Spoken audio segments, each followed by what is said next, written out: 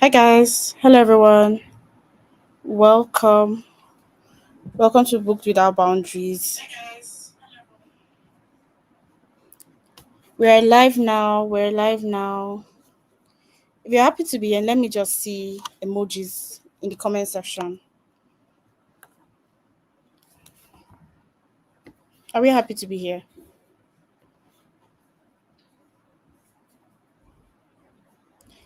Your emojis will let me know that I am audible and you can see me. Oh, thank you so much for having me. Thank you, Memunat. Thank you guys. Thank you all for being here.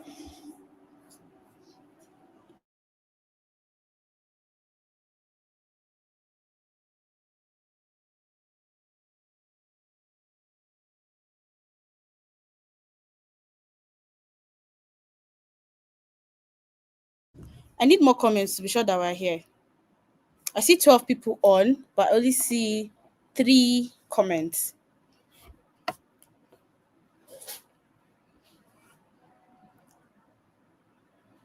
Okay, okay. So welcome to Booked Without Boundaries 2025 edition. Um this was supposed to happen last week, but a lot of logistic issues, but here we are. It's finally happening and I'm sure you're happy to be here, right?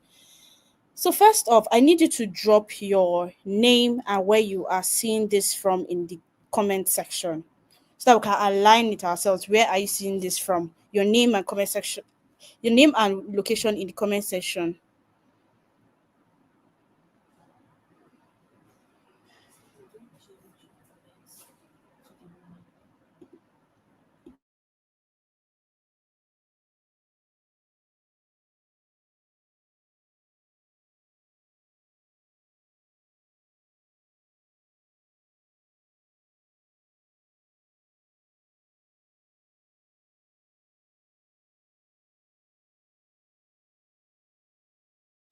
Your name and location.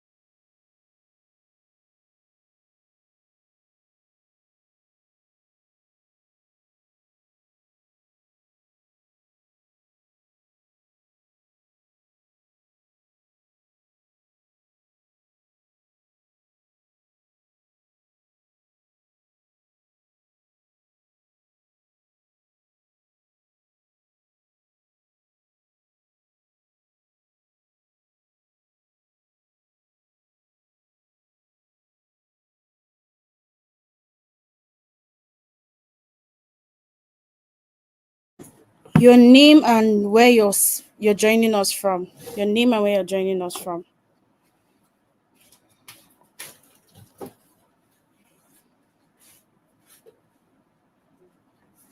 Okay. Welcome, happiness. Welcome, Darby from Cameroon. Welcome, Mimunat from Ibadan. Welcome, Deborah from Mina. Welcome, Lamishi from Jos. Enife from Nigeria. Casey from Kwara. Susan from Kenya. Happiness from Anambra. Nana from Jos. Welcome, welcome, welcome, Stacia from Anambra. Welcome, Deborah from Niger. Destiny from Nigeria. Joanna from Kaduna. Claret from Lagos. Esther from Lagos. Welcome, you guys. Welcome. Thank you for joining us today. So first off, let's start from what are your expectations for this conference, right? If you've been on the group or you've not been on the group, wherever you held Booked Without Boundaries from, what are your expectations for this conference? What do you want to achieve at the end of this conference? Let me see it in the comment section. Because what I want you to do is that after this conference, I want you to look back at your expectations and check if indeed your expectations were met, if indeed you achieved what you wanted to achieve when you joined this conference. And I promise you, you would achieve it because that's our goal. That's why we're here. Okay. What are your expectations for joining this conference? What do you want to achieve at the end of your time with us? At the end of the 2 hours with us, what do you aim to achieve? As a person, as a freelancer, as a newbie, as a remote worker, what do you aim to achieve?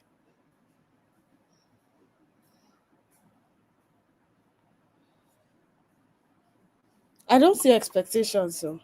Or are there, is it that you just came here as a blank slate, whatever happens, you collect? Because why you need to have expectations for this event is that you'll be able to judge if this event was of value to you. And you can only judge if it was of value to you when you have expectations from the beginning. But if you don't have expectations from the beginning, you cannot judge if indeed you wasted your time or you invested your time. So that's why it's important for you to have expectations. What do you want to achieve from this conference today?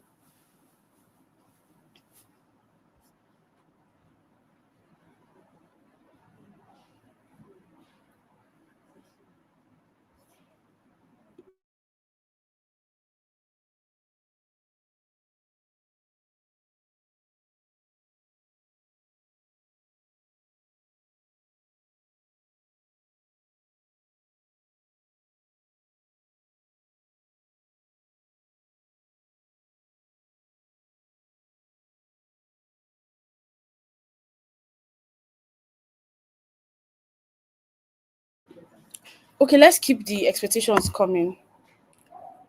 What do you hope to achieve from this conference at the end of your time with us?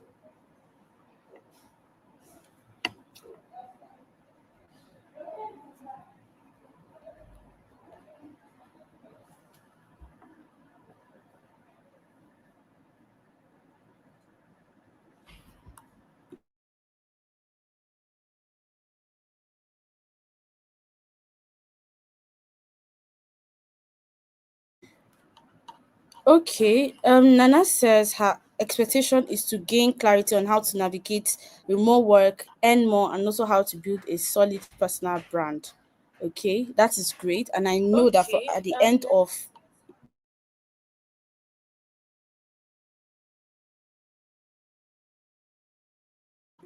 and I know that at the end of this, you will definitely achieve that, right? You definitely understand how to navigate remote work, definitely know how to build a personal brand, especially from the lineup of speakers we have for today's event. That's something you definitely get. So, someone says, Parisian Street says, job opportunity. Well, we're not clients. We're not recruiters. We're not going to give you job opportunities, but we'll definitely open up, show you ways how we'll definitely show you how to position yourself for those opportunities, how to get those opportunities, and how to finally land your dream client or your high paying job. Okay, but we're not recruiters. Let's get that right. So Enife says, I want to get the right information and guide about freelancing and getting remote jobs successfully. I promise you, Enife Folarin, after this event, you will definitely have that expectation met because that's why we're here. That's why what Booked Without Boundaries is for, right? Okay. Memuna said more opportunities, good teamwork. Definitely, definitely. That's why we're here. More opportunities. Your eyes will open to the more opportunities in the more workspace, in the digital space, and trust me, you would be glad you joined. Personal branding with Susan says, I really want to learn how to attract international clients and how to navigate the remote space. That's you're just on point. You're on point. And Coach Happy Basis, my expectation is to unlearn and relearn the tips that will actually make me hireable. That's good. Amazing points, guys. I like the way everyone is in tune with what we're here to achieve. Everyone knows what they want to achieve on this place. And trust me, that's why we are here. Everything you've mentioned to get more insight on the remote workspace to land your next high paying gig, you would get all those questions answered. Okay, so next up, let's talk about the brand that is sponsoring all of this. I know we you might have seen our flyers and seen videos and all of that promotional materials, and you're like, you might not have noticed, but we are all gathered here because of a vision. We're gathered here because of a brand, and that brand is Ocolex. So what is Ocolex? um Ocolex is a vision from a very small small place, right? So Okule started in the heart of a freelancer or a student turned freelancer.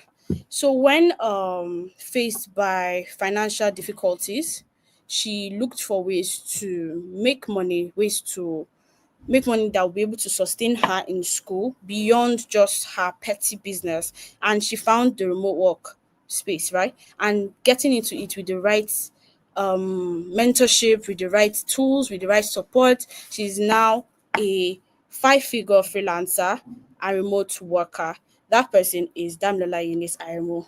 I your able host, right? I am the CEO and founder of Olex. So Olex is an eye care and eye care accessories brand, which is set to provide remote workers, creatives, digital nomads with the tools they need to succeed in their space. So ranging from eye care tools in terms of what they need to use to be able to work well. We're talking anti-blue light glasses, photochromic glasses, blue cut lenses, UV screen protectors, UV screen shades, and all of that stuff. And even goes beyond that. We're concerned for the health of the remote worker because let's be honest, with everything happening in the economy right now, people will continue to go into the remote space. People will continue to look for opportunities outside the traditional work because man must survive, right?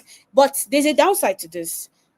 A lot of other issues will arise, one of which are health issues, eyesight issues, back issues. So that's what we are positioning ourselves as.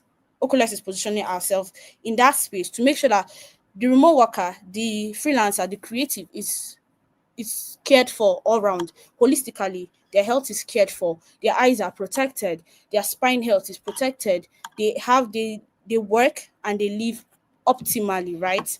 That's what Oaklex stands for as a brand. Okay. So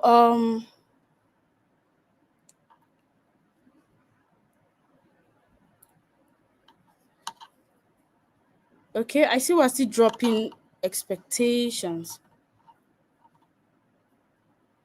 Okay. Yes, that's what we are standing for as a brand. So if you're a freelancer here, a remote worker here, and you want to maybe you're already suffering from eye strain, already suffering from headaches and all of that, that in itself is a threat to your career and you don't want anything to threaten your dollars and pounds. So please visit Ocolex and take and get products that would help you take care of yourself as a freelancer and take care of your health. Okay. So next up, um we have someone.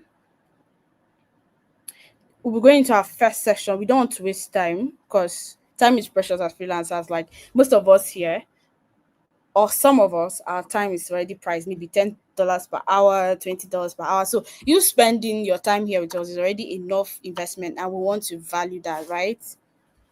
Okay, so I have the opportunity of bringing up someone, my co-host is also known Dan Odot Oponle, also known as the sales doctor, and he will be our first speaker for this first session. He will be speaking on why you are not landing clients, the five foundational problems, right? So let's see your excitement in the comment section. Did you get the topic? Why you are not landing clients, the five foundational foundational problems.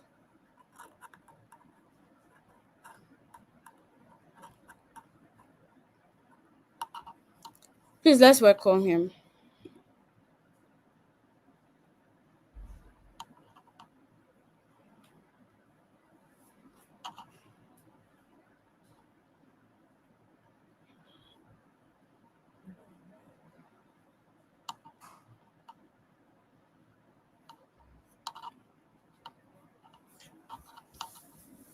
If we're not welcoming our speaker, he would not climb the stage. Let's welcome him so that he'll know that we're set to receive him.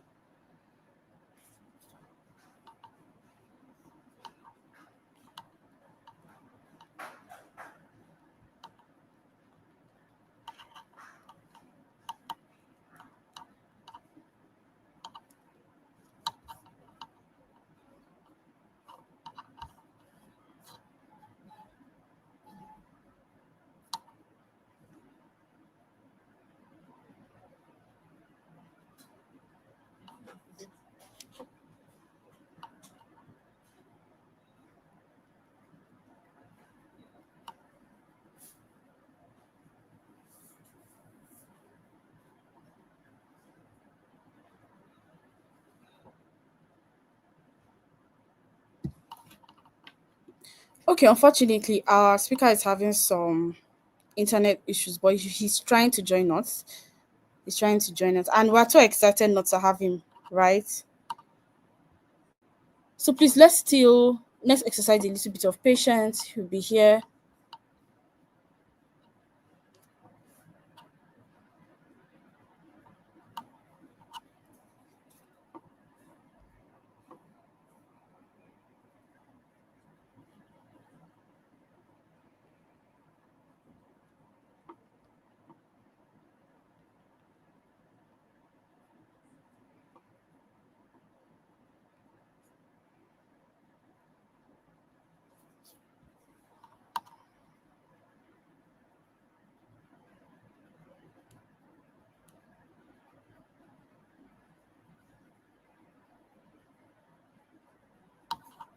He'll be joining us soon. Please exercise a little bit of patience, guys. Little bits of patience. Just in this moment, as you're preparing, just get your pen, get your notepad, like sit down with your headphones, ready to absorb the amount of knowledge that is set to hit you, right? Get prepared, get ready. And this is still an avenue for you to share the link on your status. If you have not done so, you are wrong. Let the people in your space know what is happening, right? So share the link, share the link, share the link, share the link. You have this window to go share the link if you haven't. Share it on your WhatsApp status, share it on your Instagram story, share it on your Facebook story, share it on your TikTok, share the link, or go to the social media pages of Olex official on IG, and share our post to your story.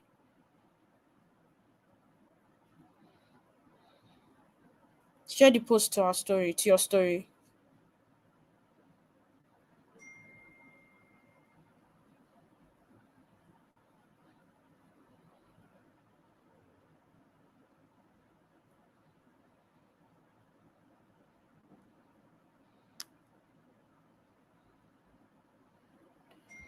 Okay, our speaker is here, guys. Have you shared the link to your story?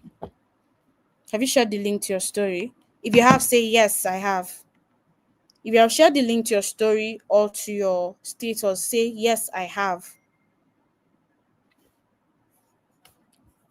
Say yes, I have. I don't see anyone saying they have. Let's do this, guys. You don't want to hoard this information to yourself. Oh, great, great, great. Namishi has. Be like Namishi and share the link to your status.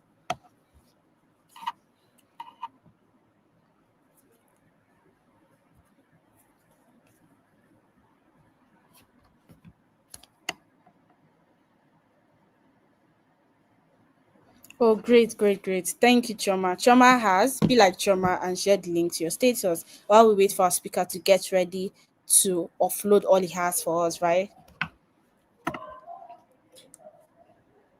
And in case you did not get the topic when I first mentioned it, our speaker, the sales doctor, Dan Odot, will be speaking on why you are not landing clients, the 5 foundational problems.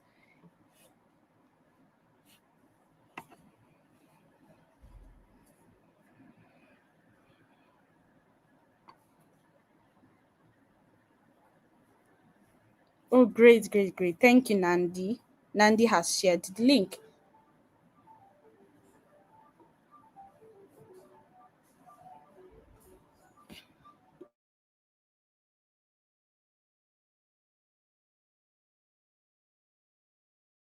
Okay, guys, please exercise a little patience. Our speaker is ready, but just having some little issues. Okay, good evening, everyone. Good evening, Sorry, Dan. can you all hear me?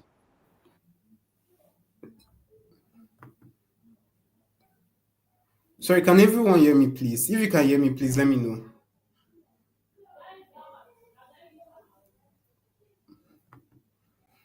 Okay, I'm trying to turn on my camera.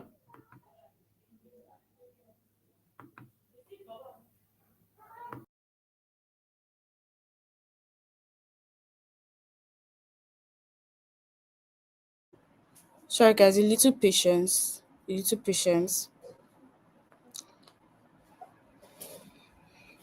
Please exercise a little patience.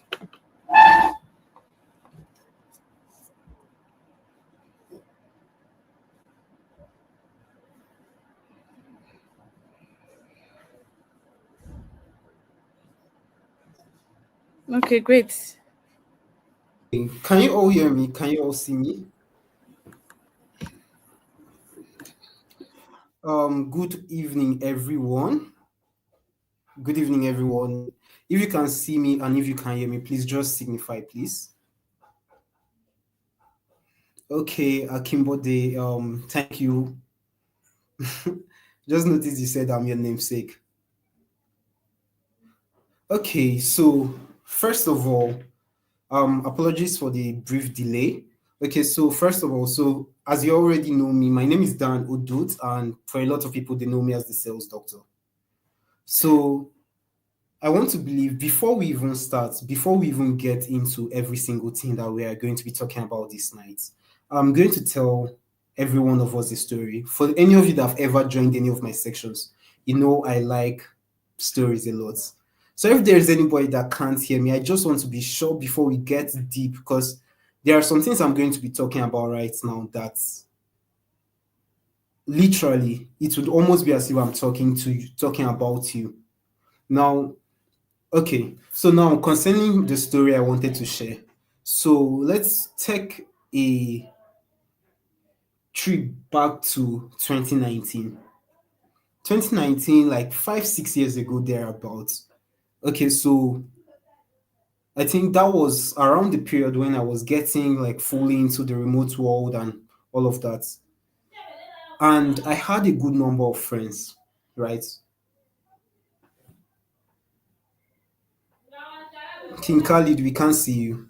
Anyways, I had a good number of friends that we were all just trying to make like a good number of them were trying to make money online. And around that period, we started I think that was 2019, 2020, COVID-19, if you can still remember. We started getting learn a skill, learn a skill, learn a skill. And the truth is that there were so many people that were learning skills back then. We started learning skills, we started becoming better in so many areas.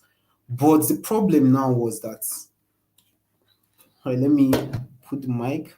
So the problem now was that as much as we had all these skill sets, as much as we had all these skill sets, as much as we were learning, I had friends that were graphic designers, I had friends that were like marketers, I had friends that were like literally UI UX. That was like tech was new then. Everyone was saying tech is the all money. But then, as far as much as we had all these skill sets, very few, and I mean very few, were making money. I myself included. I think that was when I had even started working on building Nsky. So very few were making money back then. So like literally, if you saw a video I made some days ago, like the ad video, like I started asking myself, okay, if like literally we had all these skill sets, if there were these people that had this kind of skill set, if there were these people that were this passionate about what they were doing, but yet we are not still making money. Yet, like imagine finishing from school for 4 years. Probably if you went to a federal university, you've been striked for 2 more years or 3 more years, and you've spent 7 years. You came to realize that you can't literally use your certification to gain a job, to get a job, and then someone now tells you, okay, you're going to learn. Someone now tells you that, okay, so you're going to learn this skill set. Because I remember back then, like literally, it was always about learn this skill set, you're going to make this amount of money. Someone now tells you, learn this skill set, you're going to make this amount of money. You now go and learn that skill set, you pay maybe 50,000, 60,000. Back then, learning skills was cheap, so you could pay maybe 10,000, 5,000. Then you now learn and finish, and you're still struggling. And the ones that you now manage to get, like maybe the clients or the people that you now manage to patronize you, are pricing you. Imagine someone pricing a flyer, can still remember them 500 naira. So like literally it became really frustrating. especially considering I was the one that literally convinced most of these my friends to try to learn all these various skill sets. Now, because I was the one that convinced them, so they were like, literally, Dan, you brought us now, see how it is. So it became a process where I was not trying to figure out, because the truth is I couldn't tell them that, oh, like you've just wasted your money. So I was not trying to figure out, okay, how can this stuff actually work? Because I know there are some people that are making money, right? So how can this stuff actually work? How can these people actually start making money from this thing? And 2019, 2020, 2021, how many years now? Like, I've come to realize that I've come to see various patterns. They're like literally right now in my journey, I've worked with I've worked with at least 100 and something experts. And most of them are also creators. In terms of creators I've worked with, I don't know, sorry, before I continue, is there anyone here that knows about Nsky? If you know about Nsky, maybe let me just indicate in the comment section.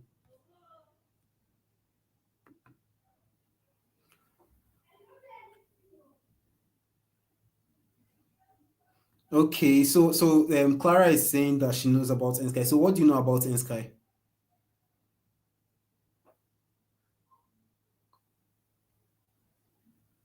All of you that are saying yes, you do. What exactly do you know about the platform?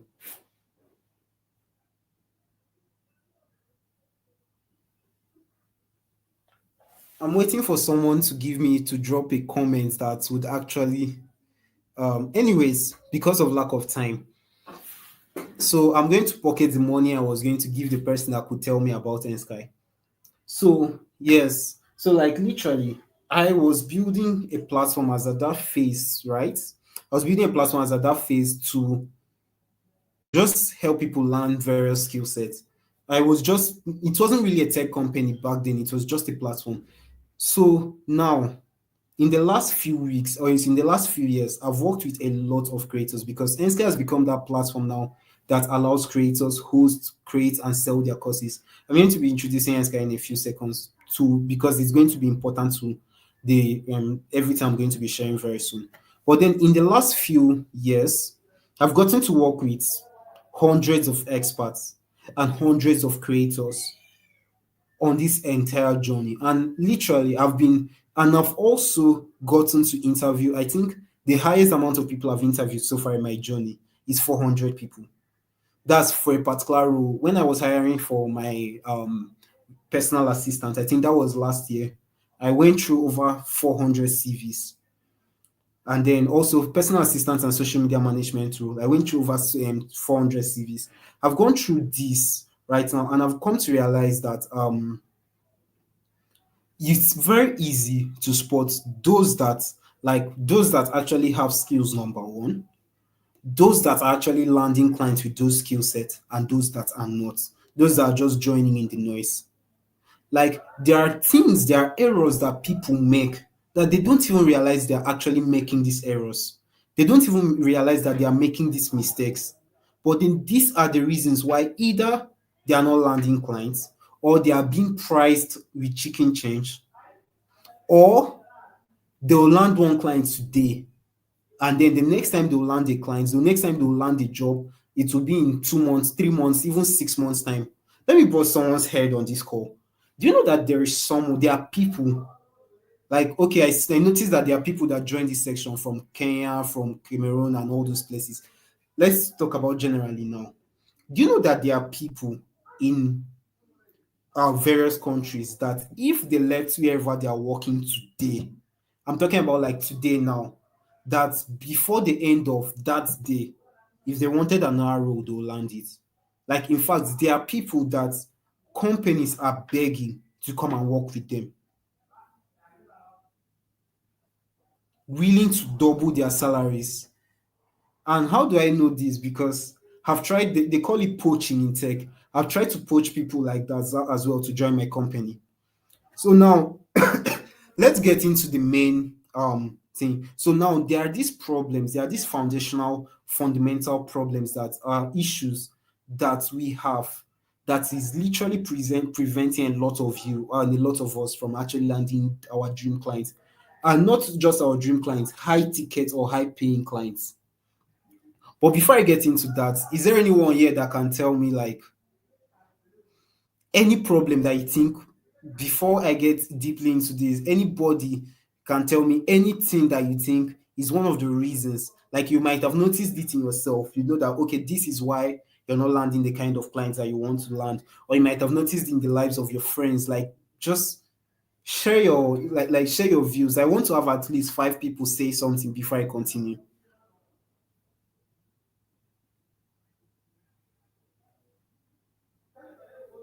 I'm looking at the comment section, and you don't have to be correct. Just please feel free. Like if you've ever landed, if you've ever felt like okay, this is the reason why people are not landing clients when they should or how they should, or this is the reason why I'm not having the high ticket clients I should, just please share your view. Okay, Cynthia said lack of strategy and knowledge on that skill set. Okay. Okay, Paul, your improper positioning. Okay, that's Daniel. Okay, Daniel said improper positioning. Um,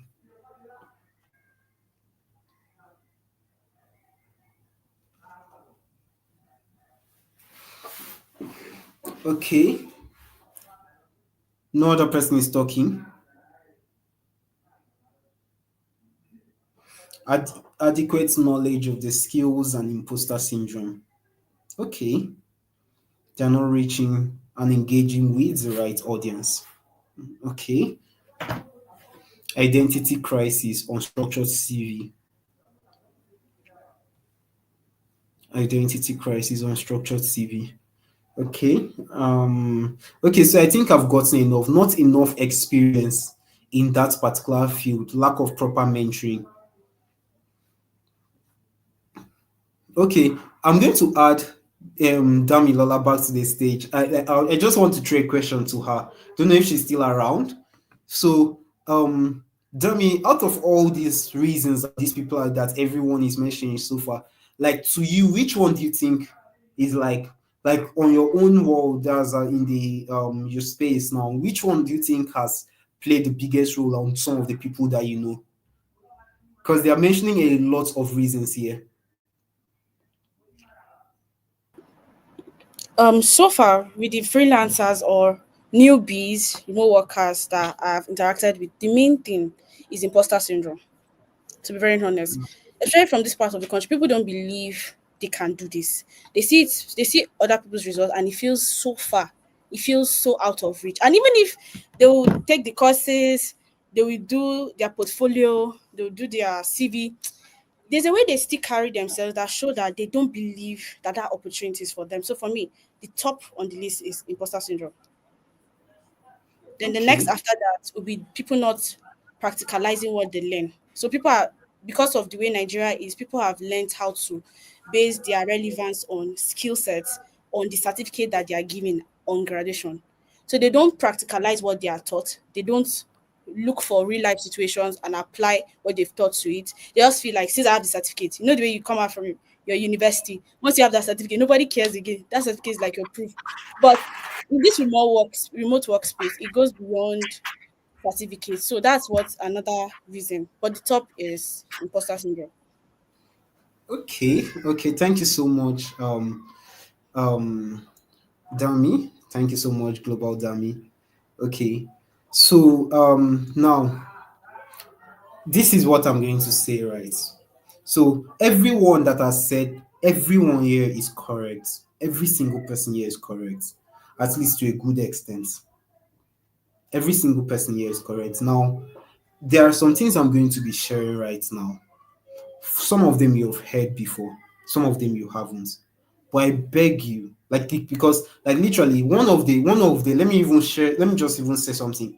One of the things that I've noticed that causes a lot of people problems, that's in terms of landing the clients that they are supposed to land, or even whatever the case is they have this execution gap where you pack and jump load yourself with a lot of knowledge. You're jumping from one live training or one free event or one course to another, but then you're not even executing those things. This section is free and is proudly sponsored, but technically it is not free. Because only God knows you don't want to know how much you have spent so far to make this happen across board. So, like, literally, everything I'm going to be sharing right now, the other speakers are going to be coming to share practical steps on how to implement these things, how to implement some of the things I'm going to be talking about right now.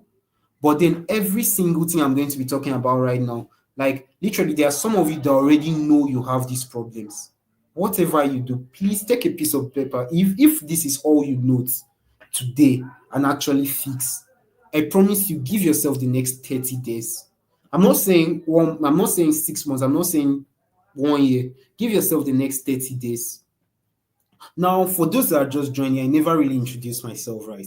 So let me just use this opportunity and introduce myself and also explain why you should actually listen to what I'm going to be saying on this section right now. Now, first of all, I am Dan Udut. I am the Chief Executive Officer of Nsky. Now, what is Nsky? Nsky is a course hosting tool and marketplace. So, in summary, it's a platform that allows top creators to host, share and stream their live trainings, their ebooks, their courses, anything that you have that is knowledge based, and even services. With Nsky, you can do all of this, and you can host and trans and work with people across over, I think, 37 countries.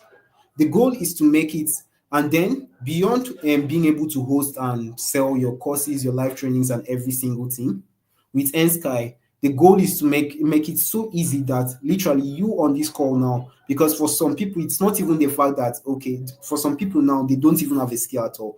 So the goal at the end of the day is to make sure that by the end of this section, not just by the end of this section, that every young Nigerian, every young African is able to learn any, like, first of all, learn any kind of skill set they ever want to learn. So if you want to become a developer today with Nsky, you should be able to do that. If you want to become a cinematographer today with Nsky, you should be able to do that. Like literally, you should be able to learn any skill set. You should be able to learn any skill set of your dreams, and then learn the roles that complement this skill set. Build your career in any field by just being on Nsky. I don't know if that makes sense to some people here. So like that's the entire goal of Nsky, to empower as much creators as possible to be able to host their courses completely for free, and then give access to young people across Africa to be able to learn any kind of skill set they want, irrespective of what level they are in. So now this journey of building Nsky has allowed me to work with both the learners. Currently, Nsky has 10,000 learners plus, and the creators. Currently, we have about 400, okay, not up to 400, yes, 300 plus creators on the platform. 300 plus creators on the platform. And for those of you that are active on LinkedIn, I promise you within the next few weeks, you'll be hearing so much about the platform moving forward. So now, like literally, how did this young guy like literally build a platform, build an application, build a tech company that is able to do all of this? It's because of number one, the skill sets that he had gathered along the way. And a skill set that, like, because literally Nsky is self-funded. So, and when you've heard of tech companies, you know that sometimes they spend millions of naira every month, or most times. So, like, literally, all those money has been coming from somewhere, and that is like literally, it has been because of the skill set I've gathered along the way. So now back to what I was saying. So now, there are 5 fundamental things I've noticed are literally the main problems why a lot of people are not landing the kind of clients that they want. So the first one I'm going to be talking about, like which Dami already mentioned, is mindset. Before I go into the more practical ones, the first one I'm going to be talking about is mindset. Like, God, I don't want to tell you guys the amount of people, the amount of young people that literally I've had a conversation with. These people have some of the craziest skill sets. Like some of them, if you see their designs, if you see their like their copies, that's for the copywriters, everything about them. Like you just be asking yourself, how is it possible? Any skill on how to, someone is asking, please, any skill on how to get passive income without always working for money? Because passive income is, I need money to work for you. I'm going to talk about this in a minute, but then like literally, these people have the skill set. So now these are the first group of people. You have the skill set, you have the talent, but you don't even believe you can make this money. Now let me tell you guys something. Let me tell you guys like a secret that literally opened up one of the people I was coaching and literally changed the story for her. Do you guys realize that number one, the same way that I'm not even talking about Nigerian clients, the same way you're looking for foreign clients, like clients that can pay you in dollars, is the same way they're actually looking for you. Now, let me explain something. Do you know that who can tell me the minimum wage in US? If you can tell me the minimum wage in US, like type it now, I'll give you something unfairly before the end of today. Minimum wage in US. Going one, two. Nobody knows. Oh,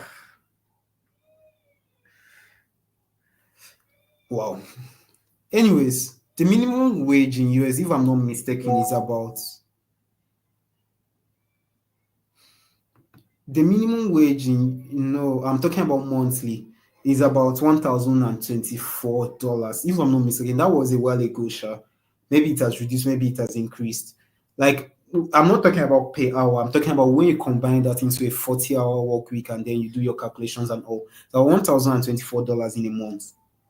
So that's like literally for the most basic of roles outside the country. That's what they like the most basic of rules after outside the country. That's in US now. Now, okay, some people are getting it. Someone is telling me $130 per hour. Minimum wage, you did. Anyways, so now these people, that's for like the basic of rules. That's like for like the most basic of rules. So like, let's say someone is working,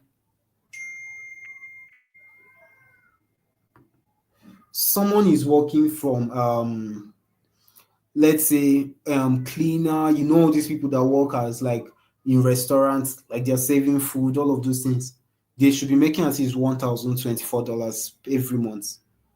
Now and then, for people that are like actually have the skill sets for real, social media managers, like all these tech skills, all these digital skills, all these high income skills, like outside the country, they would be, that's minus taxes, the least should be about $2,000, $3,000. But then they know that literally coming to countries like Nigeria, coming to countries like third world countries where the currencies are like, they can actually get that same quality that they would have had to pay $1,500 for. That same quality, they can literally get it for a lot cheaper.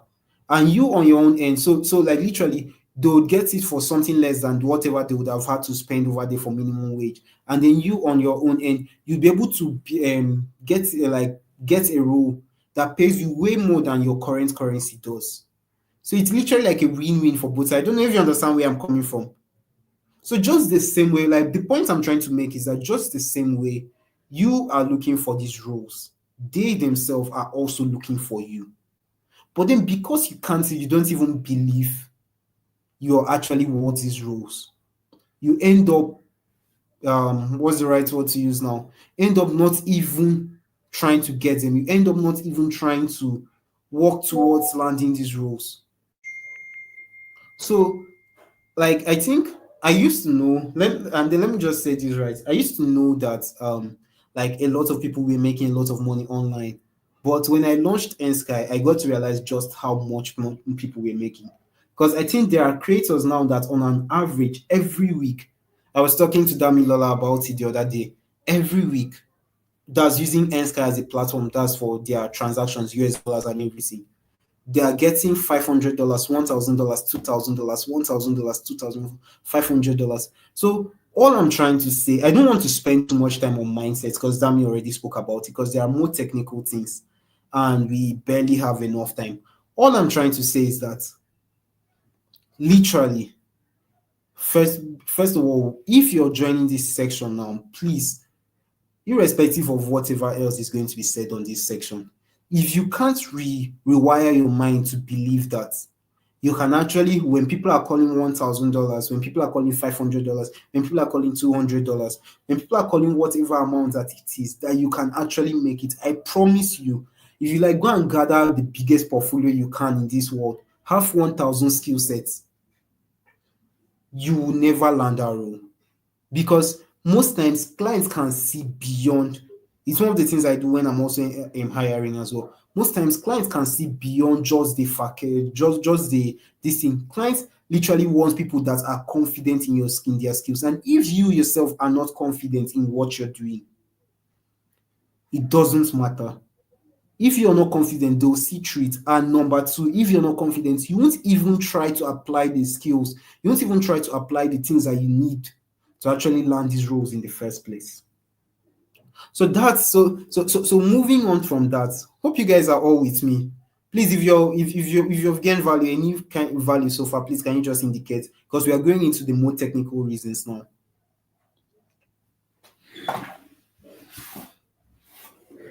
Okay, so moving forward. So now the second reason that comes up a lot that I've seen, like literally the biggest of them, another really big one is, I used to have this thing that I called the three P's before, but now I've changed it. But I'm just going to mention perception. I'm going to, okay, before I go into perception, let's even start from the beginner. Let's even start from the ground level portfolio.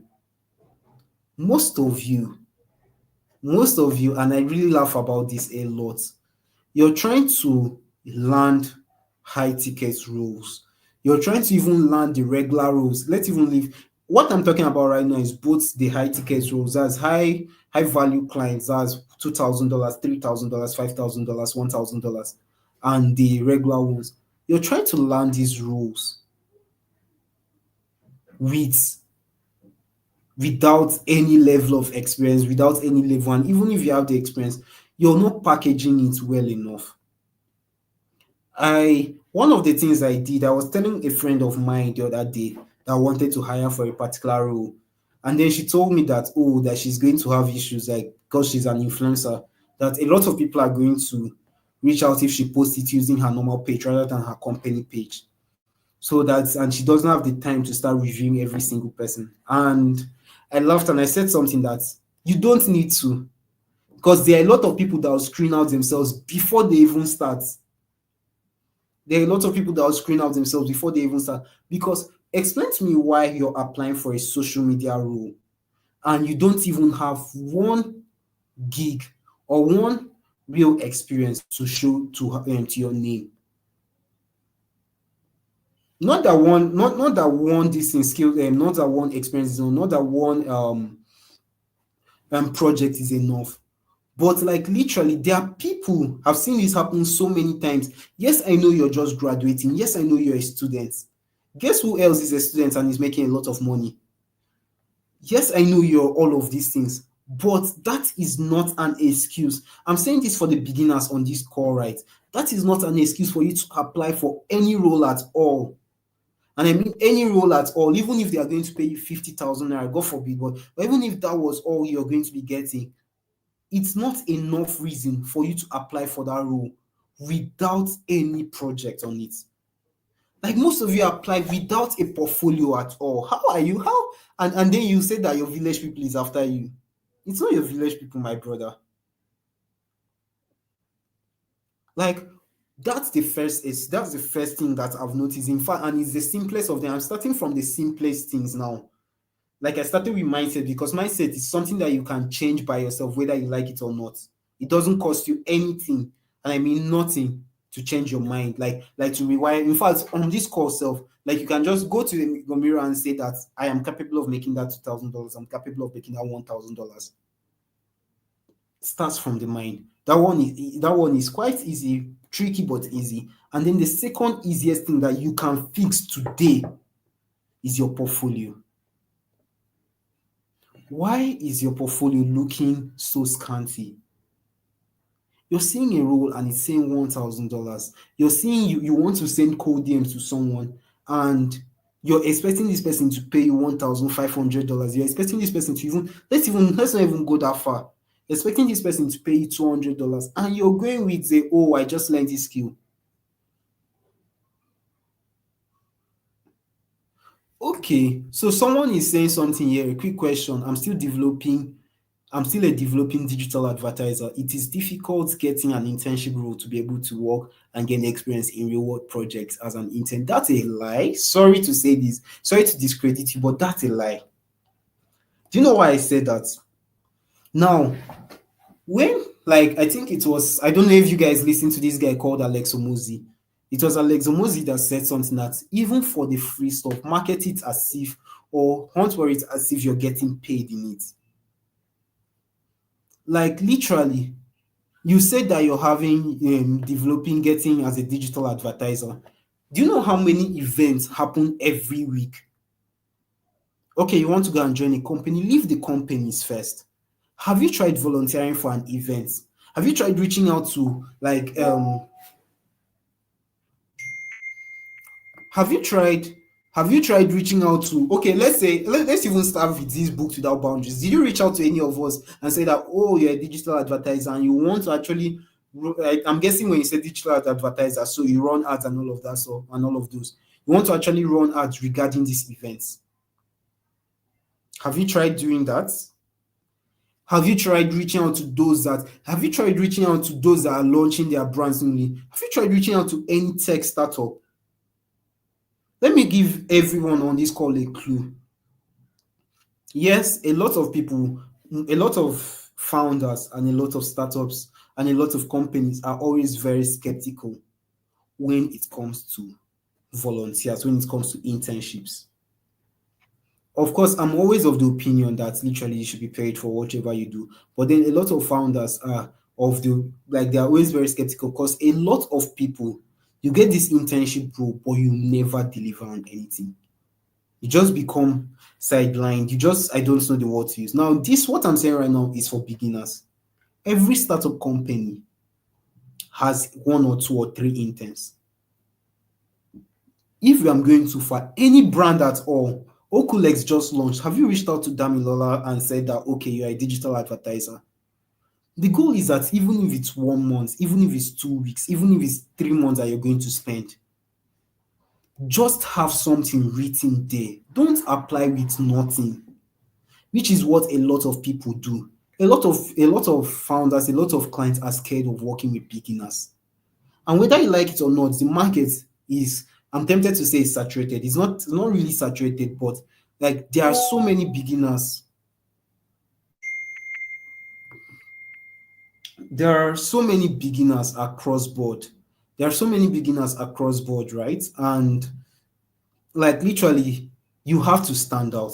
So now this is my formula for those that are trying to volunteer, for those that are trying to get internship opportunities, for those that are trying to get anything. That's if you don't have any experience at all. And I mean like you just got out of wherever you're working. The truth is that you can still land roles that are going to be willing to pay you if you get the other three things I'm going to mention right. I'm just saying this one for those that are completely starting with nothing. Research the company just the same way you normally research for a job. Research the company. Do anything that you can, maybe related to your role. Like for you now that is a digital advertiser, they might not use your work and all of that, but just at least let them show them that you're intentional. I promise you, if it's a big company, they might never use your service, but just show that you're intentional. Just do a bit of research. Look at their social media platforms. Okay, how are their ads running? Okay, there are no ads actually ongoing. Yes, that's fine. Okay, why are there no ads going? Pitch these people. It's a lot easier for you to just, because there is no risks attached to them. Does that make sense? So now, like the very first thing, and for those of you that have skill sets, see, like when I started out, every single thing I've ever done was an experience for me. My company, my other businesses, my other companies, the things I volunteer for friends for, anything at all that I have ever done. You see that project that you volunteer for, most of you don't like volunteering for projects. Like I'm not saying big project, I'm not saying companies now. Even that event that you volunteer to be in terms of their publicity team, go and add marketing department or this thing, but just make sure they go. What I'm trying to say now is make sure there is something. And when you're done with this, right, even if it's one role that you have at the end of the day or two roles, at least me, I always recommend at least have at least three projects that you've worked on, at least three or two. If that's all now, the next step is brand this thing. Like I posted on my status some time ago that there are resumes, there are CVs, and then there are portfolios. These three things are completely different. Resumes, CVs, and portfolios. A CV is very long and it's mostly used for educational reasons. Resumes are shorter. Resumes are summaries that most companies use. And your portfolio is literally like a more designed version that you have your projects and all of those things. So, yes, I know you might not be able to afford the website if you're just starting. In fact, you don't even need it if you're just starting out. I'm not guessing. I think I want to call Dami and ask her if she used the website that's to get some of our biggest role. I'm not sure she did, but then you don't need it. But just make sure you have something that there are people that literally they don't have anything on their portfolio, but just opening their resumes or opening their portfolio documents and seeing how organized it is. It does something to my mind. It does something to the minds of all recruiters. Because the truth is that whether we like it or not, people judge books by their covers. I want you to note this down here. Whether you like it or not, people judge books by their covers. And it starts from these small things. And that takes me to my next point. So the first was mindset. You do you even believe you can do it? The second was most people don't even have a portfolio. You don't have any experience and you want to land roles. You're joking. Go and learn a skill first. Go and learn a skill first. Then volunteer. If you don't always have to volunteer to land a role. I'm always of that opinion. There are people that literally learned a skill completely new and then they were able to land roles. But then just have something that someone can use as the social proof for you. That's number two. Then number three is the point I made about people judge books by their covers. So let me go back to the questions I was seeing here. So the reasons that people were putting out here: lack of strategy and knowledge on the skill. Okay, yes, also this portfolio, I'll put everything about knowledge under it. For a lot of you want to skip the learning phase and go immediately to start making money. It doesn't work like that. It doesn't work like that. There is a place for knowledge, whether you like it or not. And I'm not talking about just rubbish knowledge. No, I'm not talking about Google knowledge. I'm talking about there's a place for transformative knowledge. There's this place for expertise. This person that also said no prior experience. You're correct as well. All of these fall under the first one I just mentioned. There's a place for adequate knowledge of skill set because the truth is that whether you like it or not, these people that want to hire you, they are hiring you for two or three reasons. Number one, either they know that thing, but they don't have the time for it. So if you don't even have the knowledge to give them, they will spot you from day one because they know it, but they just don't have the time. I used to tell my team like, and anyways, let me leave my team out of this. But then like then this person also said unstructured CV. That's still under portfolio.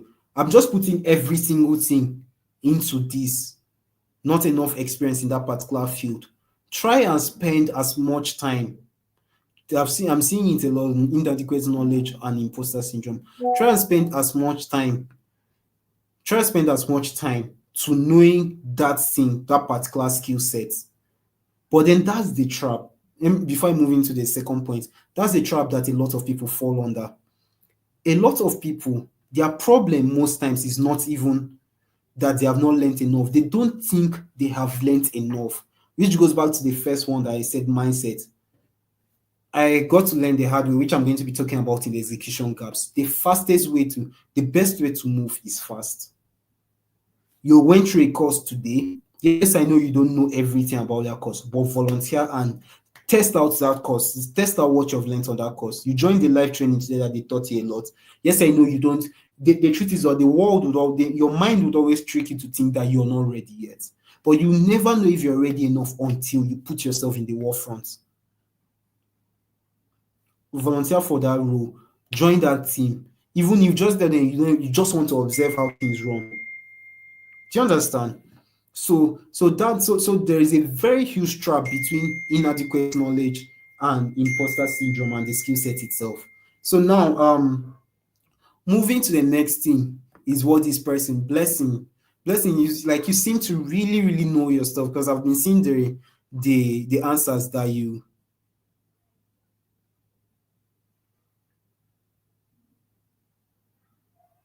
you seem to know your distance. So now the second point I'm going to be bringing up is branding. The truth is that whether you like it or not, this is one of the things I regret so much about my journey, and anybody that has listened to me would know this. And Cynthia, you're also correct, but then I'm going to get that in a minute. Sorry, um, I'm going to get there in a minute. So let's go. So now the third point I'm going to bring up is personal branding. The third point I'm going to bring up is personal branding. And now, why do I bring up personal branding? The truth is that there are so many people, right? We live in a world where, sorry, just give me a second. Let me send an invite link to the next speaker because I'll soon be rounding up my section.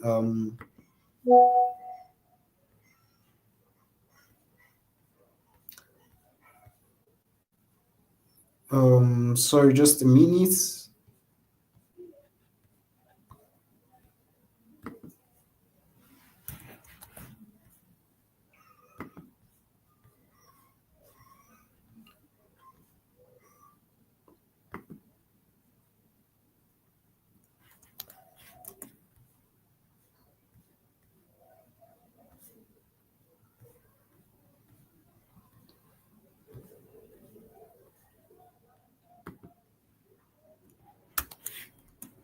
Okay.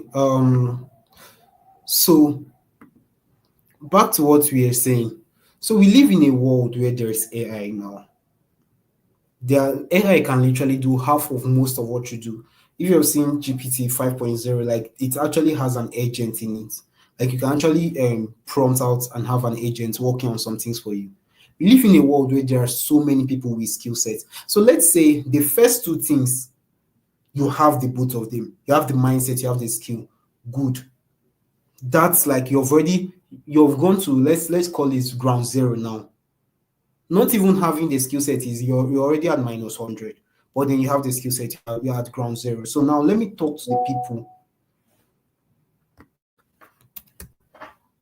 So let me talk to the people on this call that literally have the skill set. They have joined LinkedIn, they have joined Upwork, they have joined places, and they are literally still struggling to land clients.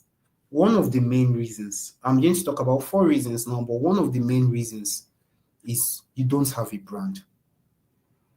We live in a world right now where people, whether they like it or not, judge books by their covers.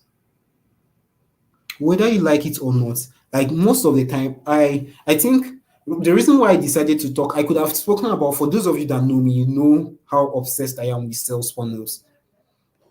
I would have spoken about sales funnels. I would have spoken about literally a million and one skill sets, a million and one things that would actually help you land clients. And all the other speakers would do that if you stay with us to the very end. I would have spoken about any of those things. But then the reason why I'm speaking on these very common things is because there are so many of you and it's painful because you've spent 100K, 200K, 500,000 to learn that particular skill set. But why are you not making money? Most times, one of the major reasons is you don't even have a brand to begin with. People don't even know where they can find you. Yes, you're on Upwork. Yes, you're on LinkedIn. But how can I be coming to your LinkedIn and it's looking like a ghost town? That is very. I don't want to spend too much time because I should be rounding up in the next 20 minutes, in the next 15 minutes. like literally, whatever you do today, whatever you do on of this call, if you actually are able to build a personal brand out, like a polished personal brand, I'm not talking about have 20 10,000 followers, I'm not talking about have 5,000 followers, have a personal brand first. Personally, I don't have a large following on LinkedIn or any platform at all, but personally, I haven't had a problem landing my clients. And the reason is that there's something called outbound marketing and inbound marketing. Like outbound, inbound marketing, yes, they are the ones reaching out to you. Outbound, you're the one reaching out to them. No matter, even if you reach out to 20 million people, most times when you reach out to those people, the ones that are going to respond to you, they are the first thing they are going to go and check out is who is this person. And if there is nothing to write home about, Otilo, like, like, like, if there is nothing to write home about, that's the end. So what I'm trying to say now is I'm not going to be the one spending the time talking about how to position yourself, but then the second most important, the third most important thing, or let me just use the let me just let's just say not having a skill and mindset was like literally introduction. Now we are getting into the main things, the four main things, and the first one of them is personal brand. So like literally you've learned a skill. The second thing while you're even learning that skill that you should be doing is building a personal brand. Out of all the things I've like out of all my biggest regrets in my life, and I'm saying this like in all levels of honesty. I'm sure this video will be here for years and all of that. Out of all the mistakes I've made in my life, the one I've regretted the most is that I didn't build my personal brand early. I didn't start building my personal brand, and that was because I was like building Nsky, that's building my company. But irrespective of how busy you are, while you're still trying to land a client, whatever you're doing with your life, make sure you're building a personal brand somewhere. Because the truth is that we are moving. In fact, having a personal brand is not like it's not just a need, it's not just a want anymore right now. We are living in a world where AI can come, where AI can build out, where like literally someone can literally use the AI for their videos and every single thing. Where it's hard to differentiate between real and fake anymore. People are becoming more skeptical than ever. AI is replacing so many people, and guess who it's going to start with? So now building a personal brand is no more a need, a want, it's actually a necessity. Even if you're somewhere right now, you're making $1,000, $2,000. I'm telling you right now, I promise you, and I can bet you can bet now a 1 million naira, 2 million naira, whatever the amount is. If you're not building a personal brand, I promise you in the next 2 years, in the next 3 years, that this will dry up. Most of my friends that are creators, especially on LinkedIn, that are using Nsky, I tend to compare how much these people are making and how much those that like it's crazy. The gap is so vast. I told you so far of someone that literally almost every week she is landing $2,000, $3,000 this year. It's because she has built a personal brand. So whatever you're doing, you have to position yourself. Now, personal branding is let me just time is going. Anyways, personal branding.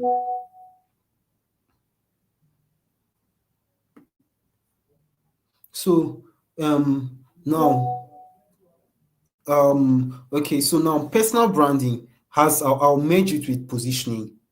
You have to be able to position yourself as that expert. People should be able to see you as whoever you say you are.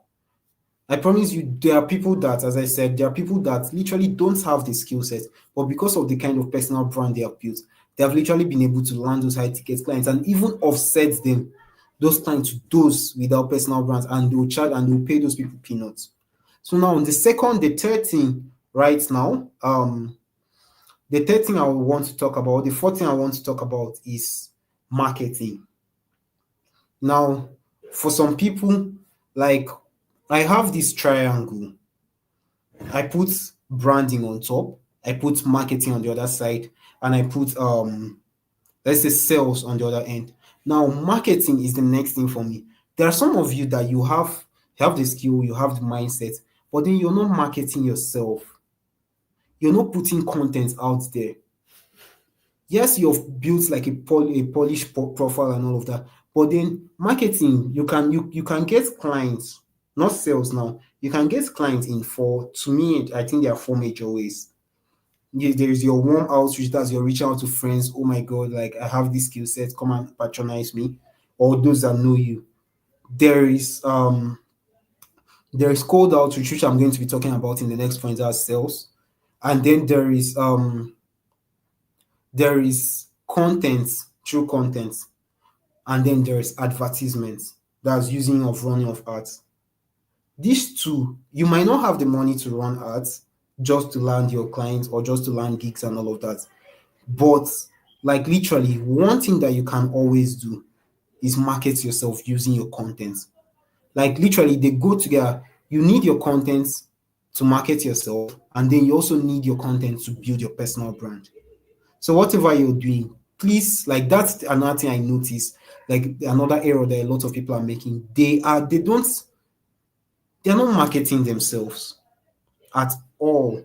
Like there's someone that said the lack of social media strategy. All of this is going to be under this. Sorry, I'm rushing, because the truth is that all these stuff, they are just like introductions. The other speakers are going to be coming in, are going to come and shed a lot of light into each of them. So they're not marketing themselves. You're not putting yourself out there. You're not putting yourself anywhere at all. So because you have a skill, maybe you've polished your profile, you have a bio and all of that, you think you'll land clients. No, the market is too saturated for you to just do that. And then the last thing, okay, the second to the last thing I'm going to be talking about is sales. Now, there's sales funnel. Sales funnel is anyways, let's leave that for a minute. But then sales is like literally being able to convert. Okay, sorry, so I don't confuse some people. Marketing is literally being able. Okay, so marketing is being able to like literally put yourself in the eyeballs in front of people. You understand? Like literally let them even know that you exist. Sales is literally converting those people that know you exist into making them pay you the money. Converting those that have literally reached out to you, or those that you reach out to, getting them from that point that they know that you exist into them paying you the real money, sending that money to your account, collecting that your invoice and crediting it. So like literally now, so for me, sales personally, this is what some people might not agree, but then in my marketing and sales journey, I tend to classify cold outreach under sales, because it's an entire process. A lot of you are not prospecting. That's what I said I used to have the three P's, right? Perception, which is branding, positioning, and prospecting. So, like, a lot of you are not prospecting, a lot of you are not reaching out. You're waiting for Peter to. They said if the mountain, or is it if the mountain will come to Peter, Peter will go to the mountain. I've forgotten how that stuff goes. A lot of you are not reaching out. And when I say reaching out, there are ways to actually reach out that you would get results. Don't go and spam someone's DM. Don't go and spam someone's name. But a lot of you are not reaching out. And for those of you that are even reaching out, there are a lot of you that are using cold outreach. Now, for cold outreach, now just to quickly explain for those that are newbies, cold outreach is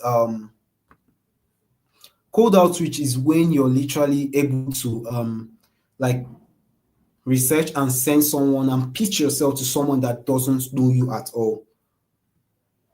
I'll just explain some very quick terms. I'm looking at the time.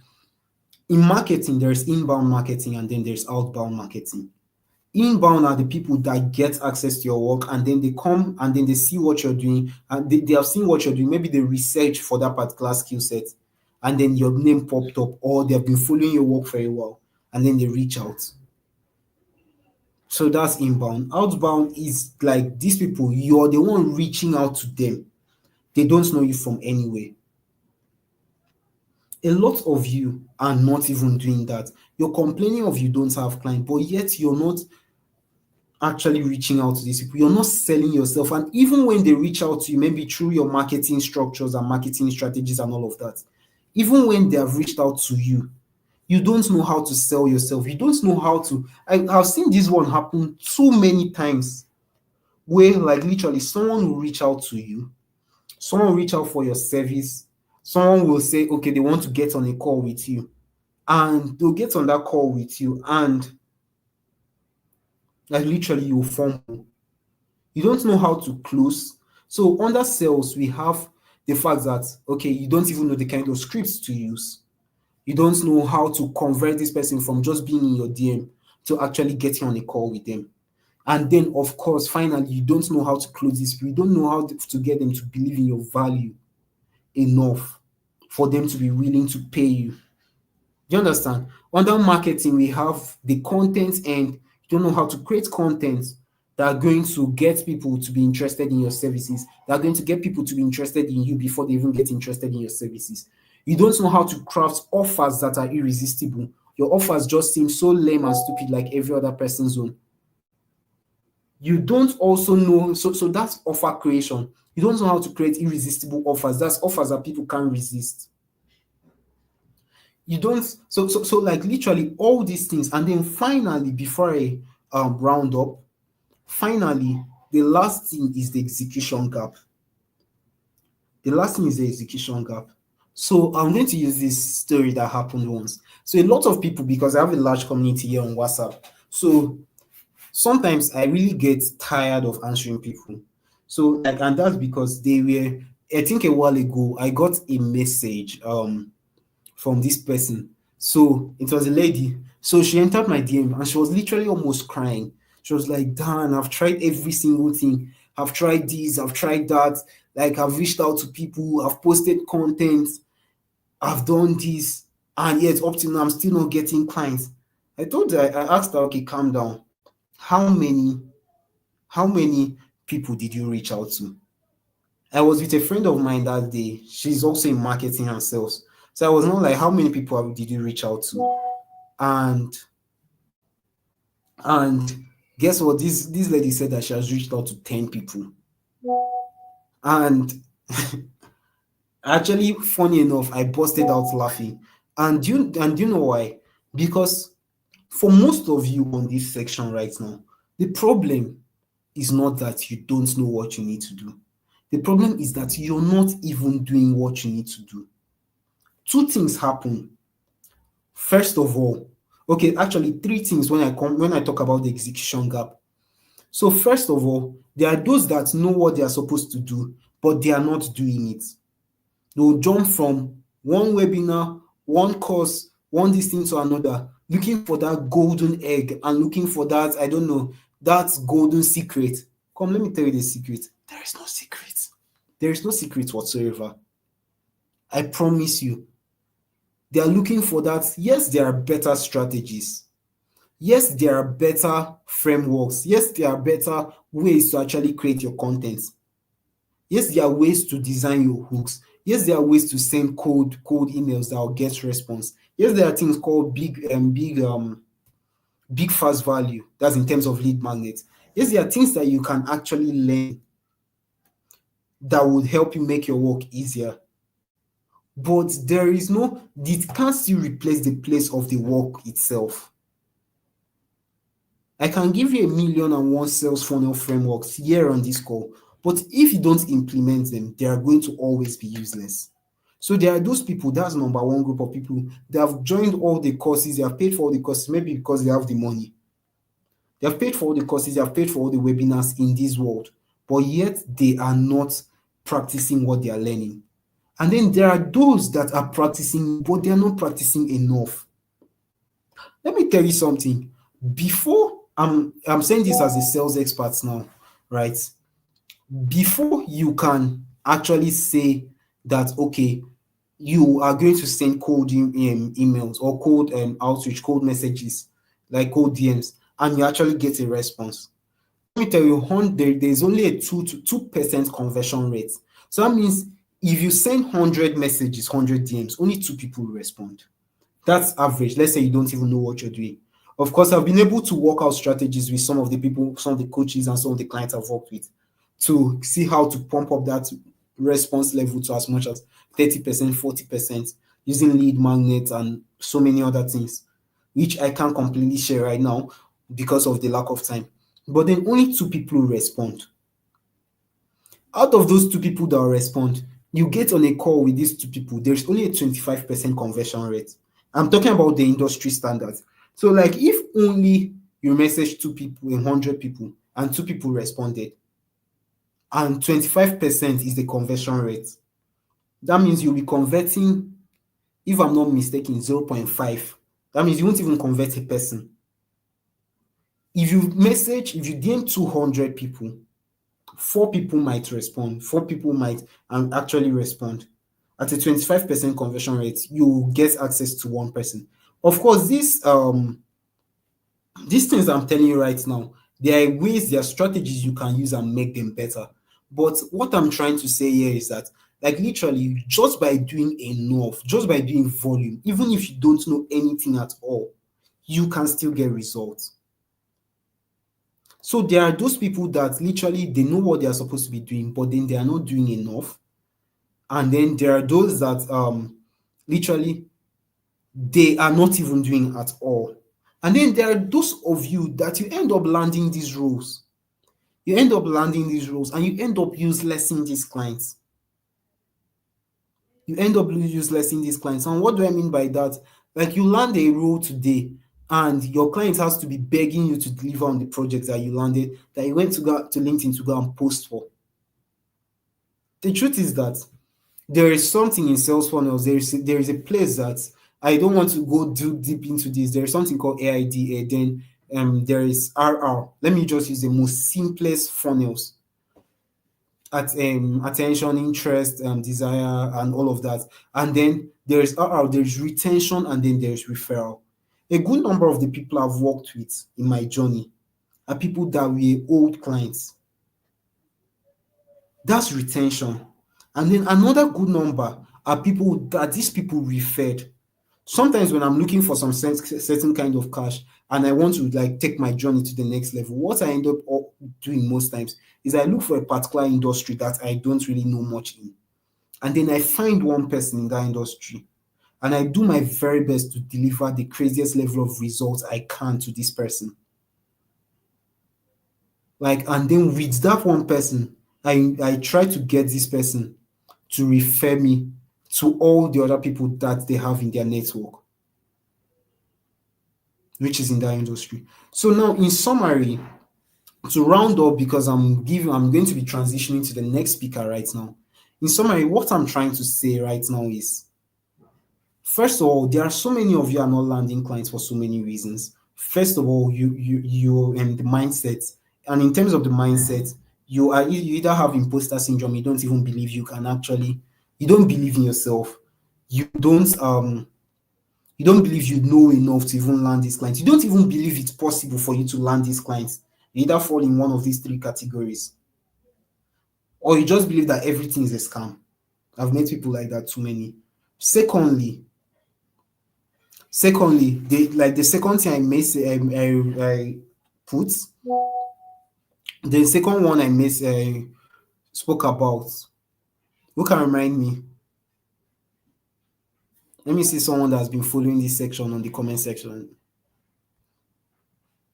Who can remind me what the second thing I spoke about was?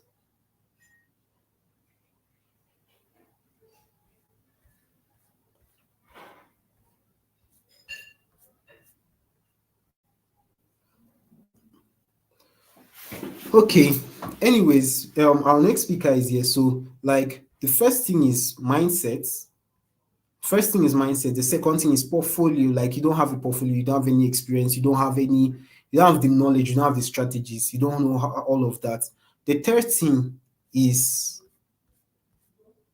the third thing is like the third thing I mentioned is your personal branding. You don't have a brand at all. We can't recognize you for anything. We can't trust you for anything at all. So, and then your positioning, you don't have any position. Like, you can't say that, okay, you're an expert in this field. The fourth thing is marketing, where we spoke about outbound marketing and inbound marketing. The fifth thing is sales. And this sales goes beyond just being able to get someone to enter your DM. It's being able, there is someone that said something here. Let me check that message. Cynthia.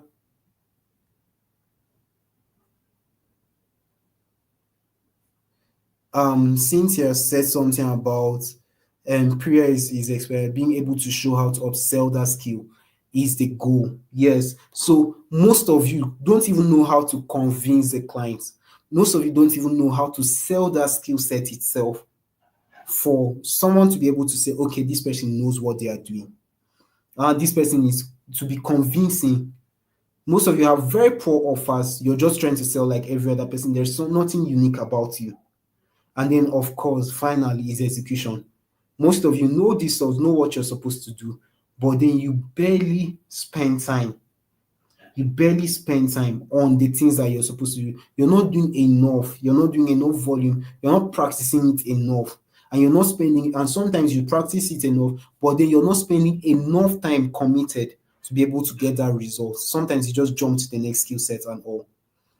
And then someone said, finally, to end with this, someone said that any tips on how to get passive income, because the goal is allowing money to work for you rather than through CV landing jobs and gigs and any of those things. Now, there are two ways that you can make passive income, at least for me personally, from my experience. It's through investment in stocks and all of those things, investment in companies. And if you don't have a good amount of money, I won't advise you to go there yet. And then another way is through launching digital products.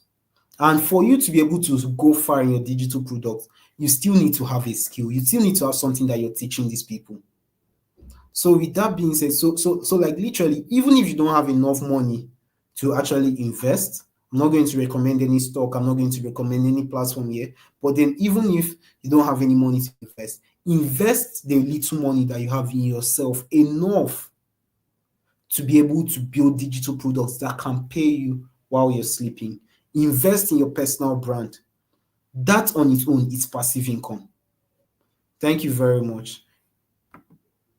So, with that being said, I'll be inviting our next speaker to the stage. I'll be adding our next speaker to the stage right now. But if you have any questions, drop them in the comment section. I'll see the questions as they come, and then I'll answer after the next speaker is done speaking. Thank you very much, everyone. So, Damilola and Blessing, the floor is all yours. Okay, thank you so much, Dan. Please, can we celebrate Dan in the comment section? If you know you gained value from everything he spoke about, can you celebrate him in the comment section? Let's encourage him. Let's thank him.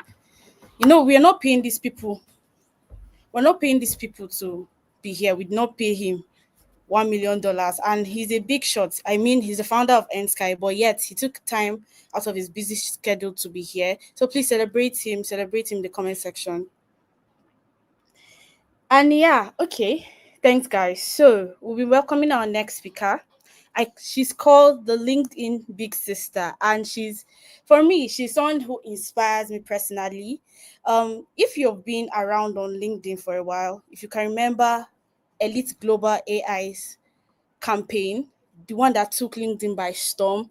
This next speaker was the brainchild behind all of that. She is a badass marketer with glowing results and portfolio. I mean, her mentorship program, which is just newly launched, has helped professionals earn at least $500 in 3 months. That is crazy. And she's one of Nigeria's foremost women in artificial intelligence. Please, ladies and gentlemen, join me to welcome Blessing Ipia. She's not going to come on stage if you don't celebrate her in the comments. Let her feel the love. Let her feel the love. Blessing Ipia, if you're ready, the stage is all yours. Okay, let's celebrate her. You guys are not celebrating her enough. That's why she's not coming on. We need more love. Let's celebrate her.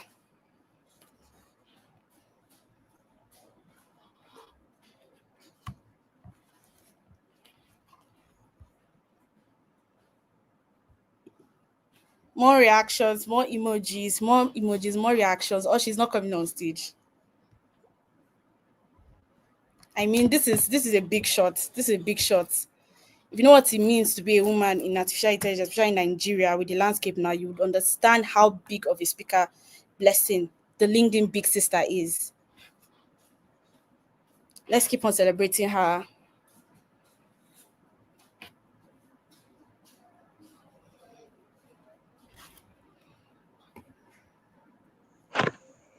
Okay, hello everyone. I apologize. Nice to meet you guys. I had issues joining the call initially. Yeah, I'm super excited to see you guys. This is the first time I'm being on dance stage. Nice to meet you guys, everyone. Hope you've been learning. Hope you've gotten value for your time. I mean, this is a free session. The quality of value I got the last 5 minutes being here has been nothing short of amazing. Okay, so while Dan was speaking, he mentioned personal branding as a way to land quality clients, and that is true. I can say this firsthand because as someone that has built a thriving personal brand on LinkedIn, I can tell you for a fact that personal branding is an asset. Personal branding is I think personal branding is having a solid personal brand is one of the greatest assets you can have in 2025, in this decade, in this time and age. The truth is it is easier to have a personal brand than to actually start a business. Personal branding makes it easy for you.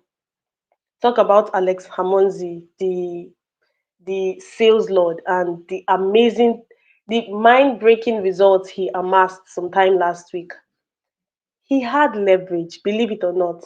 He's a crazy salesman, quite all right, but that leverage, his platform, the people he has impacted, he was able to buy them over because there was already trust on ground.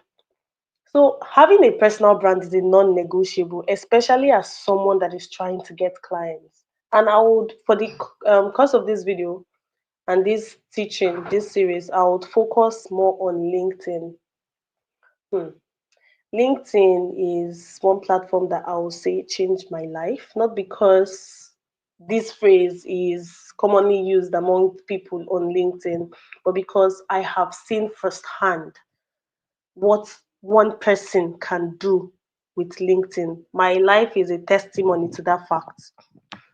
So, when it comes to getting high valued clients on LinkedIn, the first thing you want to do, first thing, is to optimize your profile. And the mistakes a lot of newbies make is because they are looking for clients, anything works. They are virtual assistants, they are social media managers, they are content writers, they are content experts. They can do every single thing apart from create a human being and give that human being life. And somehow they feel by spreading themselves so thin, they kind of have leverage, which is quite understandable because if you're just starting out, I mean, you would feel like if you narrow yourself to a specific part, you would not get as much opportunity, especially when you are not an expert yet in that part you're trying to niche down on specifically. So, but from an expert kind of view, in hindsight, having built my personal brand, what I can say was that I also made that mistake. So if I'm telling you that that's actually a flaw, is a flaw, I made the mistake. Even if you want to not narrow yourself to a specific skill set while optimizing your profile, make sure they are not so far apart. Two maximum is a great start. You can add your other multi-passionate skill sets under your about section, but not on your headline. Putting more than two makes you look very confused. It looks very shabby, like very unprofessional. So while optimizing your profile, that's something you want to take note of. Take note of your headline. Also, your about section. Your about section should reflect that you're the go-to person for the job. People make the mistake of putting their life story in their about section. Nobody cares about your life story. Nobody cares about how you went through a traumatic experience in secondary school. That should not find, it does not have any relevance in your about section. What should be on your about section should be able to hook your potential clients. You need to understand psychology. You need to bring in your A game. I'm telling you, your about section has the power to give you clients or chase clients from you, potential clients. So what you want to put on your about section should be able to hook your potential clients from the very first line. Every single word you put out there should be very intentional. Don't get too comfortable and feel like everything goes. No, everything does not go. You need the money, you need the clients. So you need to be picky, settle down, craft out a compelling copy, put something there. Like every single line should hook your potential clients, every single line. And you don't even need to have the expert level experience to get a job on LinkedIn. You're not pushing, especially for a newbie. If you're a newbie and you're pushing for a job of about, let's say, anything from $300 to 500, 1,000, you don't need an expert level role for that amount. What you want to do is convince your clients beyond reasonable doubt that you are the best for the job for that price. That's all. That's the one simple job you have to do in the about section, in your about section. Convince them beyond reasonable doubt that you're the best person for the job. Answer the questions of their heart because every client has concern. Can this person deliver? What if this person wastes my time? Beyond the money, what if this person stalls this project? So these are questions you need to answer in your about section before you guys have any interview. So these are things you should put in place. Then this is 2025. If you don't have a professional headshot, you have a long way to go. And these days, you can even use a very good iPhone with a good background to get a professional headshot if you cannot afford studio pictures. But don't use selfies. Don't use a full picture. We need a professional headshot. Headshot, I mean from your head to your chest level. That's it. Don't use selfies. No. Use a professional, something that represents your brand. And believe it or not, the kind of pictures you put out there determines your bidding power. You cannot be bidding for a $1,000 job, and the kind of picture you put out there is saying, give me a volunteer role. Yes, this is perception economy. So if your perception is not solid, you would struggle because in this game there is competition and your competition did not come to play. They are active. So to get ahead of the game, you need to come correct as well with your profile picture, your banner, your about section. Now, let's get into the business of today. How to now land clients on LinkedIn. Hmm. This question and this discussion, it's a very heartfelt one for me because as someone that has struggled and eventually found the light, it's if you see a lot of I get to see a lot of fluff and aspire to perspire post every single day. And this post aims at answering this question, but in reality, they don't. They just end up going round and round in circles, giving you aspire to perspire without actually showing you the main game of actually how to land clients. First things first, your profile is optimized. So, what do you want to do? What do you have to do to now attract these clients, attract these recruiters? I'll divide this into three segments. Number one being your content. See, the content structure and the content calendar of a person that is trying to get clients is clearly different and will be different from the content calendar and the content structure of someone that is just on LinkedIn to build a community or to put out a product to sell. These are two different things. Some people are on LinkedIn to just get the following. Some people are on LinkedIn to just build a community, to become thought leaders. Some people are on LinkedIn to get clients. But if you, as a person, know you are on LinkedIn to get clients and you use the content structure of someone that is on LinkedIn to build following as your own content calendar, you will never hit that goal. You will struggle for a very long time because the person is doing it not to get clients. The person already has a stable source of income. You don't.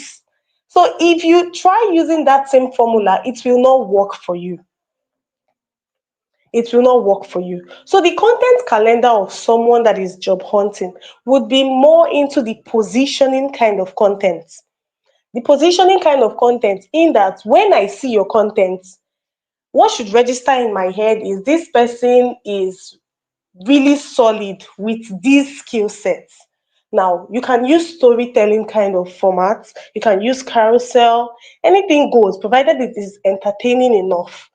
But the point is, the idea of the content should emphasize on your skill sets, should talk about testimonials working with previous clients, or should actually give me the idea straight up that this person is here to get client. This person actually needs a client right now.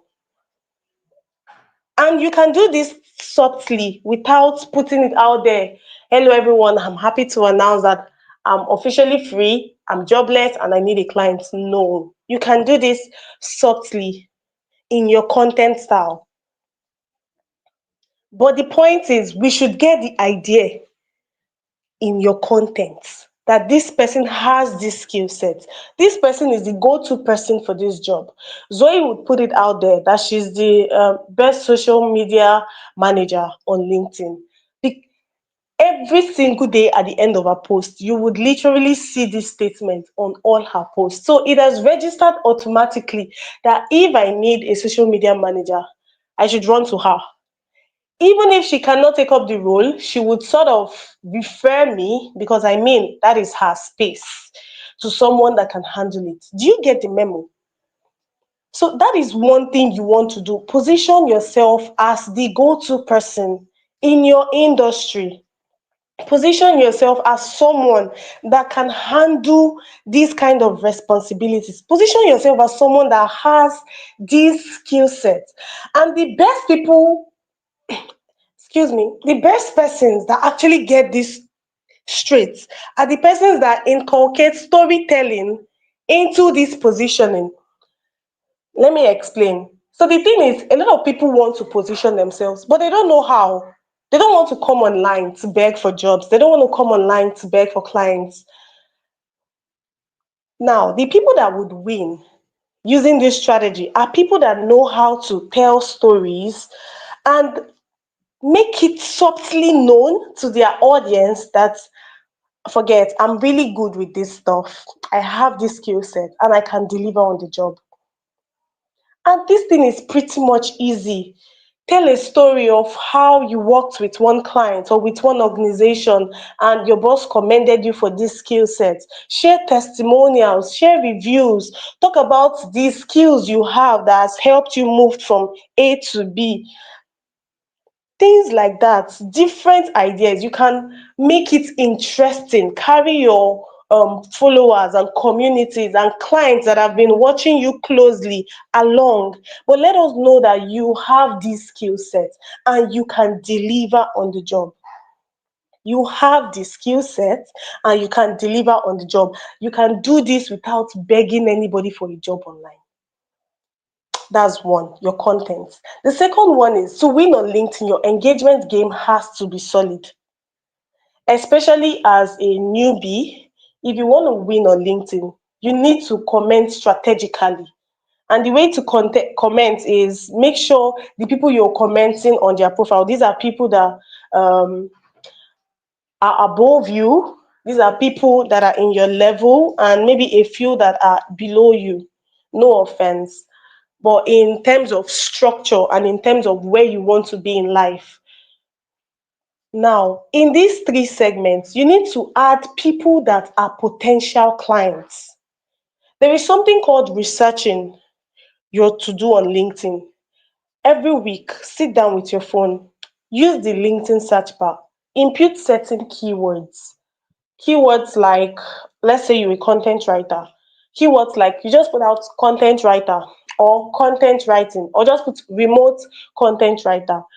Anyone that has used those keywords in their posts for the last 1 month, 2 months would automatically pop out. What you want to do is scrutinize their posts. Check out in what context they use those words. Are they looking to hire a content writer? Is the person complaining that he or she needs help with writing content? Is the person looking for volunteers? Is the person looking for interns? Is the person hiring? Even if the person is not hiring, does the person look like he or she may need your services potentially in the coming days? Can this person refer you for gigs? These are things you want to highlight and go through while scrutinizing these profiles. Then connect with these persons. I call them leads. Have a sheet, like a Google sheet, impute their LinkedIn URL. Every day, search for stuffs like this, input their LinkedIn URL on the sheet with their name, observe their posting time, send a connection request if you're not using LinkedIn Premium. Now, build a relationship with them. And building a relationship is literally the easiest thing to do in life. If you've mastered communication, what you want to do is find something that connects both of you and start from there. If the person has worked in a company you've once worked with before, start from there. Hi, I see you've worked in so, blah, blah, blah. I've also worked there and did it. From there, you have a conversation. If the both of you attended the same school, perfect. Even if you have no direct relationship with the person has once talked about a topic that intrigues you, let's say a thought leadership kind of content, or a feedback, a customer review feedback he or she got from a previous client. Both of you would rub minds together, communicate with the person, reach out to this person and build a connection. Now, there is something I do that makes me stay on top of my game. I schedule calls with my potential clients. Provided we built a rapport, we built a relationship, what I want to do next, what you should do next is to schedule a call. I do it too. And I notice that out of 10 calls I have, I'm able to close about 5 or 6. That's very high in number compared to just chatting, because my camera is turned on, we are conversing over a 5-10 minute call. Trust is being built because we've been chatting prior to now. You've seen me in your comment section. You're also in my comment section. We rub minds together. So when I see a loophole where my skills can fit in and I can pitch my services, the chances are I have a greater chance of closing the deal because there is trust already solidified. So the person would feel he or she already knows me. We've been interacting prior to now. So what you want to do is, this process is difficult because scheduling calls with 10 persons, 20 persons, 30 persons a week is a lot. But you can start with 5. And the thing is, to get 10 persons to agree to come on calls with you means you'd have to reach out to more than that number. So do the math. So it's a lot of work, but this strategy is tested and trusted because it is hard. Not a lot of persons can put in this level of work. It only takes a serious person to put in this level of work. That means you're actually serious about building this connection, getting the gigs, getting the partnership. That's why it works. So once you've established the connection with them, it is easier to get them to patronize your services or buy into what you're selling, or just build a partnership with them. I've had a call with someone and currently this lady is paying for my next fourth MBA. Like, Right there on the call. She works with Microsoft. We connected, and this lady paid upfront my entire school fees for my master's program. I just mentioned it to her, and that was how she paid. So even beyond getting a job, I can bet you that if you connect with strategic people, people that matter, I mean high profile people, if you network with them, you will get way more than a job. You will literally win in life. I'm telling you, you will never struggle for anything because everybody knows somebody that knows somebody. That's one thing people don't realize. People know somebody that knows somebody. Like the answer you're looking for is in the hands of somebody. So all you need to do is get these people to be on your side. Simple. So while you're job hunting, what you want to majorly focus on is building relationships. Build relationship with high network people. Build relationship with people that have value and can offer you certain things in life that you would naturally struggle to get on your own accord and path. These are things you want to take note of because this is strategy. And I won't even lie to you, it is hard. It is hard, especially if you're doing large numbers every day or every week. It's actually difficult. It's not difficult, it's hard. The word is hard. It requires some level of mental discipline, hard work, vigor, grit. Because if you send messages to 10 persons, chances are the number of persons that would respond would not be up to 10.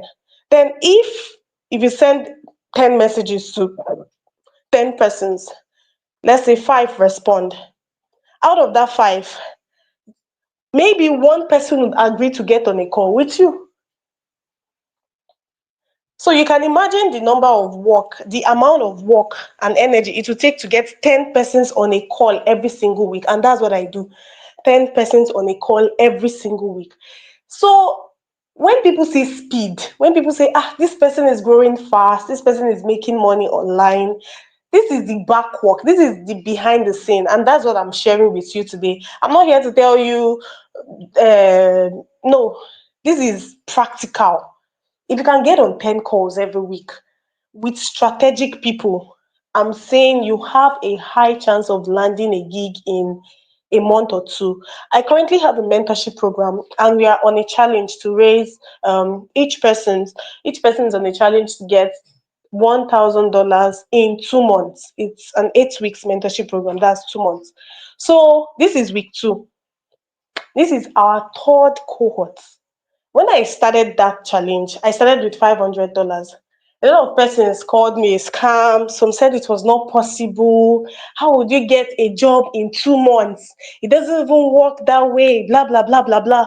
So when I came on this call today and I saw Dan talk about mindset, I just remembered that whole scenario. Because see, everything starts in the mind. If your mind cannot even conceptualize that you as a person can earn $1,000 a month without necessarily being an expert or the best in the whole wide world in that sector, then you're not ready for this game. You're not.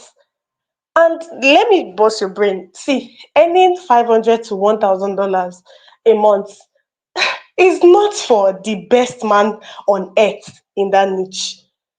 Is for your level, like the entry level, intermediate level. So you perfectly fit in that description if that's you. It's in your mind. You have to conceptualize it first. So the 3 pillars I mentioned, from your content to your engagement to your strategic outreach in the DMs and conversations in calls, if you really want to take it one step further. Now, these things are simple, but like I said, they require some level of discipline. So, what you want to do is every day have a list of 40 to 50 potential clients that you feel needs your services. Send them a connection request, send them a mail, telling them you sent a connection request so that they can respond faster or so. Now, not everybody will respond to you, which is fine. It is completely fine.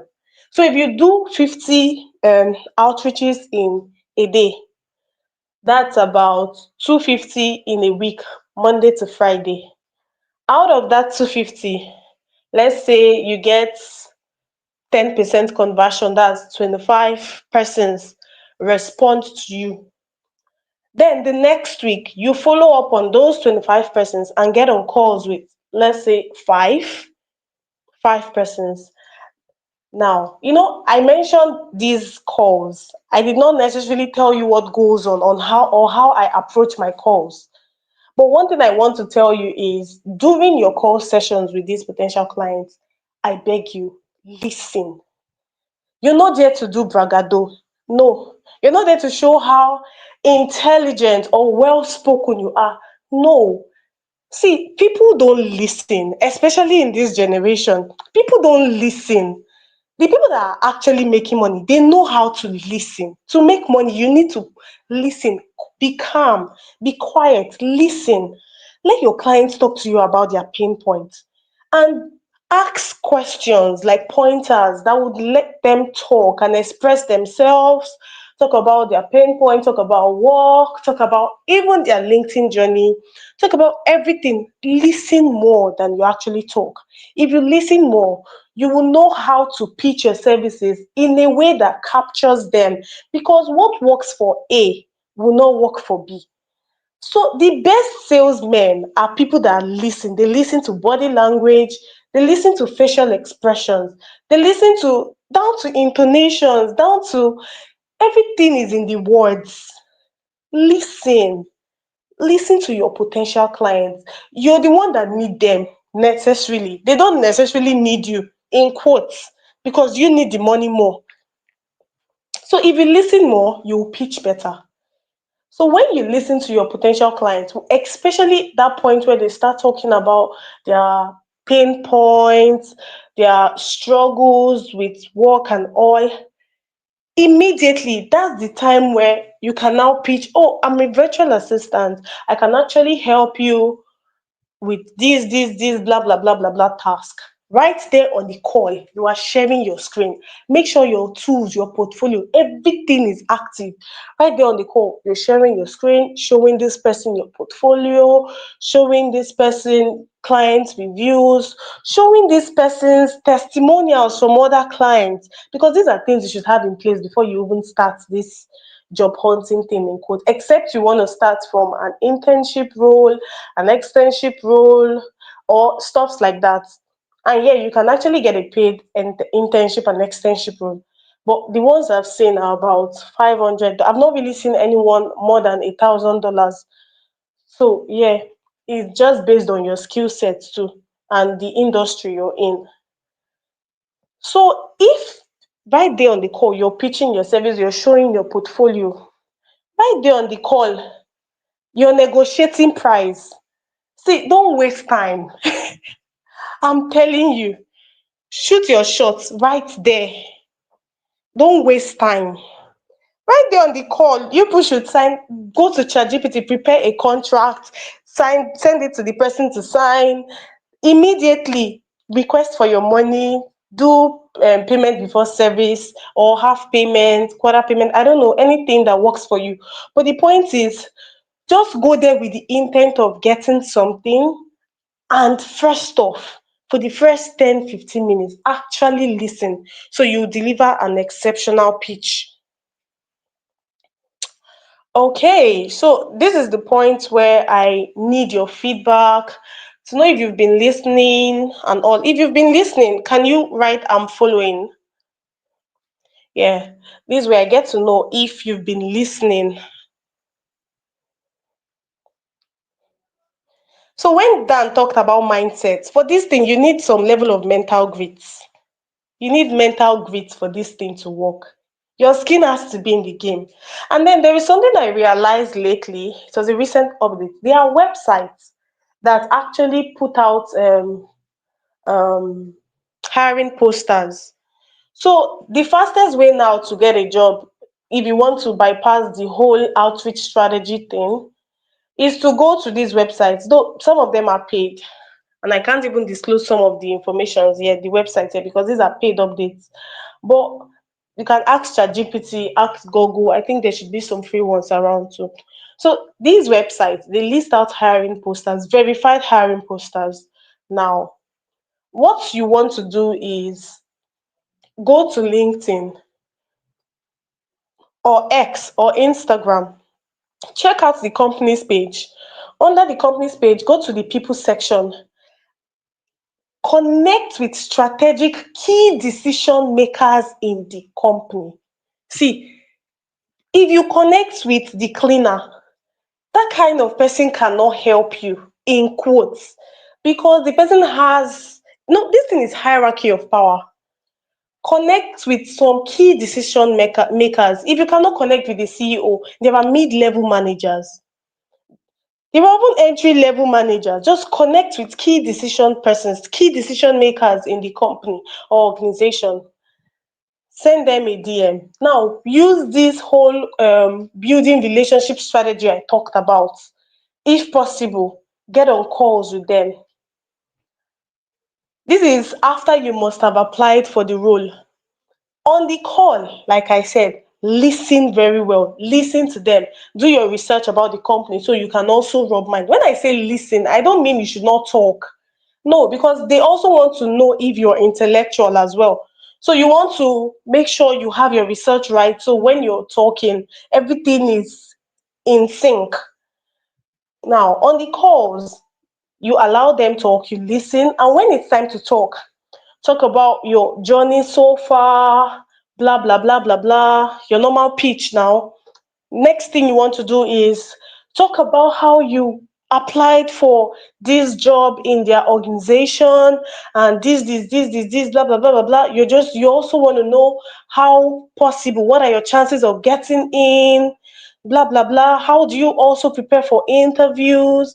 What are the things, the point is you want to make them know that, oh, I also applied, I saw this poster in your company's website and I applied for the job. I really don't know. What do you think are my chances of getting in? Blah, blah, blah, blah, blah. And the person would be like, based on your conversation. So there are two ways it can go. It can either be, oh, don't worry, HR will get back to you, which is cold, or, oh, sure, I can help you fast track the whole hiring process and let's see what we can do from there. Now, this thing you're doing, I can bet you 80% of people that applied for the role, they are not doing it because it's hard to connect with a key decision maker and to get the person on a call already proves that you've put in some level of work. And people are lazy. Not everybody is hardworking like this. Not everybody is ready to put their skin in the game this way. So if you are doing this, your chances of getting in for that role would be higher because you've done some underground work. So from these websites you apply, then you go on social media, connect with key decision makers, build a relationship with them, and from there, notify them and subtly ask for ways on how you can get the gig or the job or how they can fast track it for you. That kind of favor, if that's the best word to use, for lack of better words. I think I just saw a call from Essence Fact, a question rather. What tools do you use for video calls? Seeing you said proof of work testimonials, yeah, you can use Calendly. Calendly is such an amazing tool. You can schedule a 30-minute, 1 hour free call with your client, and the way you can link your Calendly to Google Meets. So right there on Google Meets, you can share your screen and it's super easy, really easy interface. You don't have to stress yourself. So yeah, use Calendly. From Calendly, link it to Google Meets. From Google Meets, voila, share your screen. Like if you see me having these calls, the tabs for my portfolio is open, is minimized. So that in case we need to switch, all I have to do is just immediately switch, share my screen, and voila. You have to come prepared for stuffs like this. so that based on how the conversation would go, you would know how to fit in and move on from there. So thank you so much, everyone. Hope you got value from what I've said. Hope you understood everything. I tried as much as possible not to give you. I noticed Dan did a lot of the background work. I gave you the practical step by step insights that I use, that my mentees also use. I know I could not share some information like the website and all, but there are also free ones you can see online and utilize. So yeah. Blessing, are you on the call?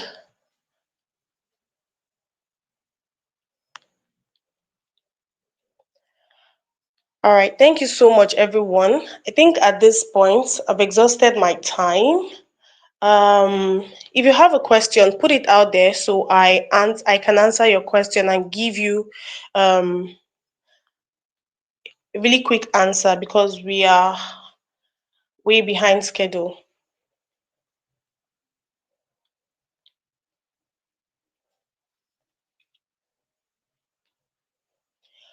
All right, if you have a question, kindly let me know. Okay, I think Damilola is on the call now. Yeah, thank you so much, everyone. But if you have a question, put it out there. I think there will be a session for question and answer. I don't know yet, but we will definitely attend to your question. Okay, thank you so much, Blessing. Thank you so much, Blessing. Please, let's celebrate Blessing API, the LinkedIn big sister. Let her understand that we appreciate the value she has poured into us this evening.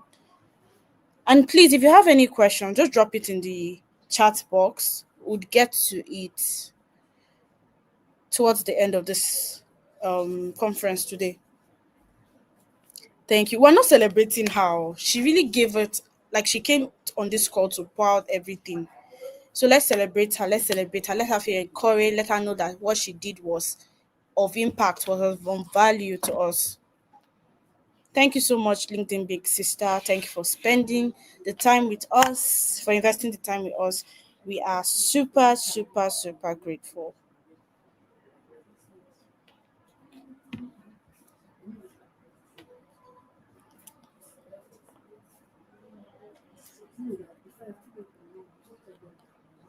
Let's keep on like appreciating her.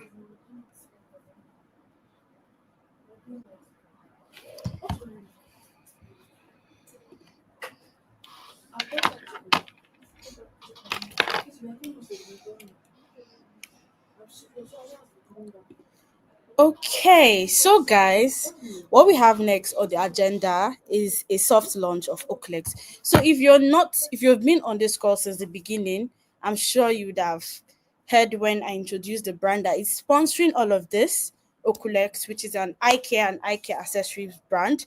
But first, let's play a little game. Are we ready? If you're ready to play this game, let me see it in the comments. Game time, game time, game time, game time. This is basically a giveaway. Are you ready? It is said that all work and no play makes Jack a dull boy. So we've been hearing different things, like gems have been dropped, a lot of value and all. So it's time to shake ourselves up and just have fun a bit, right? Game time, game time. If I don't get 10 game times, I'll just cancel again. I'll just continue because I'll just say, okay, everybody here is serious. Everybody just came here to grab what they can grab, and that's the serious part. And then they want to, that's all they want. Okay. I have only 5 game times. I need 10. Let's boost this up, guys. Game time, game time, game time.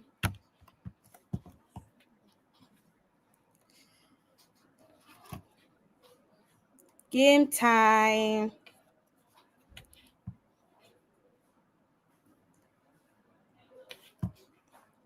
Okay, we have 10 responses.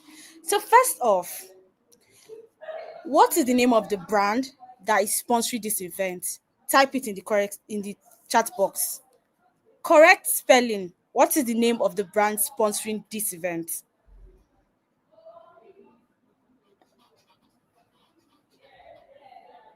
And let me just let you guys know that this giveaway, I will not say the giveaway prize now, but you would wish you participated.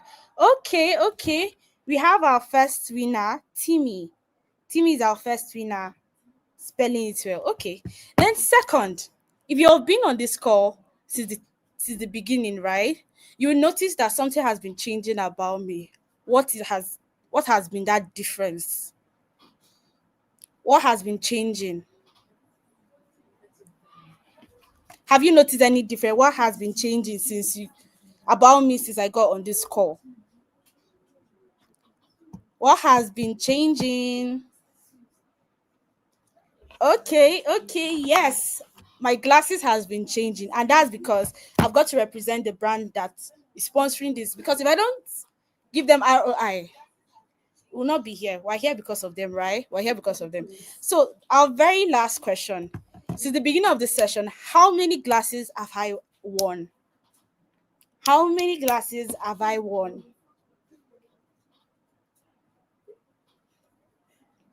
How many glasses have I won?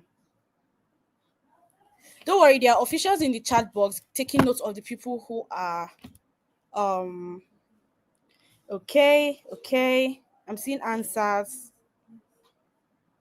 I'm seeing answers. How many glasses have I won?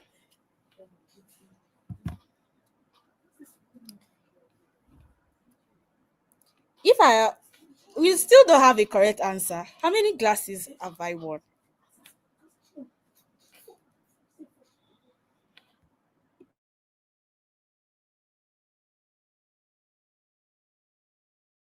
I won.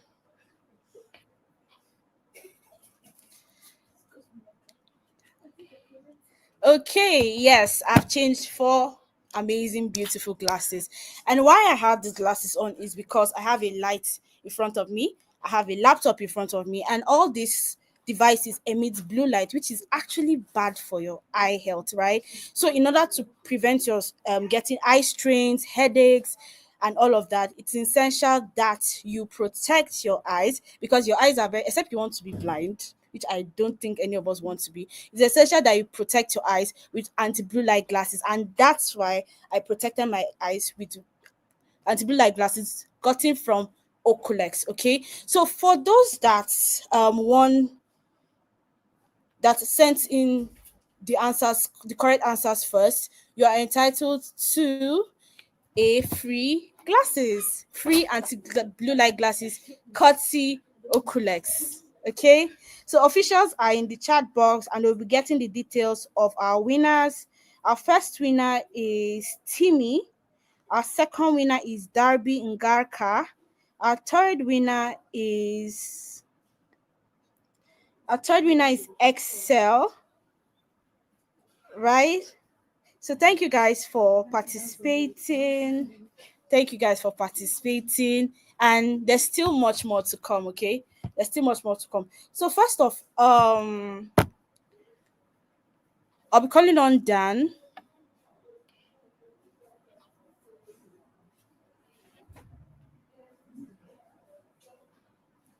So this is for you as a freelancer, as a remote worker. Do not work on your laptops with your eyes bare. Okay, protect your eyes. Protect your eyes because without your eyes you cannot work. So get your anti-blue light glasses, photochromic glasses, UV screens for your laptop and mobile devices from the iOS from Oculex. Okay. Okay.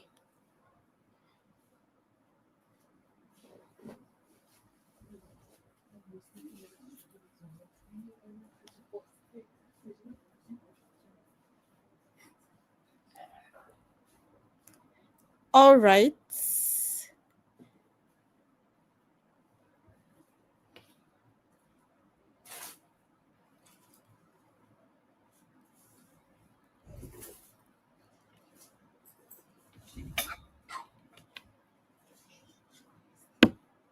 Dan, are you here? Yes, I am. Okay. So Okay. Okay. So First of all, how has the section been for everyone so far? So this is our break before our third speaker is already available and already in, and we'll be adding him to the stage very soon. So before we get the third speaker on stage, like we're getting the third speaker in the next 5 minutes. How's been the section so far? Like only Abdulatif is talking. Global damage. Should we end this section now and just I think so. go Maybe on? we should. Maybe we should because maybe, just maybe. So okay, sorry. Okay, so yeah, so someone is saying it's been a good time. Okay, so now I'll ask my own question before we bring the next speaker on board. I'm going to ask two questions, and what I'm going to be giving for mine, trust me, you don't want. Anyways, let me just ask. Let me know. Let me not hype what I'm going to give too much. So my question is hard, Sha. Okay, so out of all the things that has been shared this night, okay, no, let me ask a personal question. Who can tell me the year? Okay, no, who can tell me the year Okulex was created?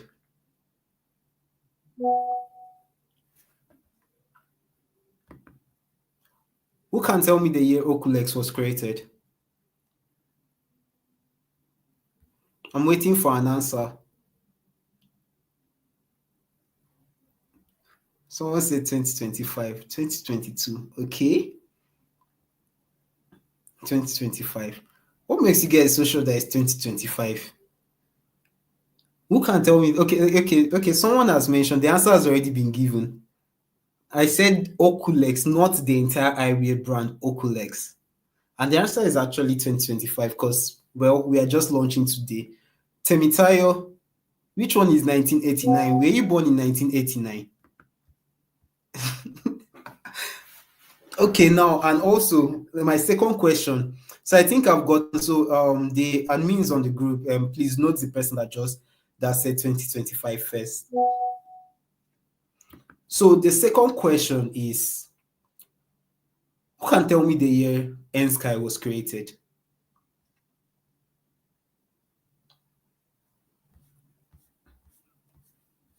Who can tell me the year Nsky was created? I know this one will be hard.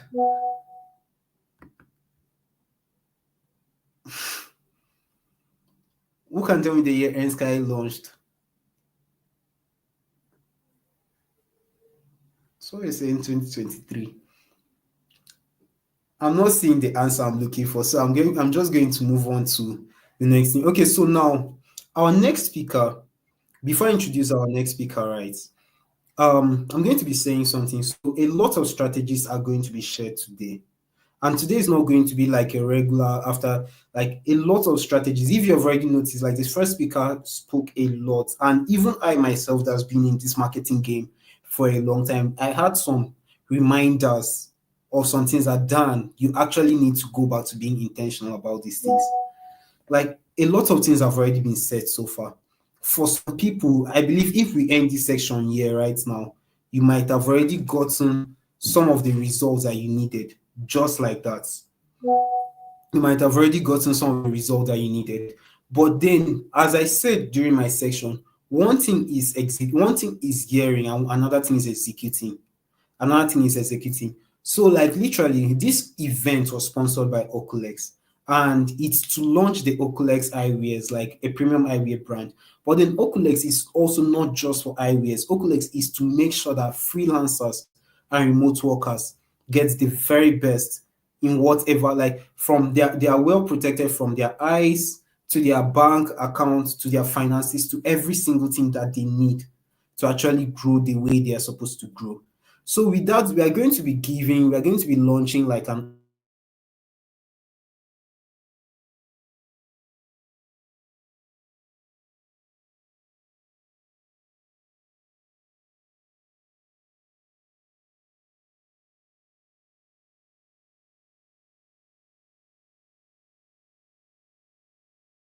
offer for freelancers and remote workers. Offer. Okay, so sorry about that. Okay, so a lot of strategies are going to be shared after this. That's after what I'm saying right now, that are going to help some people grow on their own.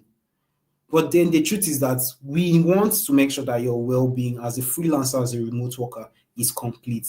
Your health, your finances, your work environment. That's why there's also a community which you should definitely not leave that community that we already have so far.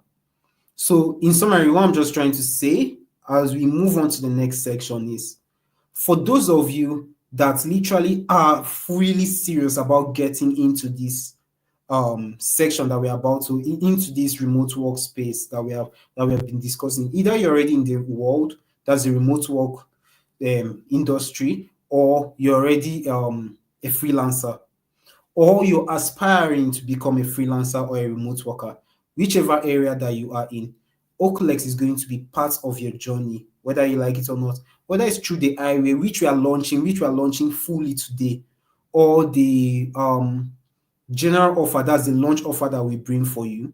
Like, there is so much that we have stock from this section to every other thing that is going to be happening moving forward. So please stay around and then enjoy this next section. There are going to be more games coming up, and stay tuned in the community, because trust me, this is just the beginning. Thank you so much. So with that being said, Dami, I'm Global Dami.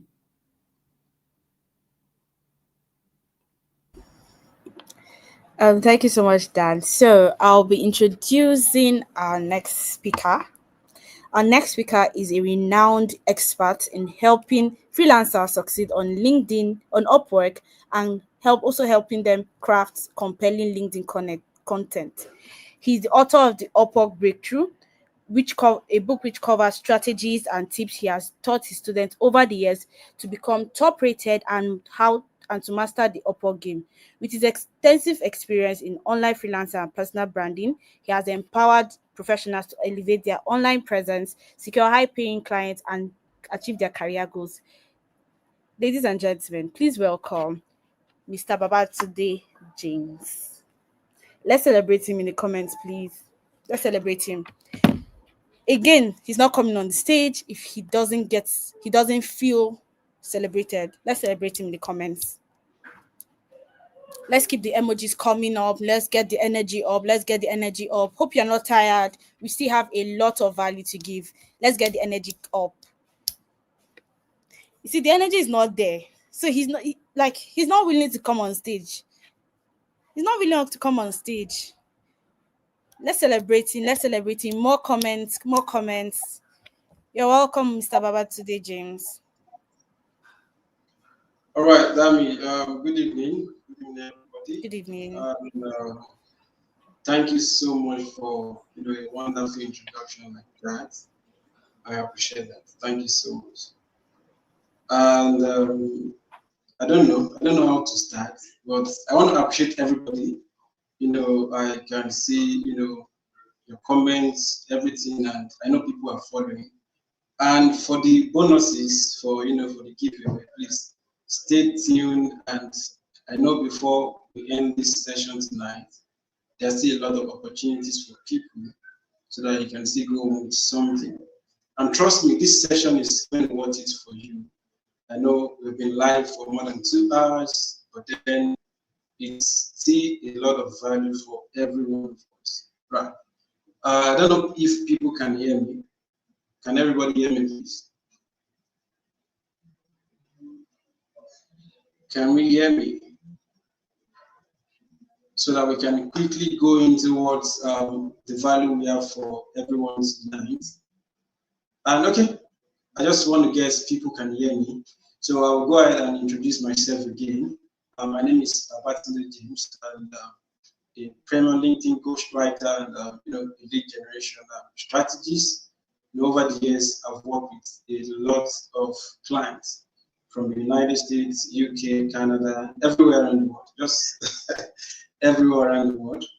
And one thing that stood out for me is there are some strategies that people need to learn just to make sure they get what they want, right?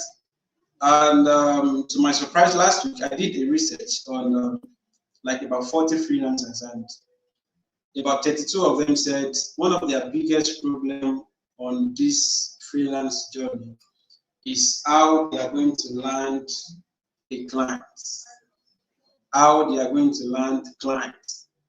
Okay, even if they have a client and they don't know how to get it the next time again. Okay, so it means that about 10% or less than 10% of freelancers are making good money online. So this is what we are going to be breaking down tonight. Please pay attention, and I will join you to have a notepad, your pen, and your mind. Right. Okay, to Mr. Dan, I didn't forget you. Thank you so much for this opportunity, and I don't take it for granted, right? I know this is going to be like the beginning of new things between us, and I'm ready to actually support you in any way you want. Thank you so much for the opportunities.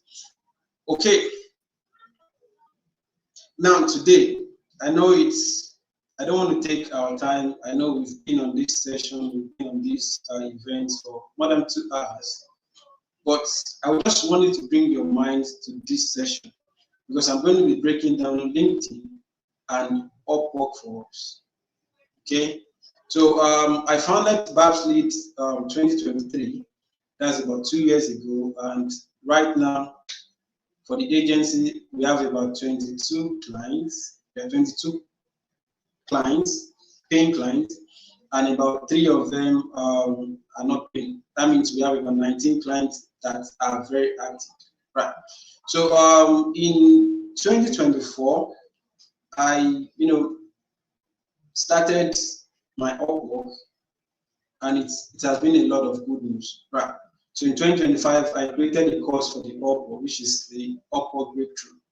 And for now, we have gotten so much results, we've gotten so much testimonials, and this is exactly what I want to break down for you guys. I've not done this with any other platform than LinkedIn and Upwork. Having 22 clients from my agency and having worked with over 33 clients on Upwork just with these 2 platforms. So please pay attention. And so go ahead and share my screen with you all so that you can see and we can take it step by step. Right. Just a minute, please. I'm trying to share my screen.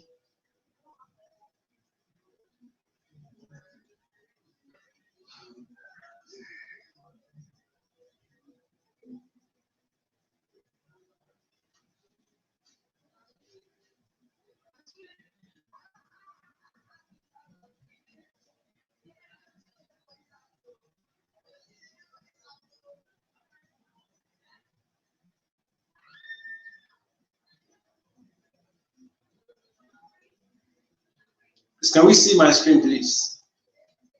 Can we see the screen? I don't know if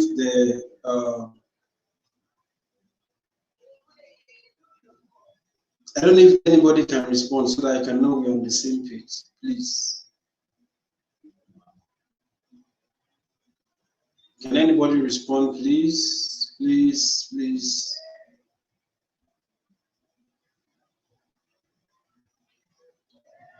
I don't know if I'm on this call. Please, can somebody respond just for me to know that? Okay, I can see your screen. People can see your screen. People are seeing your screen. Okay, thank you very much, Mr. Dan. So just going to what we have today.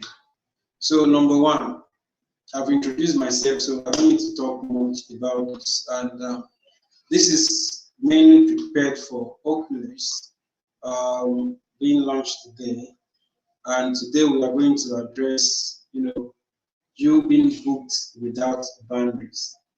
Is it possible for you as a freelancer, as somebody with a skill, to be booked without boundaries? And my answer to that is yes. You can be booked, and you are going to even question why you started freelancing. I have questioned myself over time, and I feel like, oh, this work is getting too much for me. Well, my coach will always tell me, I am a VAs. So right now I have about 7 VAs that are working closely to me, like directly with me.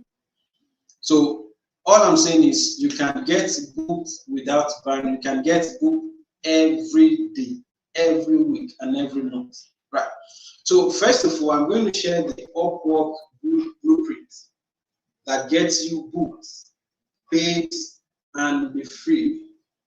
And the reason why I said you can be free is because, when you look at the economy, Africa in general, because for my freelance course, we capture the African community. The economy is so bad that what almost everybody is earning goes for bills. So, and people want more freedom, people want to work from their home, people want to make money even while they travel, people want to make money even while they are at home. So the Upwork blueprint is going to get you booked and paid even without going to bank. I can't remember the last time I walked into the bank. I do all my transactions on the phone. I work on the phone, I do all my transactions on the phone, and I don't have any reason to walk into the bank and collect cash. Right? So if this is possible for me and other people you've been seeing online, then it is also possible for you. It's possible for you, and this is exactly what I'm going to be breaking down from the next slide. So if you're ready to land clients that are better, clients that are ready to pay you, and you are ready to secure your paid checks on a weekly basis, right? So you must understand first that it is possible. And this is where I'm going to be talking about mindset. A lot of people have this mindset that, there are some special people that can do this online business. There are some special people that have the energy to do this. There are some people that can do this, and maybe I am not just part of the people that can do it. Or maybe I'm not good enough to do it. Or maybe it is not yet my time. I will tell you, you are lying to yourself and you are delaying your patience. You are delaying to work with your ideal clients.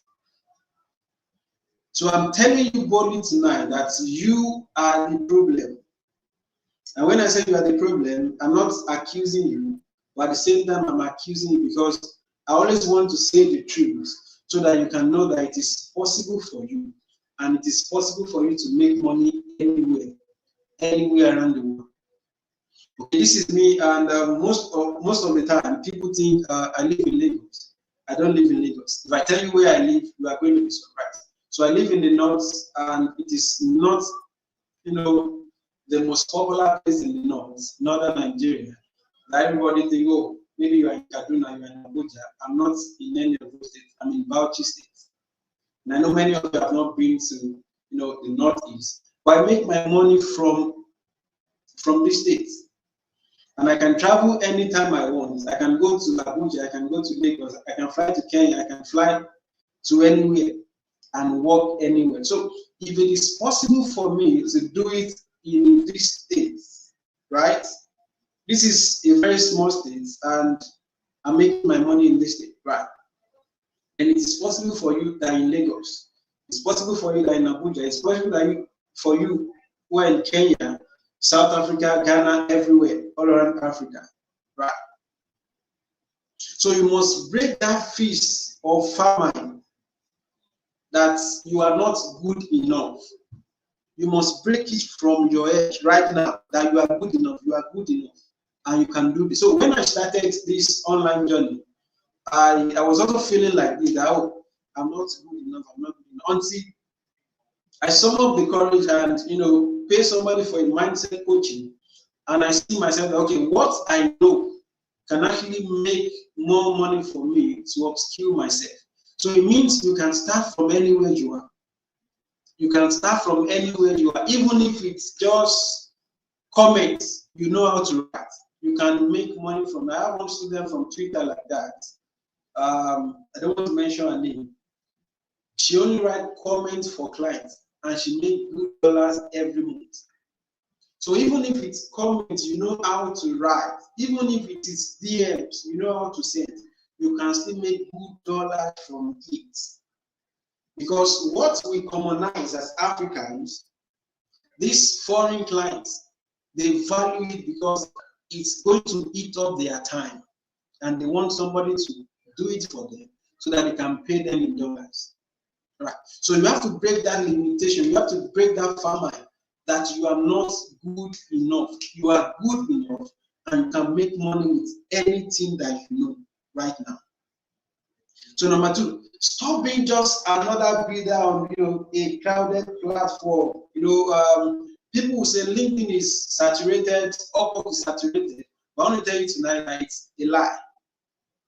No platform in the world is saturated. No platform in the world. I'll say that again. No platform in the world is saturated. All you need is the right strategy. So don't listen to people that say, oh, this platform is saturated and it's crowded already, and you can't really make anything out of it. Right?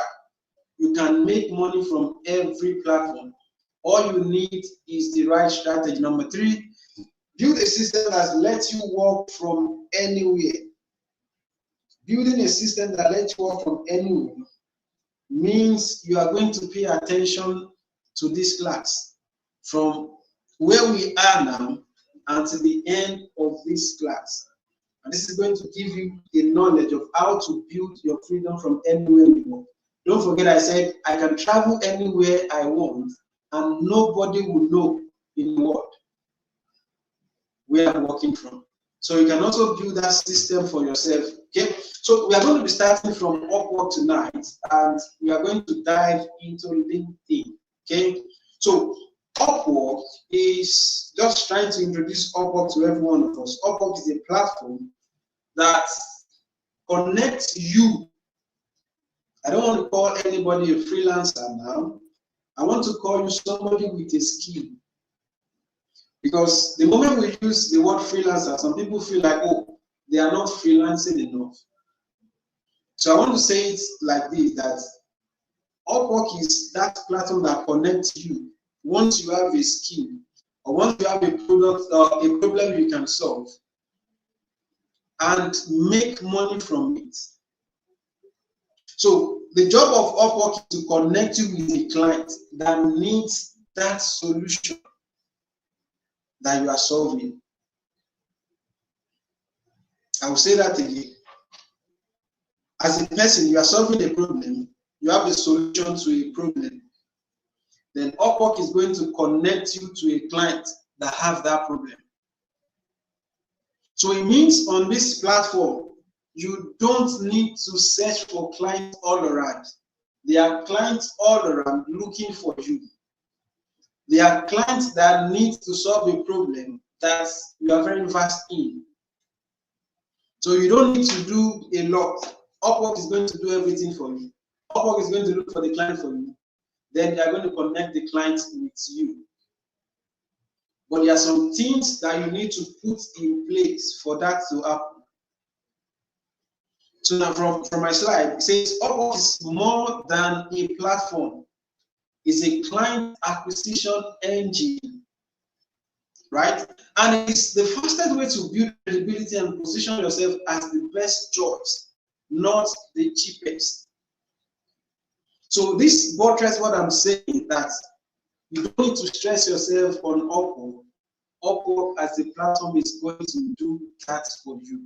And why is Upwork doing that for you? Because they are going to make money from the client, and they're also going to make money from you as the problem solver, as the freelancer. So don't think, oh, what is Upwork going to gain from this?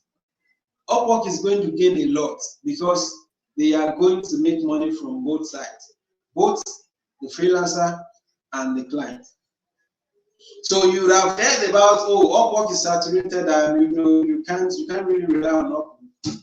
It's a lie. Take that off from your head tonight. Right. So now what you need to do, we are going into the strategies now, but I'm taking it slowly, very slow. So now the first thing you need to think about is to make sure you are not just another freelancer on Upwork.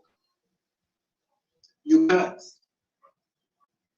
You cannot just be another freelancer on Upwork, because there are a lot of freelancers on Upwork that don't know what they are doing. So on this slide, I used an example, and I used the graphic designer as a freelancer. Okay, I know a lot of us, we have writers, copywriters, automation experts, web developers. We have a lot of people on virtual assistants. I know we have a lot of freelancers on this call tonight.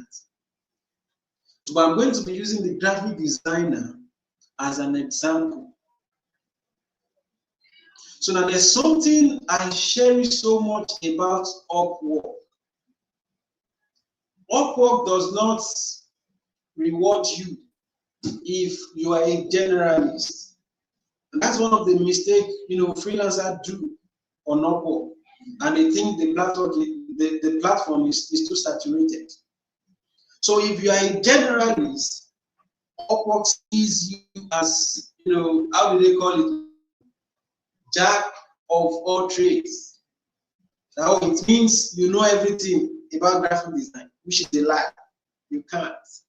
Right. So what I'm trying to say is, Upwork rewards you when you niche down to a narrow particular specification. So it is wrong for you to say as a graphic, you can design. It is wrong for you to put the title graphic designer on your headline on Upwork. It is wrong. You are not going to get a job, and you are going to be frustrated, right? But it will be good for you to niche down to a particular stuff on Upwork, whereby you can say you are a Canva designer. Sorry, you are a Canva brand designer, and people will know when the client is coming. They will know that, okay, you understand Canva very well. Or you can say that you're a brand identity designer for tech startups. Right. Not just go to, I'm a graphic designer and you think jobs will come to you like that. It will not come. So while you're doing this, you can see the brand identity designer I put on the right hand side. I said brand identity designer for tech startups. So why do we need to say all this? Number one, there's a need for you to niche down to a particular team, so that when a client is visiting your profile, they will see that you understand this niche and you are specialized in brand identity designs. And again, who are you doing it for? Tech startups. Please just follow me carefully. This is just an example. Okay, if you're a virtual assistant, you know that you can't know everything about virtual assisting, right? We have tools that that you don't even like. You have tools like Asana, you have tools like a lot. I don't want to begin to mention them. Right? We have ClickUp, we have a lot. So there's one that you know very, very well. And that is where you can actually make money. So this is why people don't niche down. They think, oh, once they niche down to a particular stuff, they're not going to get more clients. It's a lie. I learned this from Nicholas School, and I paid like $1,000 to learn this niching of a team. Because Nicholas School is my ghostwriting coach, and in the writing world, we have a lot of writings. We have the creative writing, technical writing, ghostwriting, copywriting, content writing, a lot, book ghostwriting, a lot. But it made us to understand in that class that when you niche down, you attract more clients to yourself, because this client, they want somebody that is a specialist than somebody that is a generalist. And that's when I begin to make good money with writing. So if you people know me on LinkedIn, online, X, on Facebook, you know that what I know how to do best is LinkedIn ghost writing. If you want to write a LinkedIn viral post, I can do that. And that's what I position for on Upwork, even on my LinkedIn, right? So there's a need for you to know what you know how to do best. Pick out what you know how to do best and position for that. You must position for that. So for the overview, I'll quickly talk about that and I'll give a framework that will work for that. Okay, I know a lot of us know about that already, but because I don't want to waste much time, so I'll just give a brief overview for the about. So a lot of us on Upwork, we are fond of saying, oh, I'm a skilled writer, I'm a skilled graphic designer with 5 years of experience, 8 years of experience. I studied so, I have 8 years, I have a master's degree, I do this, I have blah, blah, blah. Nobody cares about that, right? Nobody cares about your achievement. Nobody cares about your certifications. What they care about is, can you solve my problem? And that is it. You know, I've hired people on LinkedIn that, I didn't even ask for their certification. I've had people that are still in university. I've had people, that are just SSC holders. Why do I want them to work with me? Because I know that they have the solution to the problem I want to solve. So this is the exact thing a client is looking for. This foreign client, this is what they are looking for. And trust me, they are very smart people.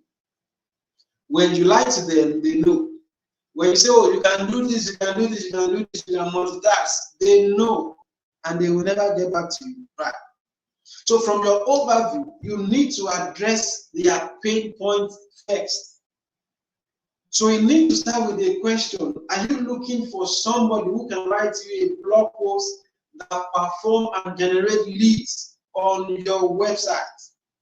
Are you looking for a brand identity designer that can make sure, I don't know what to say about that, that can make sure your reputation comes out very well? I don't know. But you need to first ask them that question that is a pain in their heart. Right. Like before, they don't care about your years of experience. They don't care about your certification. They don't need all those things. Okay, I have a master's in marketing and advertising, and I've never used my certificate to work anywhere in the world. And I've worked with nothing less than 70 clients, 70 brands around the world. So I'm convinced that they don't need that. They don't need it. So the framework for you to write your overview, your about section, is the PASS framework. The PASS framework is the problem, agitation, and solution. So you must address their problem, then you must agitate on that problem. Let them know why, if this problem is not solved now, what it will lead to in their business. Then you give your own unique solution to that problem, and you are done with the about session. Right. Okay, moving forward. How to read a job post like a pro. How to read a job post like a pro. Okay, so before this, I really want to say something before I jump into this. I'll go back. So permit me to go back and say something. So on your profile, on your Upwork profile, you have heard optimization, optimize your Upwork, optimize your Upwork. Yes, you need to do that. But a lot of people are very confused optimizing their profile. Right. A lot of people are very, very confused optimizing their profile. And I'll break it to you tonight that optimizing your profile on Upwork is so different from optimizing for any other social media platform. So what you need is getting the right keywords that your ideal clients use on their job post. I think I need to do that now so everybody can see. Is Mr. Dan just spam? I won't use more than 20 minutes more just to break down the Upwork. But this is the most important for the Upwork. Then we move into the LinkedIn. So I'm going to log in to my own Upwork.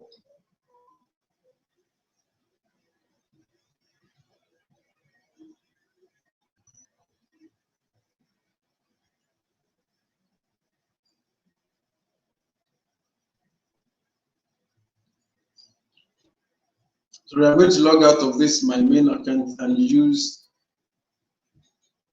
my demo account.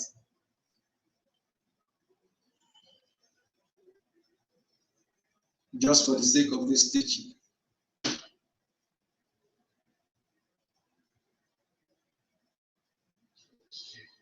Okay, just a minute, please.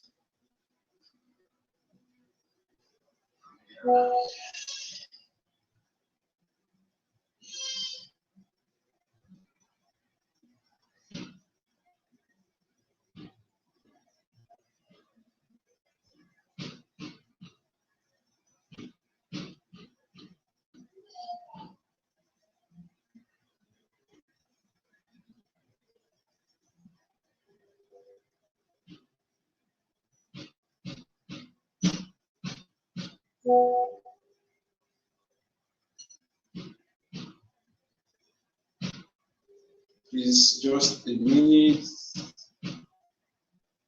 Just waiting for my network to.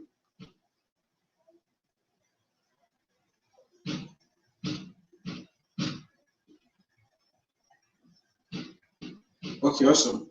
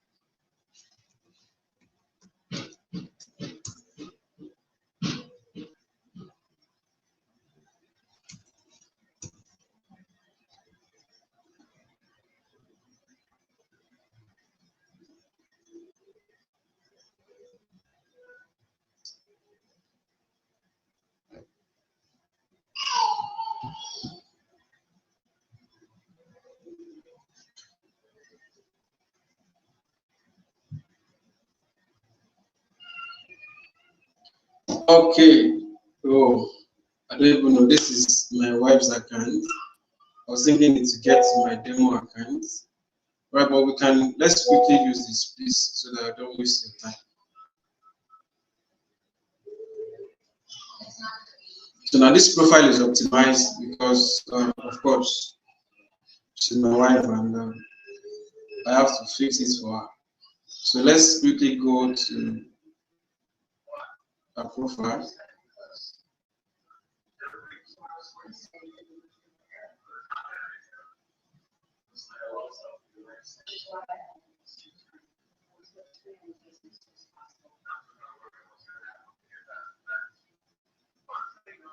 Please, can people hear me, please?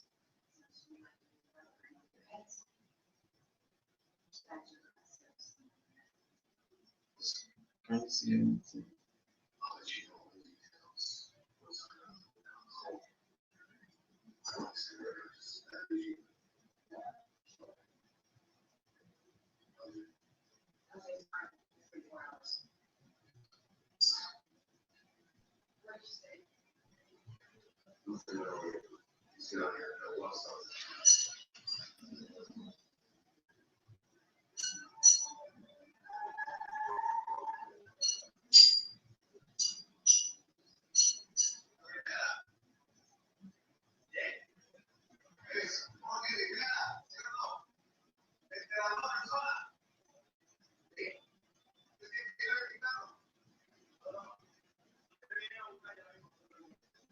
Oh, sorry, please. I needed to show people this so that we can move on. but I think the network is not allowing.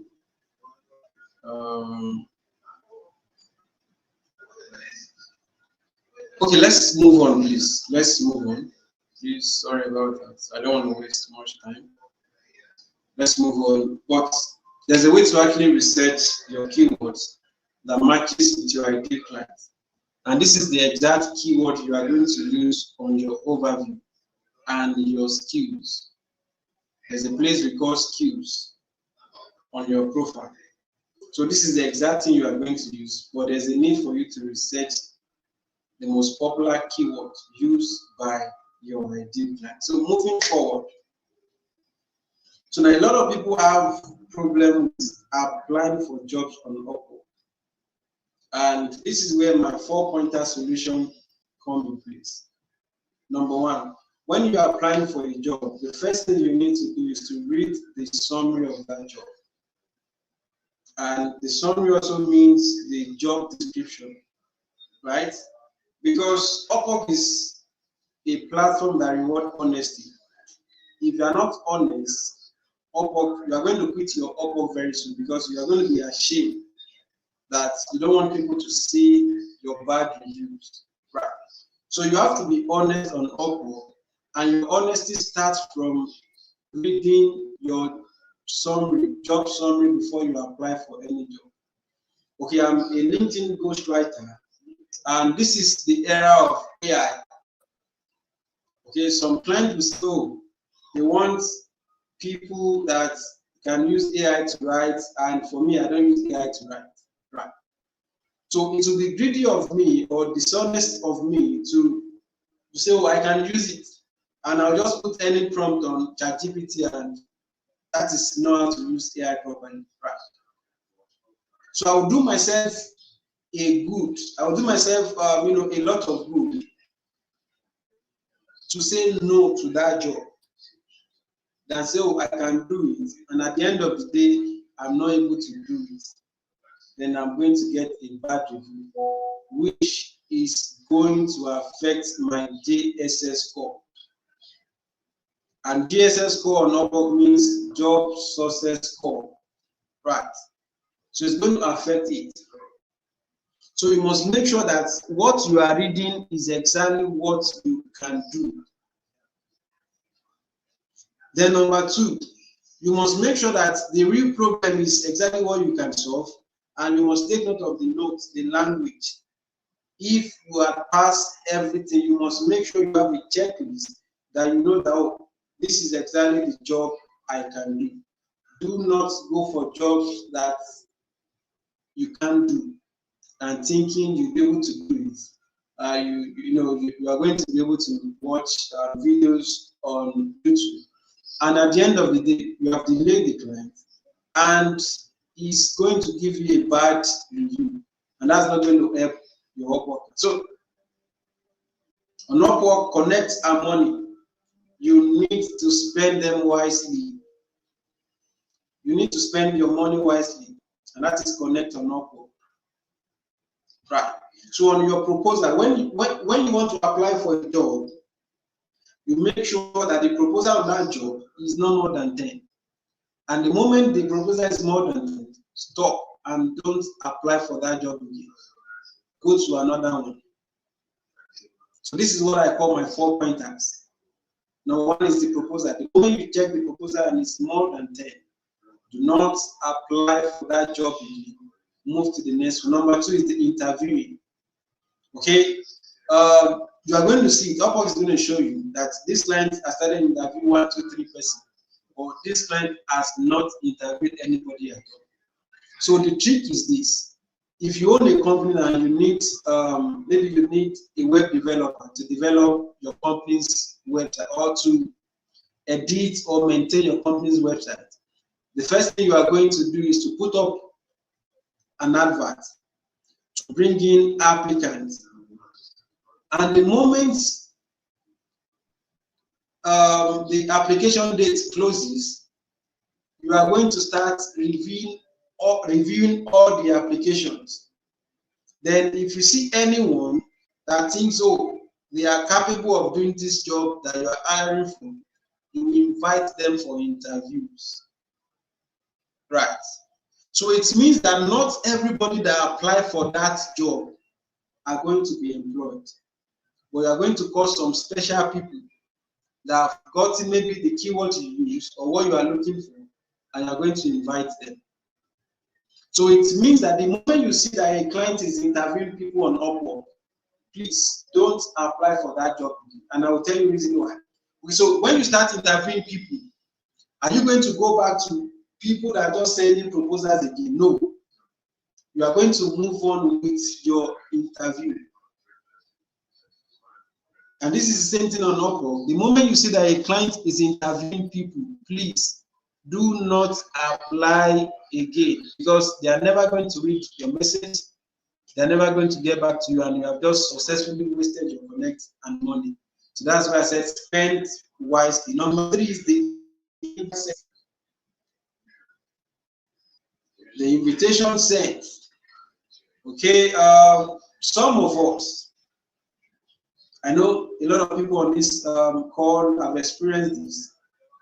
You have experienced a client on Upwork sending you a direct invite, right? But there's a rule that applies to that. If you are applying for a job and you have seen that the client has, the client has sent invitation to people, and you are not among the people you send invitation to, please don't apply for the job. Why? Because this is just the trick. Let's say there's a wedding going on in your street, and it is strictly by invitation, and you are not invited. Obviously, you are not invited. Then you summon up parents to go for that party. Definitely, you are expecting something to happen. Number 1, if you are not bounced out, obviously you are going to be bounced out. That's one. But if that does not happen, then it means that you are not going to be taken care of. I'm talking about welfare now. Or you are totally going to be ignored. Right. So this is the same thing that happens on Upwork also, because if you are not invited for a job, then you should not send a proposal for that job. Just look at it and move on with whatever you are doing. Right. So now the number 4, which is the last of the pointers, is the unanswered invite. Okay, this does not really apply to you. But it is just an avenue for you to know how many people have responded to the client's invitation.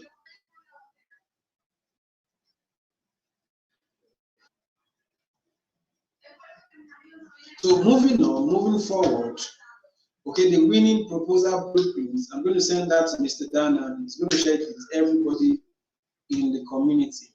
So now let's dive into LinkedIn. So attracting clients everywhere, and closing them everywhere. You need your LinkedIn and you need your Upwork. So now I'm going to be talking very, very fast on LinkedIn. So LinkedIn has over 1.2 billion users all around the world. I'll say that again. Over 1.2 billion users all around the world. Right?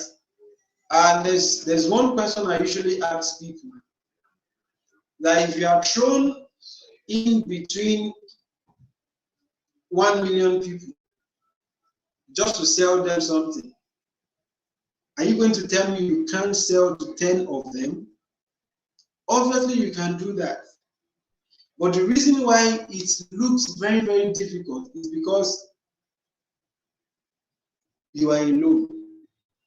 And that's why this community is there for you, to help you, to encourage you, to motivate you and inspire and show you what you need to do.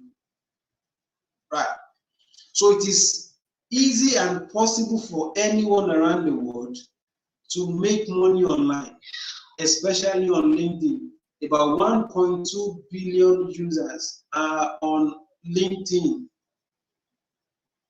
So, and the last time I checked, over 400 million of them are United States active companies, just United States. Okay, we don't have the Canadian brands, we don't have the UK brand, just the United States companies brands are about 400 million brands active users on LinkedIn.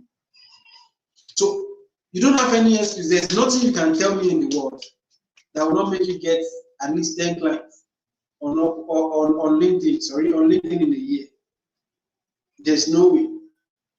And the sweetest part of this is this. LinkedIn clients, they pay in huge dollars. So you don't want to joke with your LinkedIn. You don't want to joke with anything you are doing on LinkedIn. You don't want to joke with that. You don't want to use Pidgin. You don't want to use a lot. I don't want to go into that. But you don't want to use a lot of words that are not pleasant on your LinkedIn. LinkedIn is a professional platform just for business owners to interact. So for you to get clients, this is how I'm going to explain. For you to get clients on LinkedIn, it's very, very easy. Number one, you need your profile to be optimized. That is, you need the profile optimization strategy, which I'm going to teach before we end tonight. Profile optimization strategy. You need the content strategy for your profile. You need your content strategy. And also the third one, which is not the least, you need the lead generation strategies. Don't forget, I said we have about 1.2 billion people, active users on LinkedIn. So you can't tell me that you cannot talk to 10 people in a day. Or let's say 10 people or 30 people in a week. Let's say you don't have time. Right. So there's money on LinkedIn. All you need to know is you are just missing out some strategies that can help you. So first of all, I'm going to talk about the optimization strategy. So it says the same way you address is the same way clients address you. I don't want to generalize that, but I just want to simplify that the same way you address on your profile is the same way your clients, your ideal clients, address you. So now, I said I'm a ghostwriter, and what I know best how to do is writing LinkedIn content. Even though I know how to write websites, sales page, but I have niched down to LinkedIn ghostwriting because I'm very, very sure of that. Right? So imagine me now using a picture that I'm in a bar, just enjoying myself. One girl is on my lap and the other girl is on my second lap, and I put it on my LinkedIn profile. Please, how do you want clients to take me serious from what they are seeing? They are never going to take me serious. Why? My profile does not match what I am doing. And my profile picture does not match what people want to see on the LinkedIn platform. Don't forget, I said LinkedIn platform is for business. It's a B2B platform for business owners to interact and do business together. So this is not Snapchat. This is not TikTok. You need a professional picture, number one. A professional picture that will show your face. And a professional picture means that it's going to start from your shoulder level, then to your head, to your face, showing your face. This is what people want to see. This is what clients want to see, not your full body, not your full shape. Nobody cares about that. They want to see your face, that, oh, you are bold, and if they do business with you, they know that they can recognize your face anyway. They are not going to take their money and not do their work. So they want to see your face. And please, make sure the picture you are going to use is that professional. Is that professional that a client can say, okay, take my $2,000, take my $5,000, and do this work for me. I trust you. So it must start from the picture. Don't use anyhow picture. Don't use picture you snap with your phone. Go to a proper studio and get a professional picture. Number two is from your banner. You know, I've seen people go to Canva and pick any banner they like and just edit it with. So I'm not saying you should not do that, but what you are saying is you still don't need clients. You are not still serious about this this positioning you are trying to do on your LinkedIn. See, everything on your LinkedIn must be premium. You can't use the Canva template and put it on your, you cannot. Because if I'm seeing your profile, somebody that wants to hire somebody as a founder of Badfleet, I'm not going to look at you, even if you know how to do the work. I will not even message you because I've not seen anything that shows your expertise from your profile. So there are three elements I want to explain to you from the banner. Number one is your brand color. You need a brand color. And how to get your brand color is you must understand your core values, at least, and know the colors that matches your core values. Why? Because colors have meanings. Colors have meanings, and you can't say, oh, because I love blue, let me just use blue. No. You must make sure your brand color matches your core values. And the simple way to get your core values is getting to understand what you want your ideal client or your client to see you for, or to see you as, to know you as, after you have finished working with them. Is it satisfaction you want to give them? Is it you want to see them? Is it that you want to see? You want to let them see that you have integrity? Is it that you want to start anything? Anything? Then you find the color that matches that core value, and you are going to now get a very good designer to do the work for you. Because I'm telling you the secrets. Even LinkedIn itself, LinkedIn creators, LinkedIn users, they reward profiles that are very attractive. If your profile is not attractive, you are not going to get traction. But the moment you are able to optimize and you fix all this graphic stuff, then people are going to go, let me associate with this person and all. And this is what gives you visibility and engagement. So number two, on your banner, you need your brand message. So you are going to see on my own banner, I have transforming LinkedIn X brand into a traffic generating machine. That means I'm helping CEOs and founders or business owners generally to transform their LinkedIn or X brands into a traffic generating machine. So this is my brand message. And this is the message that stands me out of the crowd from every other person. We have a lot of LinkedIn ghostwriter, but for this brand message, I have been I have stood out from everybody.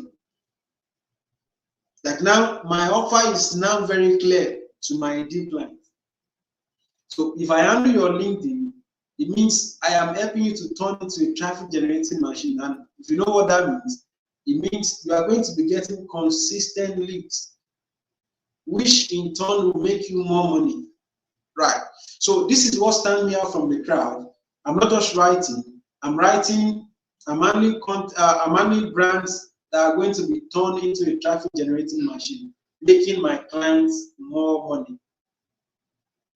So the next thing is, I said, oh, I had to outline my offers, ghostwriting, branding, and lead generation. Obviously, then I said, work with individuals from LinkedIn, ClickUp, Upwork, and X. So you can look for any kind of template of LinkedIn banner you want to use. But two elements must be present. Number one, your brand color and number two, your brand message to stand you out from the crowd. So moving on to the next thing, number two. Now I want to talk about your headline. This is the headline. I'm going to highlight it. This is the headline, and simply your headline should answer three things. And this is the framework for your headline. It must answer three things. Number one, it must answer who you are. Number two, it must answer who you are helping. And number three, it must answer how you help them. I'll say that again, please. Number one, it must answer who you are.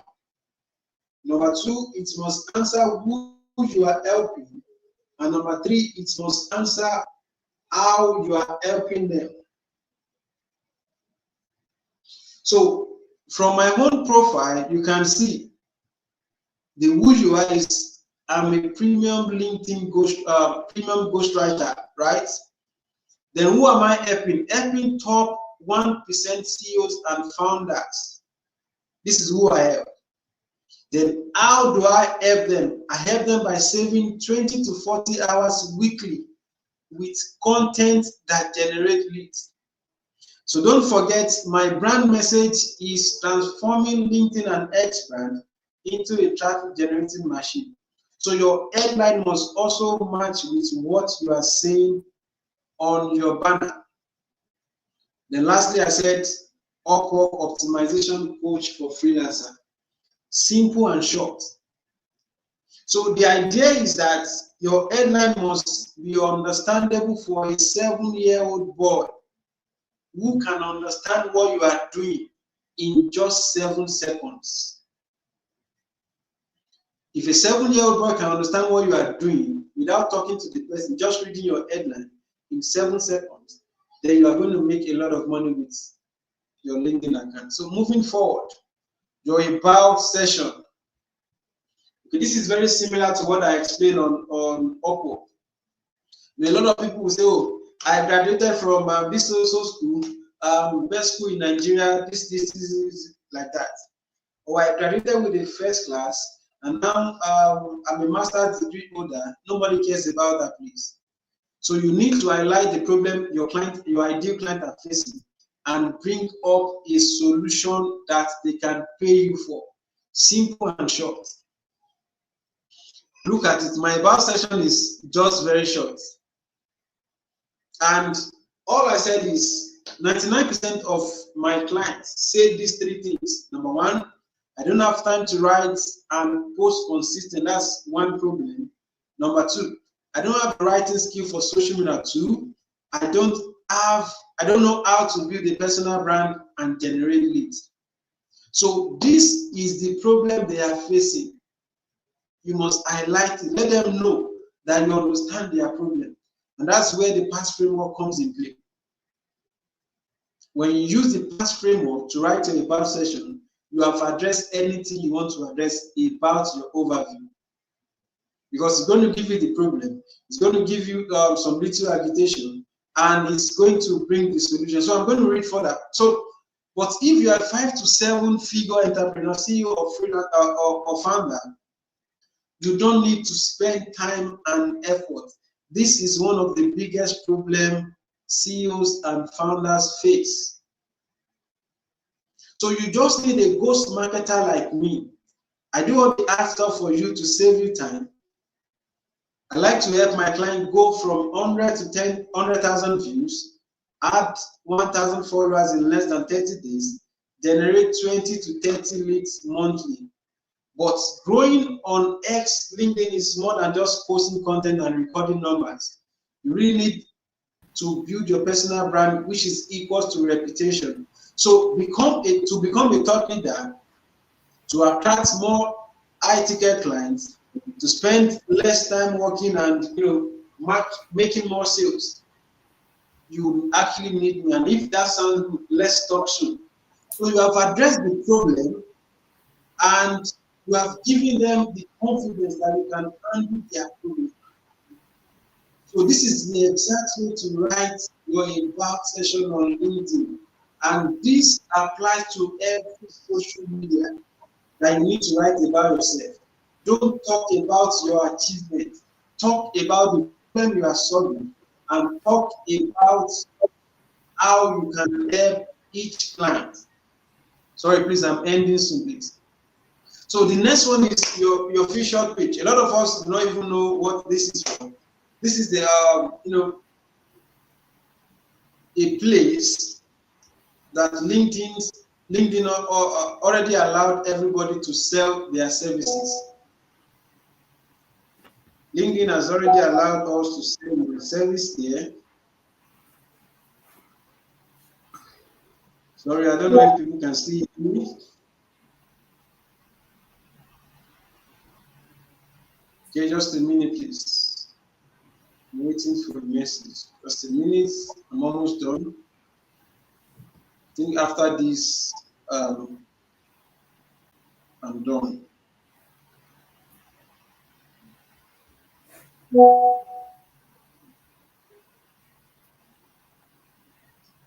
Please, just a minute.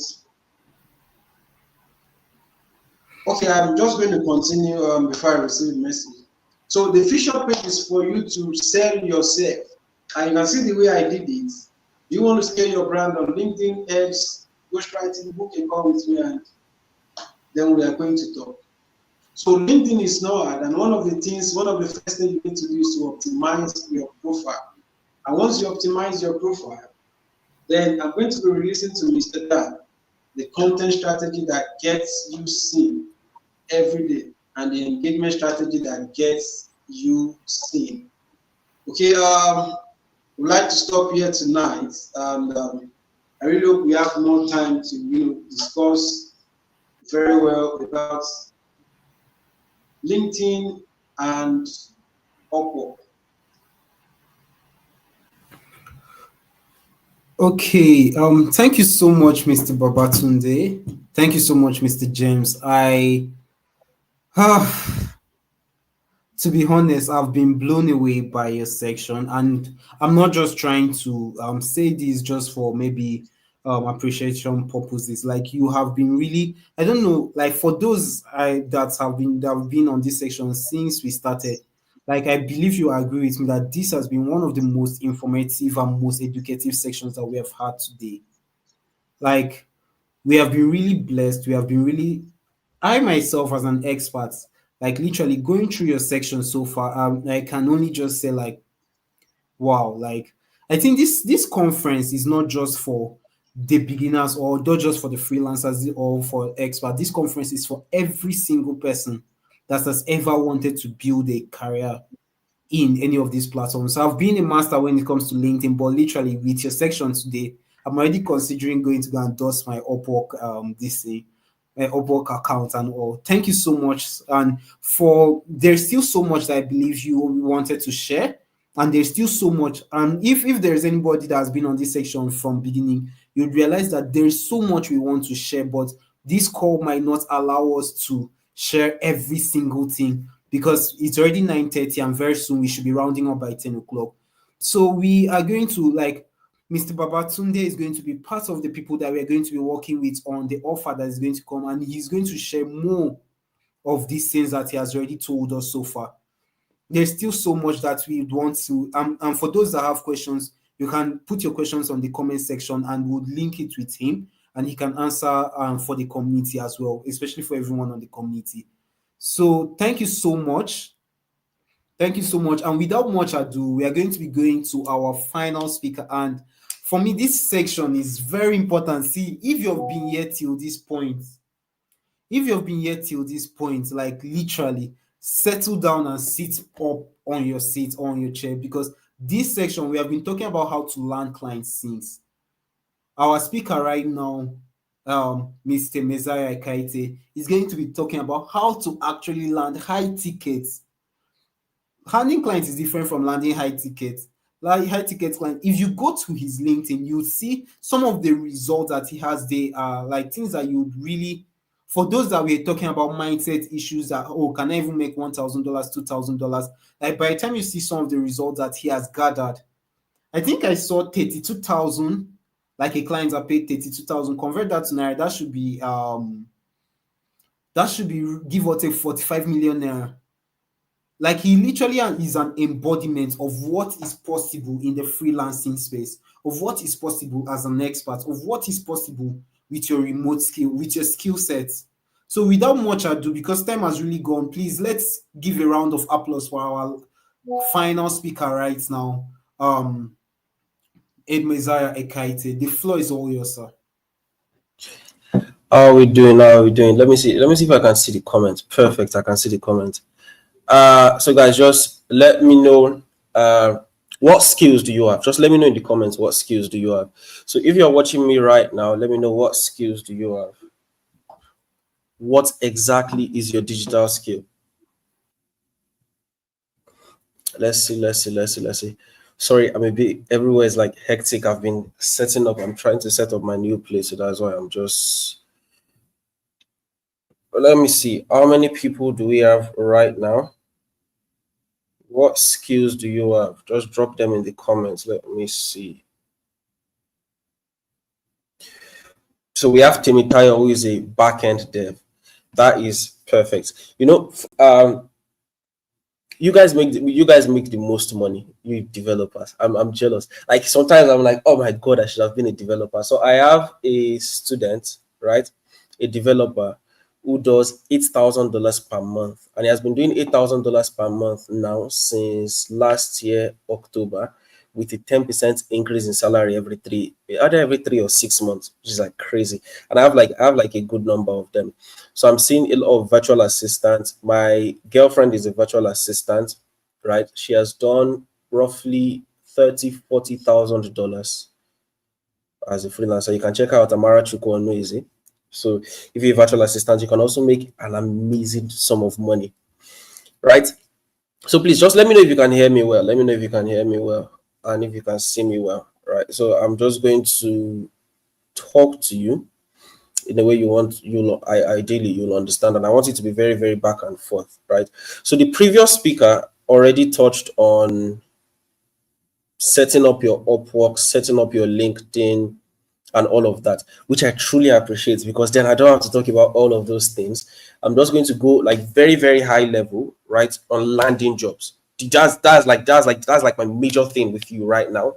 You understand? It's one thing, like all of you right now watching me, you have skills, right? We have the developer, we have the virtual assistants, the executive assistants, we have the sales rep, social media manager, somebody in cyber security, and all of that. Right now, what I want to show you, or what I'm going to be telling you today, or teaching you today, is okay, how do you now go from there, from this skill that you have, to the point where you're making an amazing amount of money? Like I'm talking money that can change your life, that will change your life. You understand? Because let me just quickly run you through. So it's like in 5 minutes, let me just run you through. My name is Ekaite Messiah, by the way. I am a copywriter, and for a copywriter, I have made a ridiculous amount of money, and I still make a good amount of money, right? So I got into freelancing 2020, late 2020, which is like late November 2020. Around November 2020 was actually when I landed my first dollar paying job as a freelancer, right, which was $15. And this is me going from someone who used to pick ions on the ground for 2 years. So I've been at the like low of the. My dad just called me. My dad just called me just before this call. I'm going to show you. We just finished building his house. I and my immediate elder brother. We just finished building a beautiful house for my dad, a 5-bedroom bungalow, and all of that. You understand, like the whole thing. I not too long ago took my girlfriend out of the country for a vacation. We went out for like 1 month. I've been to 5 countries myself, including the UK, so like top-notch countries. And all of that from having nothing, you understand, from growing up with nothing, like absolutely nothing. And based on that, which is like copywriting, which is just like a basic skill. Like anybody can be a copywriter. And yet I've made that sort of money. As I said, I have just one project that's paid me $32,000, and I have multiple more that have paid me over $10,000 to $20,000. You understand? So what I'm going to be teaching you is how exactly do you land jobs like this? How do you get people to pay you jobs, to pay you? You understand, money like this? And maybe ideally, I'll not really say I'm 23. Yeah, I'm 23. I still have like a long way to go in life. So I will not even say I know how to maybe like manage money or invest money. I waste money a lot, but maybe what you can start get into more or less. Right. So let me just quickly run through. Let me look at what am I supposed to talk about?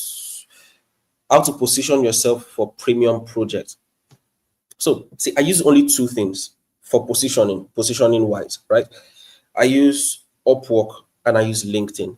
I see, by the way, right?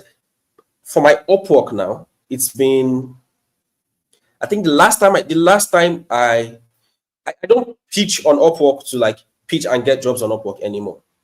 I look for jobs on Upwork.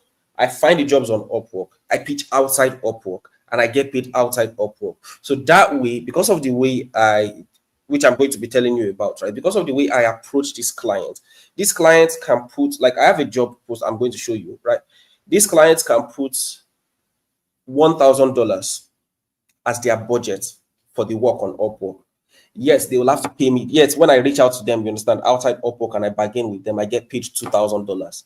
You rarely see that, you understand, if you just go through Upwork. And that's what I've actually been doing for the longest right now, for like almost 2 years, which again is what I'm going to be is something I'm going to be telling you about. So first, how do I position myself? I position myself majorly through LinkedIn, and the previous speaker talked about that already.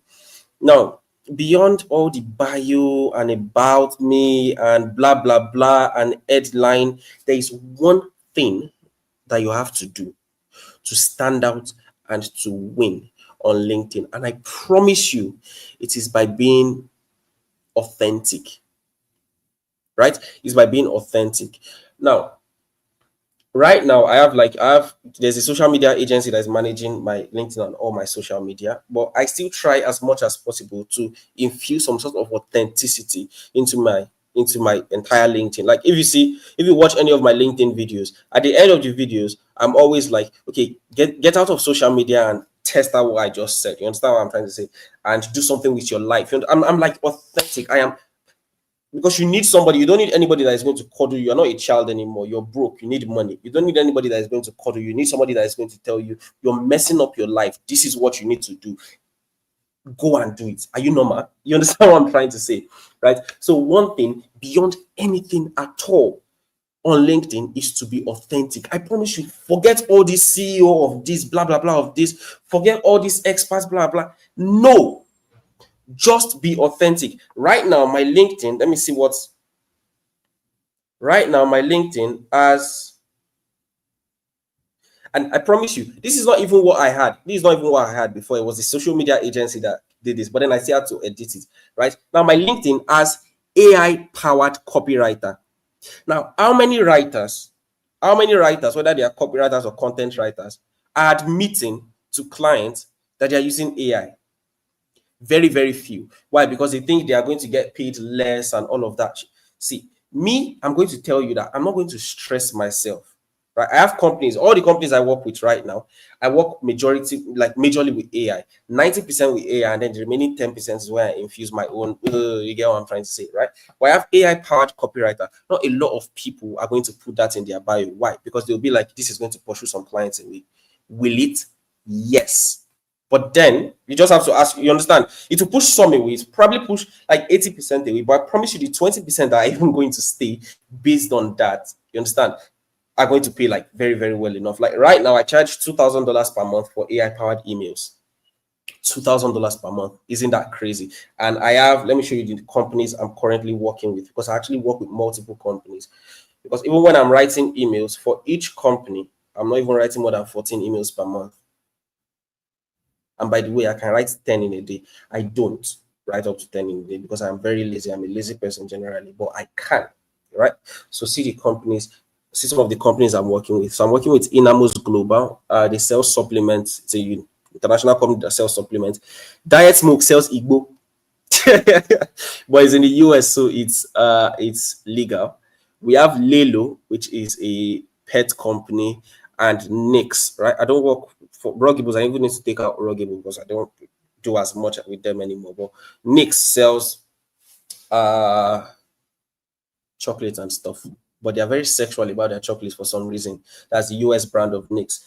And all of them know that I'm writing AI powered copy. All of them. You see one of my posts where one email copy that I wrote with AI made over $10,000. I put it there with proof from the company, right? So what I would just advise to you, if you want to stand out in anything at all, whether it's Upwork, whether it's LinkedIn, whether it's, just be authentic, be yourself, be human, be bold, be confident, be able to say, even if you're not that good enough, be able to tell the client that if you hire somebody else, I promise you, you will regret it because you will never know what I'm able to give you. You get what I'm trying to say? That confidence alone just put fear in their body that, really, wait, what exactly, what juju is this person bringing in? You understand? Exactly. And beyond all I'm not a very big fan of templates. Hey, follow these templates to do this. I'm not a very big fan of templates. I'm a fan of frameworks, right? Because if you look at every single copy or every single website, if you look at every single website or maybe home page or something, like it or not, they might be designed differently. The copies might be written differently.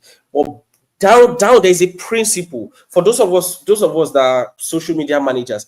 In the end of it all, you might be posting differently, you might be doing this differently, but then there's a principle that every single thing is built on. You understand? And that those principles will never change.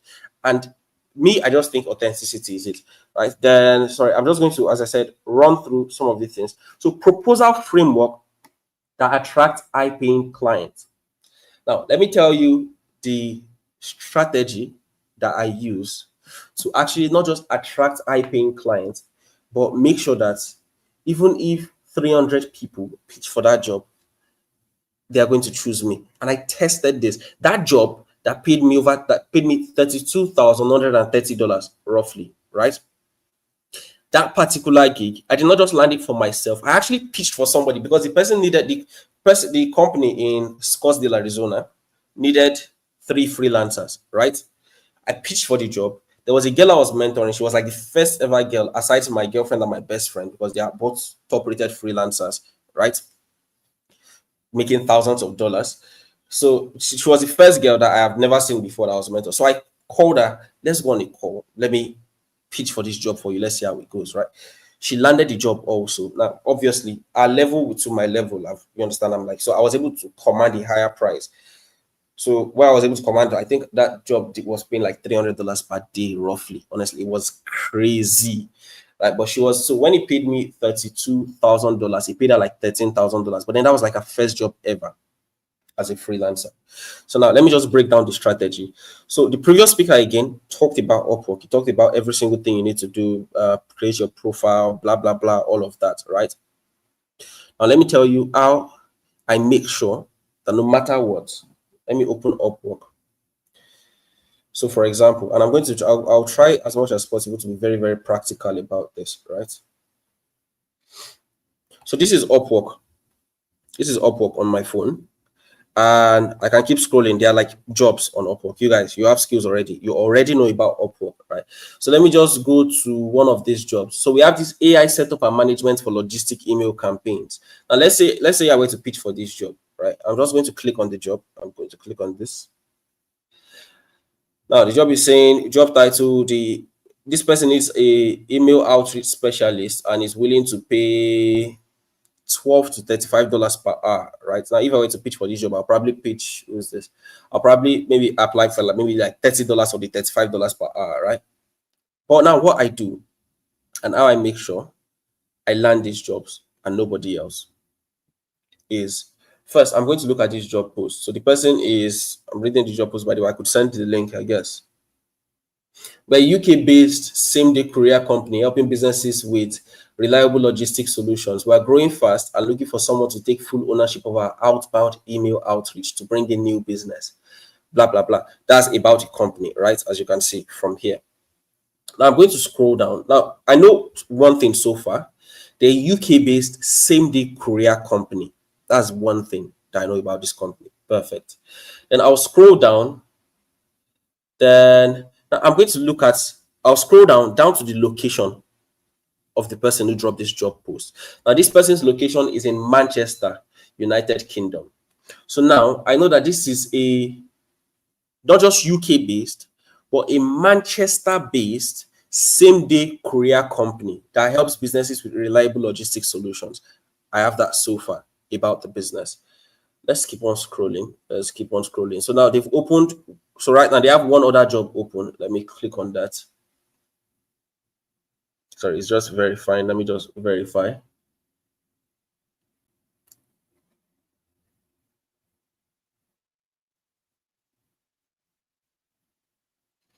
Okay. So right now I want to see. Okay, so this is even perfect. This is the company's first ever job post. So they just joined like August 23, 2025. So they don't even have much experience. But then I know two things about this company, right? Which is what their location and what the company does, more or less. Now, all I have to do out of, let me see, when you join us, working directly with sales team, send a brief, blah, blah, blah. I'm trying to see if I can get any other information about the client. Payment, or this one, payment method not verified. So probably this one is even a bit, this one is a bit off, right? Because I would advise never pitch for a job where the payment method is unverified. So now, let's say this were a client who had worked with other freelancers on Upwork. Like, in 1 second. Like, let me just open one. So any one of them with payment verified has put at least some information on their profile. Let's see. And let me refresh this thing. So all I have to do is take that information. Then I'll search Manchester. What's that stuff again? Sorry, give me 1 second. Let me see if I can get. Let me try to get that post most recent. Boom. No, not most recent. I'm not even saying. I'm not saying the exact one again. But then all I have to do is take the location, Manchester. Then I'll put. It said it's a UK-based same day courier delivery company, right? Same day courier delivery company. Now, if they had worked with, okay, perfect. Now, if they had worked with any other company, any other freelancer before, they had worked with Upwork before, their payment method was at least verified. Maybe they've hired 1 or 2 freelancers before. Now, what happens is they give a review. Maybe at the time when they are done working with any particular freelancer, they give a review. Okay, this thing has refreshed. So they give a review. Like, for example, this one now, the person puts his name, thanks, and then he puts his name. Not all of them put their name, which this one just makes it easier. I'm looking for one that is not even going to make it easy for me at all. All right, so let's see, SEO content writer. View more. Okay, perfect. So now, you see something like this, right? This is the review that this freelancer or that this client has had with other freelancers. Now, all I have to do is scroll through and start reading the reviews. So this one says that's the review from freelancers to the client, obviously. Right. So humble and professional buyer. This one did not put his name. So great experience, recommended. Let's see. Don't worry. They're like a lot more, right? I enjoyed working on his project. No name still. Had a great experience. No feedback given. Working with. Okay.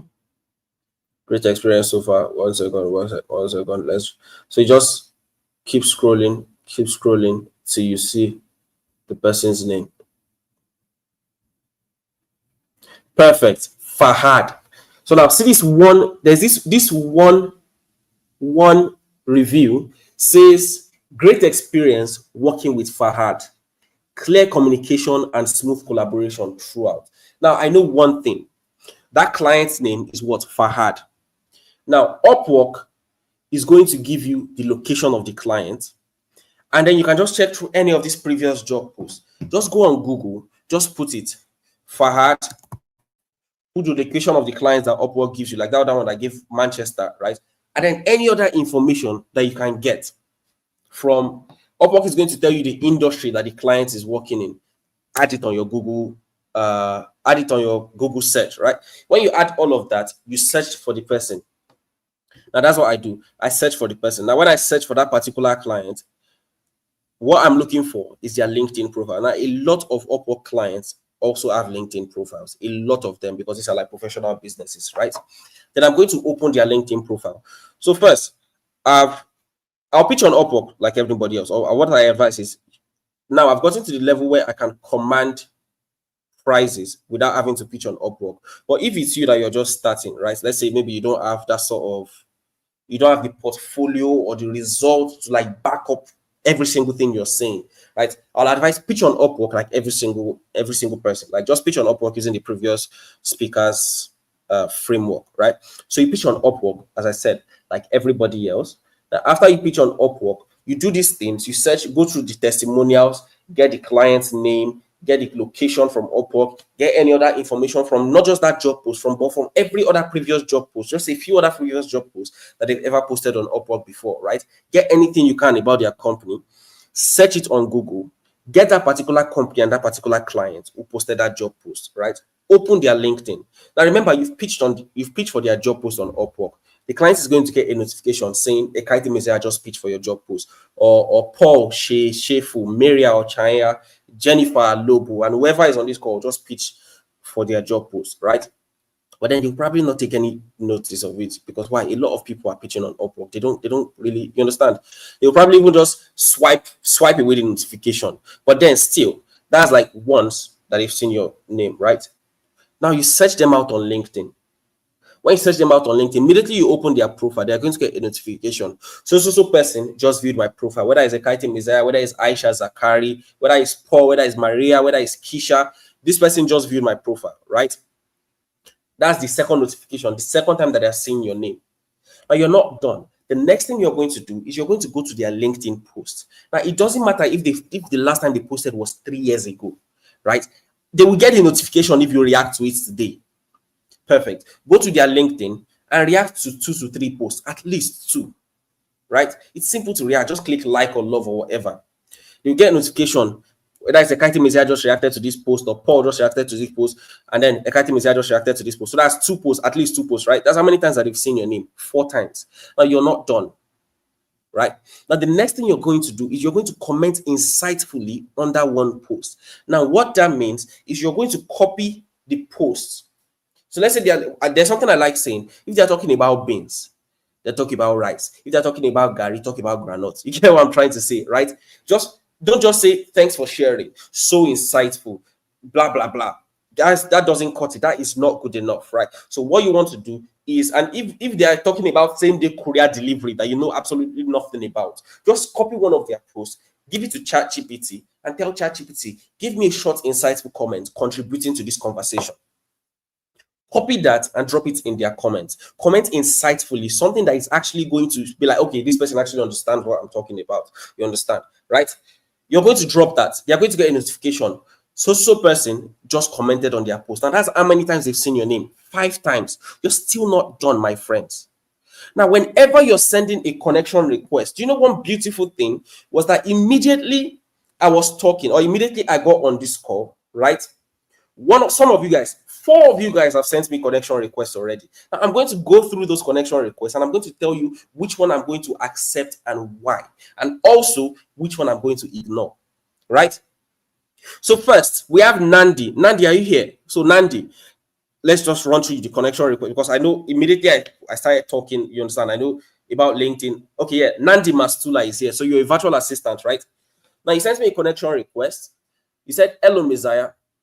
Let me click on show more. Let me put it on the laptop. 1 second. So let me tell you what gets a client, and I'm going to show you examples of connection requests that I've sent. I'll try to quickly look for it. Sorry, Messiah. So in case you are opening it on your laptop and you would love to share your screen, you can actually share your screen. Oh, okay, so let me do that. See as well. Share screen. So guys, just let me know if you can see my screen. It's in this window.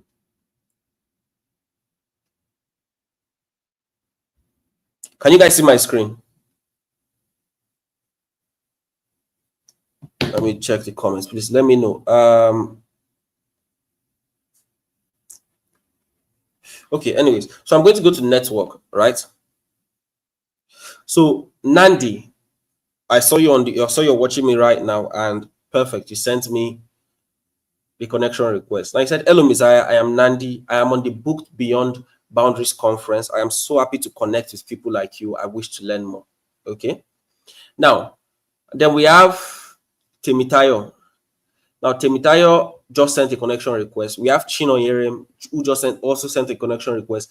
And then we have Dabi, who also just sent a connection request. Now, obviously, the only one I'm going to accept right here is Nandi's. And then every other one is just going to be ignored. Now, why exactly am I accepting Nandi's connection request? Now, every single person, a lot of people, when they're sending connection requests, for some reason, they just send. When you can easily go on it. Let me check right now. Let me go on LinkedIn. Give me, okay, let's check out Joshua Kennedy. I don't know if I'm connected with him already. I'm connected with him already. Sorry, somebody should just give me any name of maybe one of your idolos. Somebody that you love, somebody that you watch every single time and you love what they're doing, right?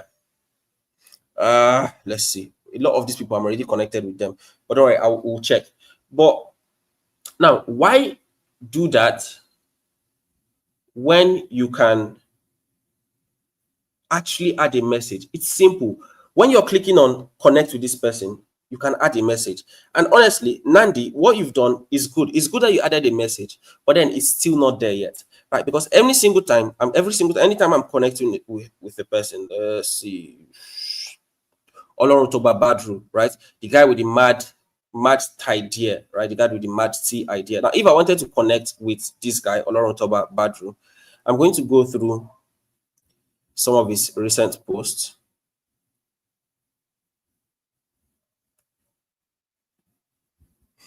If my mom is reading this, I'm sure she has already shouted, "God forbid." And then the number of times I probably switch to her prayer. In fact, I already feel the anointing.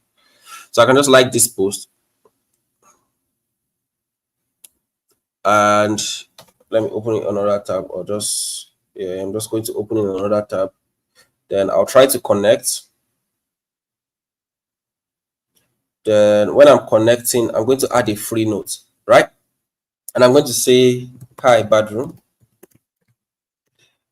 I just read your post.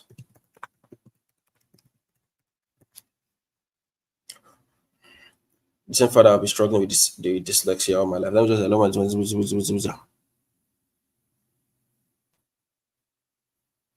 I just read your post about how you've been winning. I will not say suffering. I'm going to say winning. So you notice that, okay, this person actually understands, put something different. I've been winning with dyslexia all your life.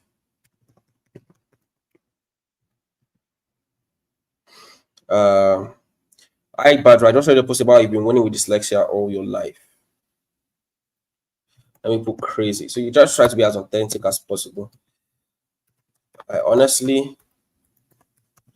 haven't met too many Nigerians or too many people with dyslexia. Or let's just say, I haven't met too many people. So because you understand, like, you have like shorter, I haven't met too many people with dyslexia. So your post was really eye-opening. Something like that, right? I read the post and I even when it's dyslexia all your life, let's say, and it was an amazing read, right? Or it was insightful. Let's just use insightful. I haven't met too many people with dyslexia, so thank you for sharing. So thanks for sharing, right? And then you put something like the part about your mom. It's too long. Let's cut this down. Let's cut this. Instead of saying I just read your post, we're going to say your post about how you've been winning with dyslexia was insightful. I haven't met too many people, so thanks for sharing. I haven't met too many people. So thanks for sharing. Yeah. I guess we can use that. The part about your mom was funny though. I'll just say it was LOL. Fuck that. I'm just going to say it was LOL, right? Your post about you've been winning with dyslexia was insightful. I haven't met too many people. In fact, I'm just going to remove this. Just so you see how basic this is. The part about your mom was super funny, though. Would love to connect. Boom. And I'll send something like this. Now, him just reading that, I don't know this person, right? I don't even know anything about his content. I don't know what he does. I don't know how he does it. Kudos to him, right? But then him just reading that alone is going to be like, oh shit, this guy actually, you understand? This guy actually did his research. You understand that sort of thing, right? This guy, let me stop sharing. This guy actually did his research. This person actually knows about me. And let me try to open some on the back end to some clients that have actually landed the jobs just using this strategy. Let's see. It's May 2025. So I'll show you some clients that I've used the exact same strategy for, just so you see what I'm talking about. Then when you connect like that, I promise you, whoever the person is, as long as they read it, they will accept. And I know that, yes, see, there's a monthly limit on the note that you send. But I promise you this, if you are to apply to 10 jobs and you're reaching out to 10 of these clients every single month, or 10 of these clients on LinkedIn using this strategy that I'm going to outline to you, I guarantee you are going to get 3. Now, if you charge those 3, $1 to $2,000 per month, why exactly do you need to reach out to 50? You get what I'm trying to say? Just give me 1 second. Let me. It's frustrating. Sorry, as I said, I'm moving to a new place. So I'm moving to a new place. So I just had to like quickly get on this call. So let me share my screen again. Share screen, window. So let's check this. Check this out, guys. So look at this guy, Rishi, right? So when I was reaching out to Rishi, let me turn this into a slideshow. I sent him a message. Hi Rishi, your LinkedIn headline, that's your LI headline, is hilarious, but it works. Haha. Anyways, my name is, so this second part just says something like, anyways, my name is Ekaiti Messiah, and I'd love to connect with you on LinkedIn, something like that, something basic, right? And look at his LinkedIn headline. It said, at least lift weight, I lift conversion rate. Now, this was somebody that I pitched for the job post on Upwork first. And then he just said, I'll be in touch, thanks. And then next thing you know, he sent me the offer. This guy was paying me $20 per hour for 10 hours per week, which means I was getting paid. I was only working 2 hours per day, and I was getting paid $800 per month, right? And I worked with Rishi for some very, very big companies, right? I worked with Rishi for some very, very big companies before I increased my pricing. And I worked with Rishi for 8 months, roughly. So I was working 2 hours per day, 8 to 10, I'm done working.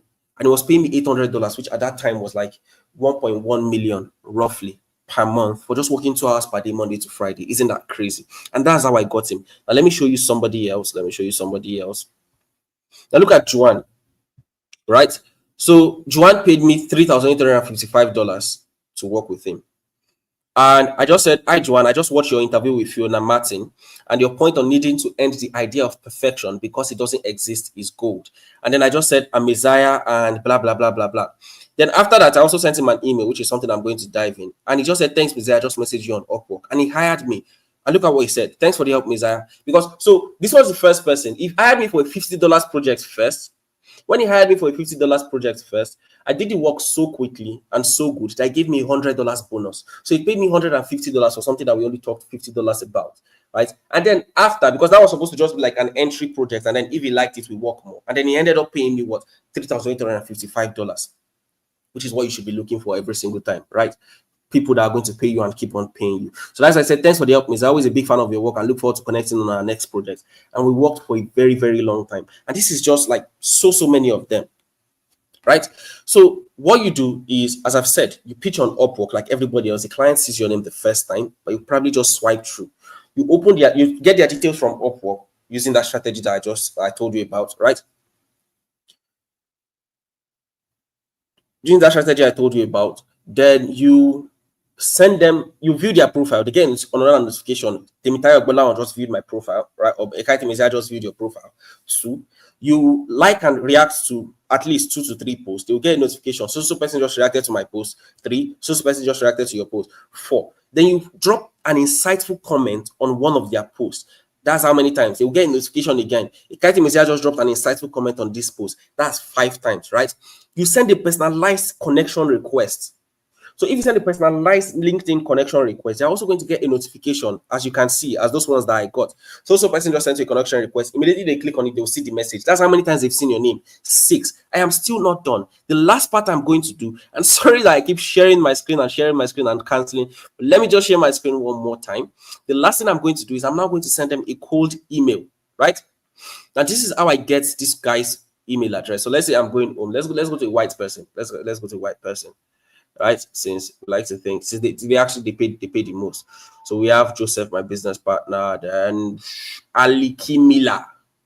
So I'm going to open Aliki Miller. So if you go to contact info, you see that she did not share her email. Abi. You can see right here, Aliki Miller did not share her email.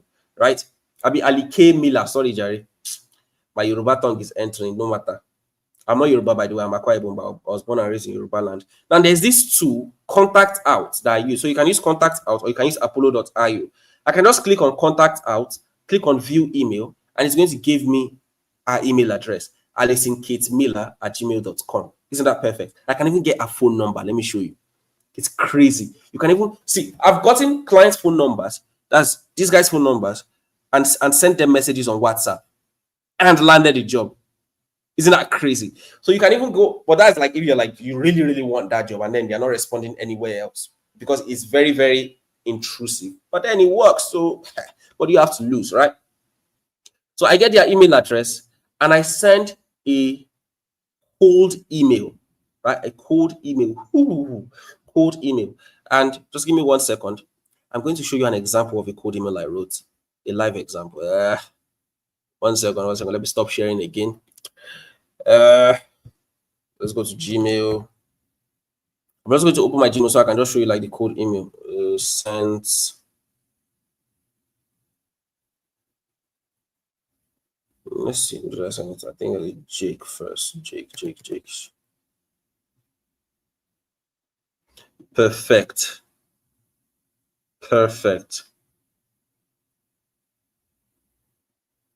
So let me share my screen one more time, right? Let me share my screen one more time. Don't worry, I will not disturb you guys. Unless you guys like seeing my screen, let me know in the comments. Or do you like seeing my screen? I'm going to share my screen again. Then I'll come here to Gmail. So see this guy. He wanted to hire for a copywriter. I did not pitch for this job on Upwork. I found this job on Upwork. I found this job post on Upwork. But I did not pitch for this job on Upwork. Till today, if you see this, you can go and search him out, right? On Upwork. You will see it showed that he did not hire anybody. But then, will you believe I've been working with this person since 2024? And he has paid me thousands of dollars since 20th of May 2024. I'm still going to send them an invoice in a few days, where they are still going to pay me a few $1,000s. You understand, right? And I did not even pitch. I just saw the job post on Upwork, and I went outside Upwork immediately, right? So I said, "Hi, Jake, your case studies are impressive. From your work with Secular and Memuki to edibles, increase open and click rates. Well done. My name is Messiah Ekaite, and I know you need a talented AI-powered copywriter to join your team. I already pitched on Upwork, but I thought to go the extra mile just to show how much I want to work with you on this and many future projects.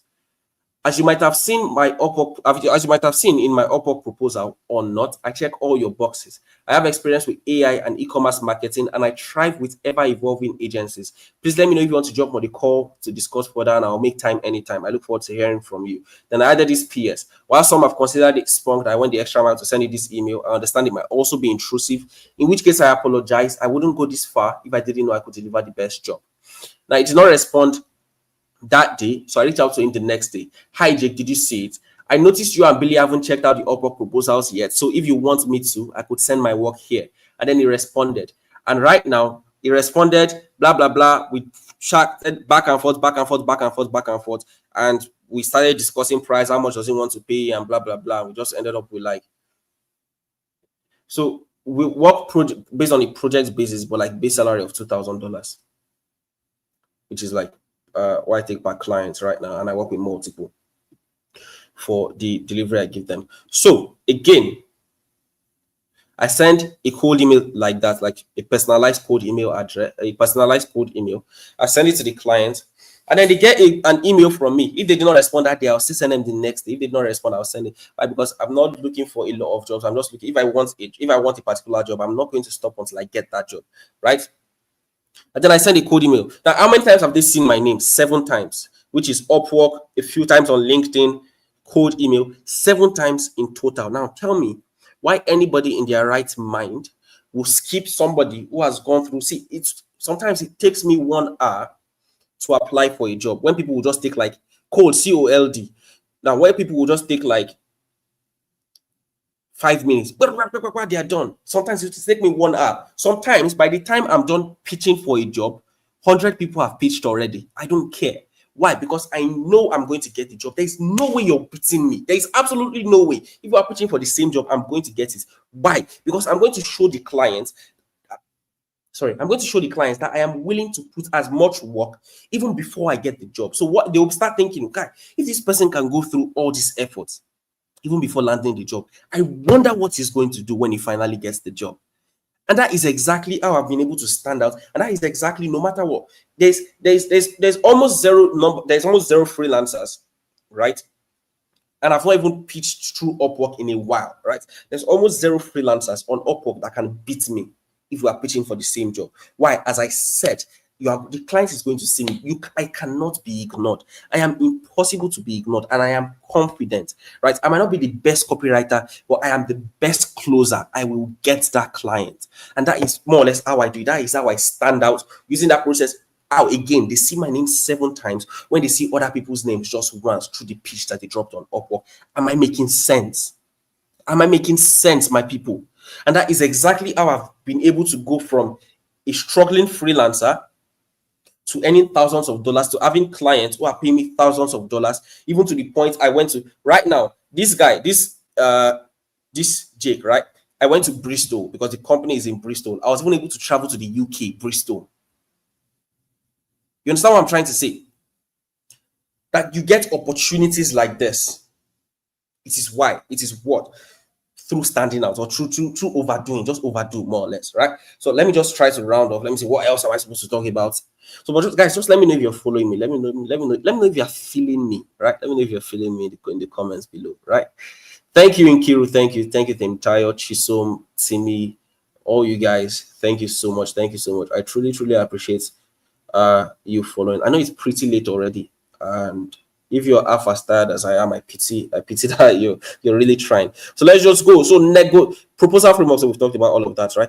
Negotiation strategies for bigger retainers or contracts. Now, so one reason why I love this, my old strategy of overdoing, is because I reach out to them outside Upwork, a lot of times they would respond to me outside Upwork.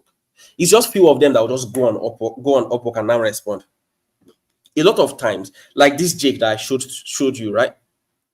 We end up negotiating outside Upwork. And because we end up negotiating outside Upwork, they are not going to ask me, how much do you charge? They will not even look at their own budget that they've already put on Upwork, because these guys, they just put that budget. They are willing to actually pay more.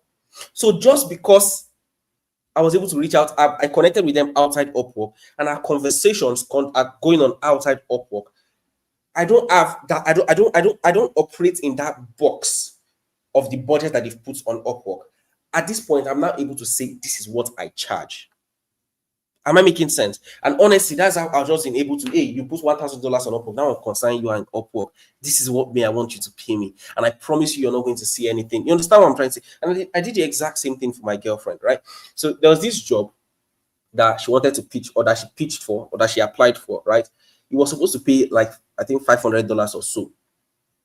The job was supposed to be $500. Now, my girlfriend is also at the point that it was supposed to take. It's like a 3 days project.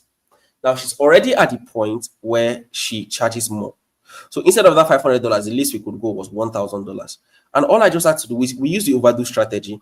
Even though the client was saying, oh, $500 is his budget and blah, blah, blah, we're still able to beat that by telling him that, see, you could go on Upwork right now. You could go, please go and hire somebody off $500. But then you would never see what I'm going, like you would see, there's no way they would beat me. There's no way. So you could go and get $500 worth of your work done, or you could pay $1,000 and never regret. You understand? And actually get results for your work. That sort of thing. Like it was crazy. It was crazy how we're able to, because we doubled. We just like doubled what the clients wanted to pay, and it paid because it was just like a three days, 4 days project. So it was like quick money. You get that sort of thing, right? But then that's just it, more or less, right? That's just it, more or less on negotiation strategies. It's just easier for me. Why? Because I reach out outside Upwork. So that way, I just look at what they've put on Upwork, and I can just 2x it or 1.2 times 1.5. And then we'll start there, and then we can negotiate. But then I end up going, understand, I end up getting way more than they even put on Upwork, that sort of thing.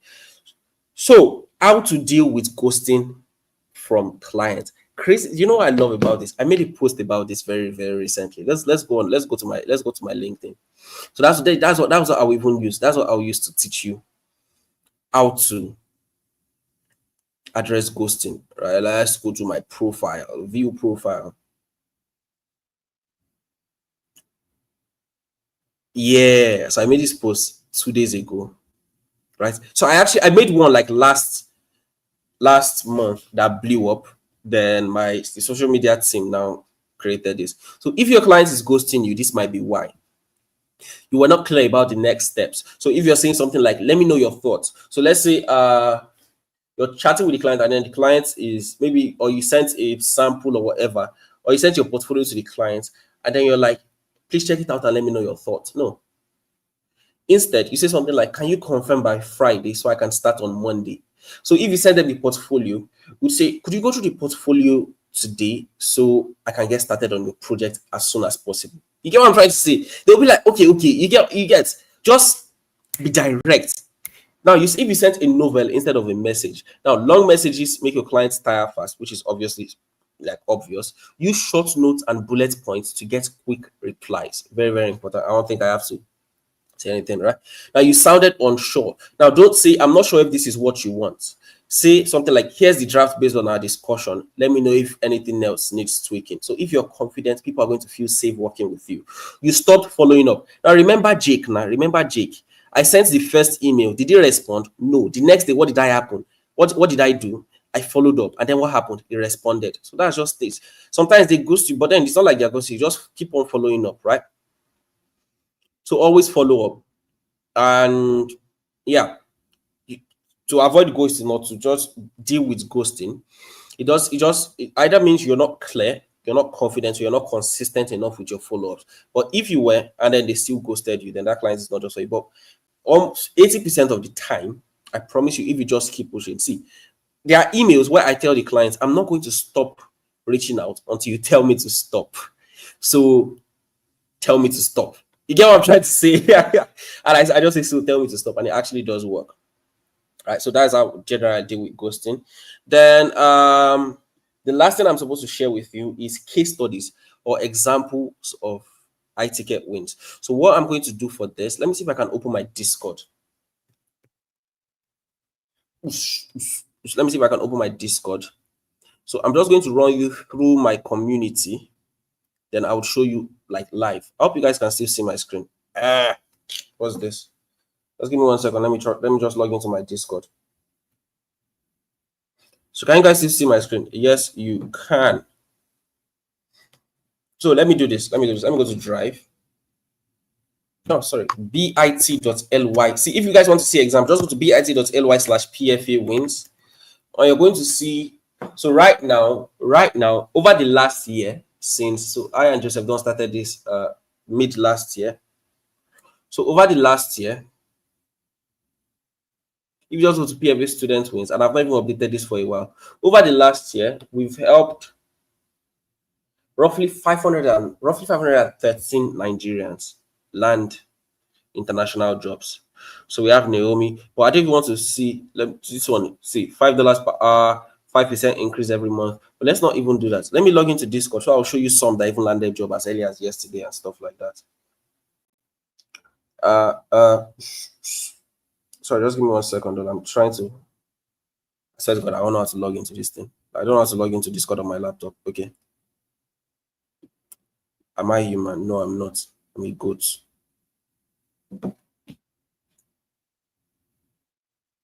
I don't know. Sorry, just give me 1 second. Please, I beg, if you know how to log into Discord on laptop, can you tell me so that I can just log in and show you guys this thing? Settings, accounts. Yeah, no, they agree me. Okay, devices.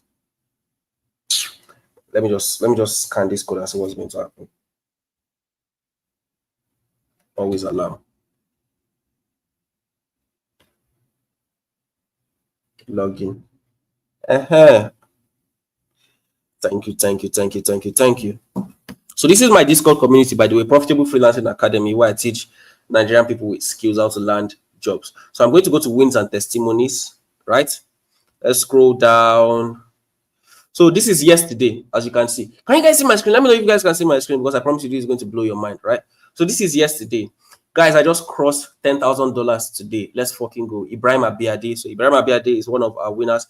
As I said, we just clocked what? $10,000 again yesterday. Let me just say congrats. I'll do that later. I've been very busy the last 2 days. That's why. So let's just keep going. Right? We have Martins, who just became top rated. This is when? August 19 is what? Right? 5 days ago, right?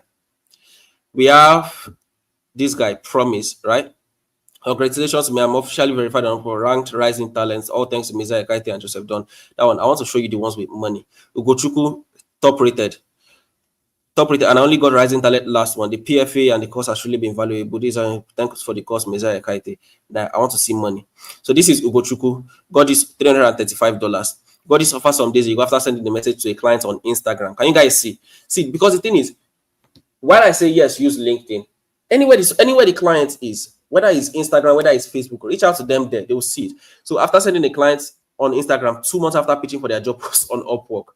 So the client put the job post on Upwork, but did not even hire until he reached out on Instagram. And what did this person pay? The client paid $335. Not bad at all, right? We have Martin King landed another job. Let's see. Who is this genius? I started Upwork in 2022, sent out a very good number of proposals, and we talked about blah, blah. I was on Instagram, I saw it. His story. Was giving up mentally, but I continued to follow his strategies in this clip. Thank you so much, Mizaya Kaite. He landed a job. I don't think he put the price on it. But there are like so many Nigerians. I've told you, like roughly 513 Nigerians over the last year that we've helped land jobs. Right? Also, I don't know what this one is then. Hey guys, join PFA if you never bought any connect. So this one did not even buy connects on Upwork. Thanks so much, Mizaya Kaite. I don't know why they're not putting the money that they've made. But don't worry. Okay. See, this one got paid $1,620, right? Let me show you one of my students that got paid $21,000. I hope I see it. 1 second, don't worry. You don't say I go find now. I must find it. One of my students that got paid $21,000. That was last month or so. I'm checking my phone for the screenshot. I'm not going to see it here, but I'll try to send it to this. But one of my students got paid $21,000 for a project. That was last month. But then there are like so many. All these ones are just useless. There are so many. This one is $200. So you have like, so what happens is all of them just like pitch like every single month or apply to jobs every single month. Look at this guy. Woke up to this from a returning client. This is just for the first project. Extra dollars to come. This is what $300. right? So there are like so many that land jobs. So that's what I'm supposed to show you, more or less, case studies of people who have landed jobs. And I promise you, if you just go to bit.ly/PFA wins, you're going to see roughly around almost 600 screenshots of Nigerians like you with skills who are struggling, who have landed jobs, and all of them are saying, thank you, Messiah Kaite, thank you, Joseph Don, or thank you, PF Profitable Freelancing Academy. So I think that's all. If you guys have any question, please ask, but I'll be ending my session right here. I hope that was insightful enough for you guys, right? I hope that was insightful enough. And if it wasn't, I'm sorry, Jerry. I don't tire. Okay, thank you so much, Ekaite. Thank you so much, Messiah. Like, I really enjoyed your section. Like, I love the authenticity, I love the bluntness.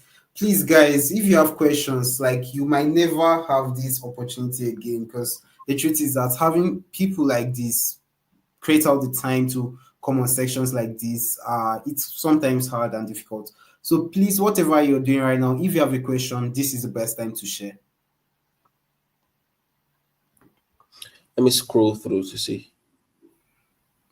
So Nandi says, if a client goes to you, but you still reach out and they don't respond. See, as I said, I just keep following up. If they don't want to respond on LinkedIn, I'll use that contact out and get their phone number. I'll chat them up on WhatsApp.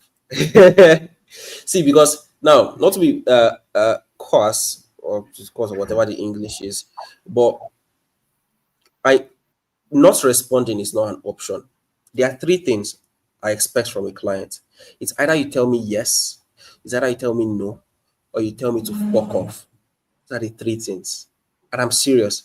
It's either you tell me yes, or you tell me no, or you tell me to fuck off. But silence is not an acceptable. No. You must say something. So you will say something. Understand? And there's this client. Oh my god. Let me try to see if I can open my Instagram. So there's this guy. What's his name? Imad Khalid. Yeah, Imad Khalid. I reached out to him so much. You can actually check him out. He has his company. I worked with him 2 years ago. He has this wireless charging company, Imad Khalid. You can just search out. It's on Instagram, right? So he dropped this job post on Upwork, and then he did not just. I kept on responding to the point where he was like, "Oh my god, you don't give up, do you? Check Upwork," and he gave me the job. Guy, I won't stop. If I want that job, I'm not going to stop till I get it. Hiring somebody else is not even an option. You're going to give me that job. So it's just confidence, I guess. So, any other questions? So just keep on following up. So the thing is, if you pitch today, or if you send the email today, the person not respond. 24 hours. After 24 hours to 48 hours, that's today, tomorrow, next tomorrow, and then after, now start spacing it by 3 days, 4 days. You understand? Because by the way, you have like this list of follow-ups that you already have, so you just have to like keep repeating it and sending it. As you saw that guy that said he pitched for the job on Upwork 2 months ago, and then he just got it now. You understand what I'm trying to say? Even though you don't get it now, you still get it later.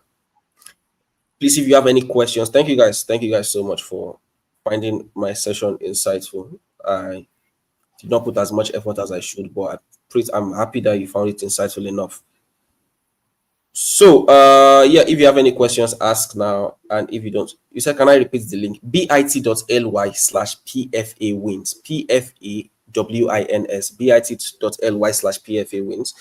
Just check it out and you'd see a lot of Nigerians, man, a lot. It's crazy. Because I did not even want to do this at all. See, I used to be of the mind that, and I think Dan as a program to share with you guys, right? So I've always been of the mind that people who are making money from a particular thing, or people who are teaching from a particular thing, are not actually making money from that thing. It's a lie. I used to think that way. When Joseph Don reached out to me to actually create the Profitable Freelancing Academy, I told him that, see, freelancers that are making money are not teaching, are not creating course or programs or any of these things. I was very, very wrong, right? They are. Not all of them are, but then it's, I guess, me personally, I just stay like very, very true to, maybe myself being a freelancer. But I promise you, you almost cannot get anywhere without help. And most times, the only way to get help is to pay for it, right? So what I'll advise you guys watching me right here, Dan has done an amazing work compiling or bringing together a lot of experts. If there's, I don't know, Dan, please correct me if I'm wrong, or if there is any other extra that you guys are going to be introduced to. I see. Get into it, because the only way to make money is to spend money, and that's to invest in yourself, right? And that's just it. Honest, I don't even know why I even started even saying that. Sam. I don't even know what was the point of the conversation. I just thought I was just talking. I've forgotten. So Amachi says, okay, so I'm thinking of niching down as a virtual assistant to be an academic virtual assistant. Do you think professors are on Upwork? It's a concern for me. Thank you. So now, if you want to like get very, very niche down, then what I will advise you to do is do two things strictly. Figure out who are the sort of persons that you want to work with. Now, if you say professors, what country are they in? The ones that are going to pay you well. Now, all you want to do is just search. Let's say you say professors and then in California, just search professors, or college professors, California. I'm going to search it right now. College professors, California. Right? And then I'm seeing University of California and their faculty. And I'm seeing a list of all their college professors. Catherine S. Ramirez, Erica Walker, Michael Peterson. You copy all these names on a spreadsheet and send out an email to every single one of them offering your services. All of them are going to be on LinkedIn, right? Go check them out on LinkedIn. As you're checking them out on LinkedIn, get their names, get their emails, and if possible, their phone numbers, right? Connect with them on LinkedIn, and then send an email send cold email to every single one of them. So know who exactly you want to sell to. Send them a cold email, and I promise you, it becomes a numbers game. If you reach out to 10, and you get 2 meetings, and the 2 of them say no, perfect. Reach out to 20. If you reach out to 20, then you know that, okay, yes, I'm getting 4 meetings. So if you're getting 4 meetings and 1 person says yes, now how exactly do you get 10 clients? You reach out to 200. It's as simple as that. So that's just it, more or less, right? So anyways, yeah, sure. So that's in chat, yeah. Yeah. So why is it called cold email? Chisom said, why is it called cold email? Now, let's say I was selling, so for the professor person, right? So let's say there's a book that I want to sell. Let's say I want to sell Success, the Best of Napoleon Hill. I want a professor to sell it to a student. And there are 2 ways I could go about it. I could run to the professor. This professor doesn't even know me. I'm not even a student. And I can say, I sell this book. Your students need it. Buy it. And the professor will look at me. I'll probably walk away. Right? Or I can reach out to him and I can tell him, I just attended your lecture and I'm not a student, but my God, it was amazing. I understand what you talked about algebra, blah, blah, blah. Or I understand what you talked about philosophy and how this. And he'll be like, oh, yeah, that's nice. And I will say, see, there's this book, which is like Success, the Best of Napoleon Hill, that I think your students are actually going to find very, very insightful. It contains a lot of the things that you already teach. And blah, you understand? And then I just like sell the book. Now, how is that a code? This person doesn't know me before. It is called code because you have to break the ice. So that first line of me saying, I just watched your lecture on blah, blah, blah, and it was super insightful. It's an icebreaker. So that first line is an icebreaker, right? So now what that means is you're breaking that. So why it is called cold email is because these people don't know you at all. Like if you see people who are generating leads, they will say you have cold leads and you have warm leads. Cold people don't know it. Cold leads don't know about you at all. So you're reaching out to people who don't know anything about you. So the first thing first, you have to do what Nigerians are experts at doing. And I've seen there's absolutely no Nigerian living that doesn't know how to do this one thing, which pertains to cold emails. And you know what that is? Whining. That first line, you wind them. Oh, I love what you did about this. Oh, boss, do you understand? That's something. It is inborn. Every Nigerian, even the ones that have money, we sabi wine. So all you just have to do is just wind them in the first line. You understand? Authentic whining, honest whining. Oh, I love what you did. Oh, it was crazy. That was amazing. Blah blah blah blah. So once you've gotten that all you have to do is that first line. Now, once that first line, they're like, oh, okay, yes, this person actually knows about me, or you just swell their heads more. I promise you, they are going to be easily receptive to anything else you want to say to them. And that's just the whole idea of cold email. So you could have a template, right? You could have a full ass template that you're sending to 100 people. You're sending 100 people the exact same template, selling yourself. All you just have to change is just the first line. And I promise you, you're going to make a lot of money. And do you know why I'm even saying this? Right? My girlfriend, Amara Chukwuonweze, you guys need to check her out. She's brilliant, by the way. Amara Chukwuonweze is a first line writer, a personalized first line writer. Do you know what that means? It means all she does for a living, right? She's a virtual assistant who specializes in personalized first line writing. She helps companies write first lines. So all of these companies, they have templates already. All she does is just write the first line that is whining. Yeah, you understand? That first line that is just breaking the ice. That's all she does. And she charges $3 per line. She can write up to 100 lines per day. That's actually the job that paid me $32,000 plus. I started as a first line writer. They paid me like $10,000-$12,000 as a first line writer. Then I started writing and delivering their emails. Then I started blah blah blah blah blah. And that's how they paid me like $32,000 over the course of a few months, right? Yeah, I hope that answered your question. Is there a premium version of Contact Out? Why exactly would you want to pay for something that is free? Is that how much you have money? You have money, good for you. It's free already. Why do you want to pay for it? Jennifer Alobu said, should I find the companies I intend to work with and apply your strategy, or should I just wait for them to post jobs? Find them if they are not on Upwork. As I said, you want to really, really niche down, you can find them. But if they are on Upwork, then just use Upwork directly, right? Thank you, Paul. The energy is boom. Whatever boom means. Thank you, big man. Thank you, big man. I feel your energy too. But anyways, if that's, let me just, so I don't drag it out too long. Dan, thank you so much for having me and your partners. You've done an amazing thing. And can't wait to see where this leads. Thank you so much. Thank you. You're welcome. Like just as Paul said, the energy is just I won't say boom, but the energy is just up there. Like the authenticity, you are someone that practices what you preach. You like, but from this call alone, we have been able to see that level of authenticity without having to go to your profile. We're able to see the, like, I think one of the first things we discussed on this call before you came on board was literally mindset. So there were a lot of people that joined this call, and then do you know, I'm still sometimes shocked that there are people that are, and this is not even because okay, there is an offer or there is a launch or this thing. There are people that still don't believe they can make more than $100, more than $200, Crazy. more than $500, more than, like, there are people that still, if you tell them that okay, I'm making 1,000, they are looking at you like, say what? No. Like it Yeah. happens.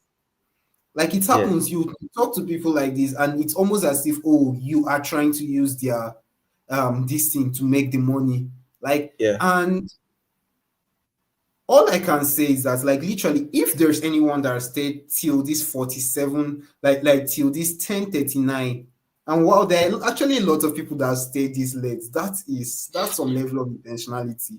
So if there are people that have stayed this late and up till now you are still already not thinking of how to land that $10,000 client, how to land that $5,000 client, how to at least land that $1,000 client, then someone is asking if your girlfriend's name is Amarachiku. Yeah, that's the name, Amarachukwuonweze. Yeah.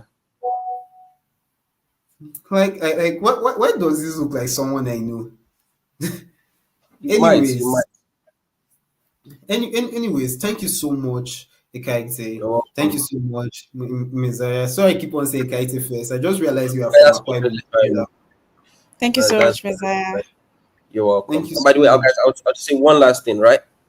For those of you who you don't think you can do $100 or you don't think you can do, I promise you, you can. It is easy. I've done roughly in my time as a freelancer for like roughly 4 years, right? I've done, not to toot my own horn or anything, if not $100,000 or more, roughly around over $100,000, right? Which is like, yeah. And again, I went from, I picked iron on the streets of Ibadan for 2 years. For 2 years, I went from that, right, to being able to travel, to being able to live the life of my living room. My living room is scattered, but I would love to show you even the setup I did in my house. You'd be like, oh my god, what exactly does this guy do for a living? You get what I'm trying to say? As a 23-year-old man. and I'm 23 years old. You understand? Yes. Right? So, guys, it is possible. It is possible. It is possible. You just at first you have to believe it. If you can, like as I said, mindset. If you don't believe it, it won't even happen. You get what I'm trying to say? So first, believe that you can do it, and then do it. You get what I'm trying to say? So believe that you can do it, and then do it. Let me see if I can show you guys. I don't know if I'm allowed to share this, but I can show you guys a credit alert of $5 I got last month. Let me see. Let me open my UB. I'll try to block the balance so that I don't have money actually, guys. No, my money was minus before, but let me see. So you can do it. I think it came out by $4,700 or so. Sorry, give me 1 second. Well, I'll show you. You create a lot of. It's not searching. I wanted to search my UBA that like roughly $4,700 something dollars I got last month, and that was just from one client. That was just from one client. I still got paid from multiple other clients, right? This is my moving period, so I have like a lot of debits. I have like a lot of debits, so that's why you go hard to find. But yeah, you get what I'm trying to say, right? But see, you just have to work on the mindset, and I promise you, you're going to make the money. Money is easy to make. See, it's easy to get rich. It's wealth that I'm trying to work on because, man, you understand exactly. It's easy Debit alert and everything. Wealth is hard. That's it. So like thank you so much, Messiah. Like No problem. I promise this will be the last time we'll be talking. This will be the last time that they will be seeing your face, especially those that are intentional about building wealth, about building that not just high ticket clients, but because it's one thing to just say, oh, I want to have high ticket clients, but those people Yeah. are going to be intentional about building a career for themselves as Yeah. experts, as freelancers. I promise this is not the last time they are going to be seeing you. And Sure, man. I can't wait for the next section that we are going to have. Let's just say this 24th of August, or yes, we are still in August, right? Just there's so much I want to say, but time has really gone. There's so much Yeah. we still want to say, but time has really gone. So with that being said, so this entire program was sponsored by Okulex, as I already said. So now Okulex, we are someone said I'm 11 years older than you, but I'm so broke. See, brother, whoever Ola Jumoke, let me just say this before I continue what I wanted to say. It's not, I used to think it was about age. I used to think it was about qualifications. I used to think it was about just connections. But I've come to see young people that are doing the kind of crazy things that you just ask, open your mouth, and you're like, God, what am I doing in my life? See, it is never, whether you're 11 years older, whether you're 50, whether you're 60, whether you're 20, whether you're 17, as far as you're in this section today, if there is one thing, I'm not a motivational speaker, but if there is one thing you should know, is that it's not too late for you to start today. He's 23. I can't mention Dami's age because she hasn't said it openly. And I can't mention my age yet because, but then, like, whatever the case, but whatever the case, it is not too late for you to actually start getting the result that you need. So now I'm going to throw out an offer. I'm going to throw out an offer, but this is not going to be like the regular offers that you might have gotten. This is not going to be like a training. This is not a course. Like Okulex is mainly a premium glass, it's premium eyewear brand for freelancers and remote workers. But then beyond just being an eyewear brand, they are also very intentional about freelancers. They are intentional about freelancers and remote workers all around. Your health, your clients, your mental health, every single thing, your pockets. So when we were thinking of how to actually position this, we wanted to give people something that beyond just giving you glasses, beyond just giving you, yes, we have done giveaways for glasses in this section and all of that. Beyond just giving you like covering your this thing, we want to give you something that would actually be an all-round and a complete system for your growth, for your health, for every single thing. For I used to say here that there are different types of health. There is your regular medical health, there's financial health, and all of that. So we're going to give out like a very simple launch offer. So first of all, sorry, I've been so just give me a second. Okay, so we're going to be throwing out a launch bundle only for today and only for maybe 20 people. And this 20 people, like it's already on the link. Once it's 20 people, it's done. Because this is like the cheapest we can ever give this offer.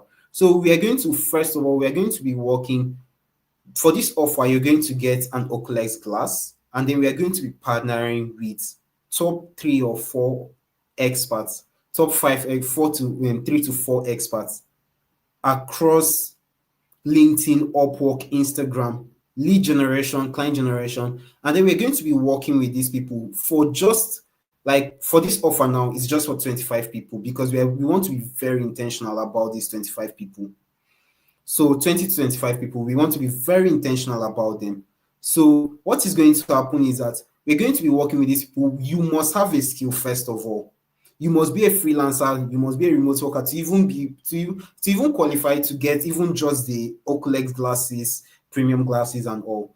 So this offer is going to cover your lead generation, your offer creation, your outreach. That's how to actually send emails. Like Messiah has already done a lot of practical. Like everyone on this call, if you can implement it on your own, like literally with this call alone, with this section alone, you should be good enough to do everything on your own. That's why we tried our possible best to make sure that nothing is like we didn't keep anything from on this call. We tried to bring in the very best people.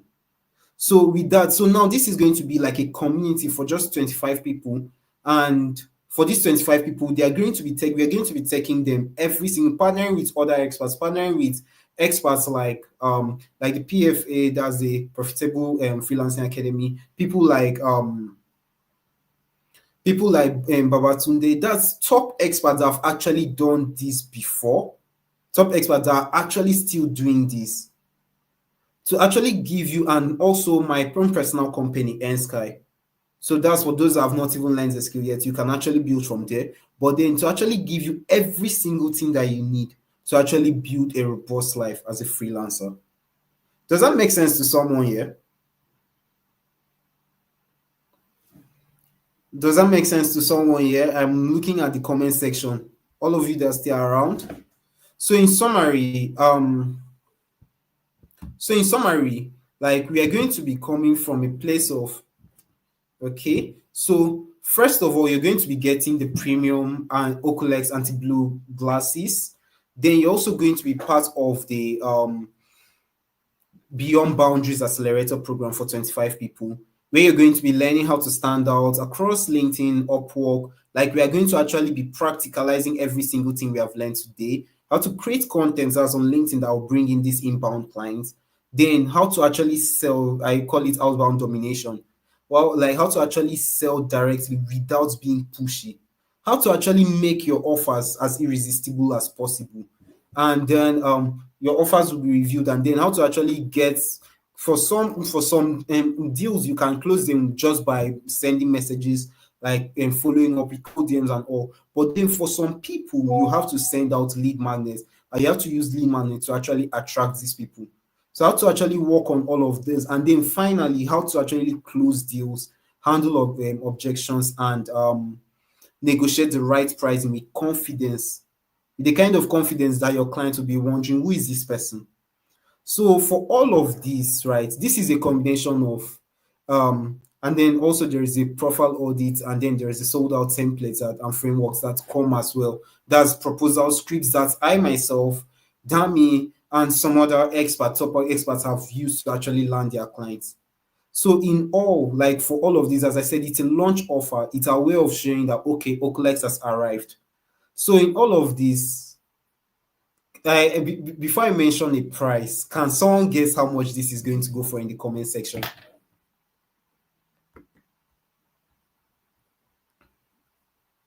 Can someone guess how much it's going to go for in the comment section?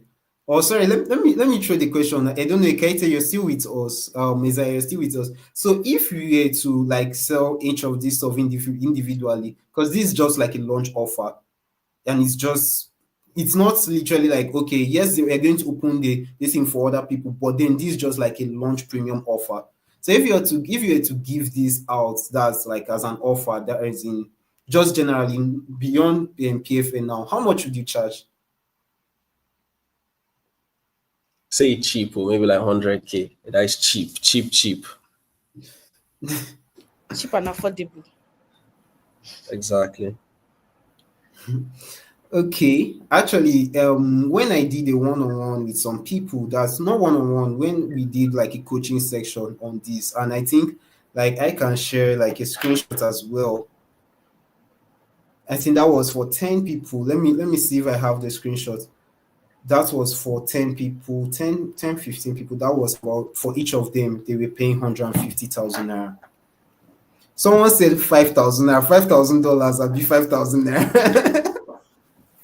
You're not seeing, like that was, but then, like, literally, we are going to be partnering with people, and this, for these 25 people, we are just going to remember it comes with a glasses, and it's a launch offer. So for these 25 people that are paying, they are going to get it for just 25,000 naira. Now that is for just 25 people.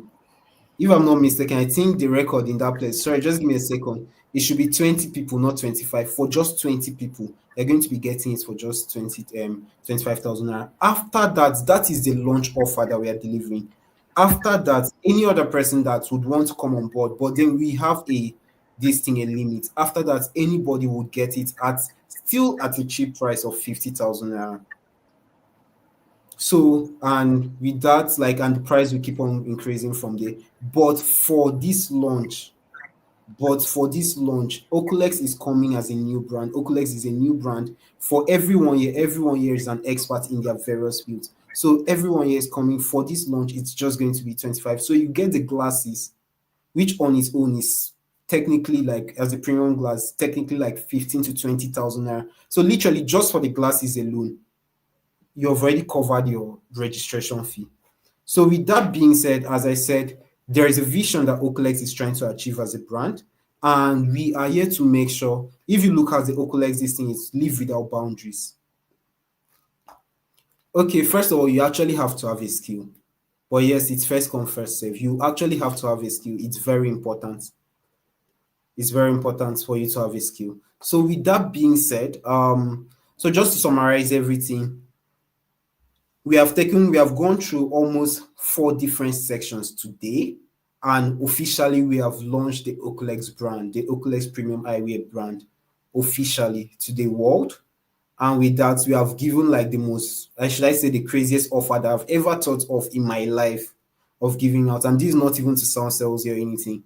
Like, this is like, so, like, if you actually are interested, you can actually click the link in the community, and then from there we'll give more information about this. After the 20 people, not 25 people, sorry, that was a mistake. After the 20 people, the price goes back to still at a discount, but then it won't be at the launch offer anymore. Still at a discount of 50,000, and from there it would increase to 100,000 till it gets back to 150,000, which was what we charged before. But then this is just an accelerator program, and the goal is to have, as far as it's a digital skill, a skill that can help you. The goal is practicality. The goal is to make sure that anybody that is showing up is going to make money in the process.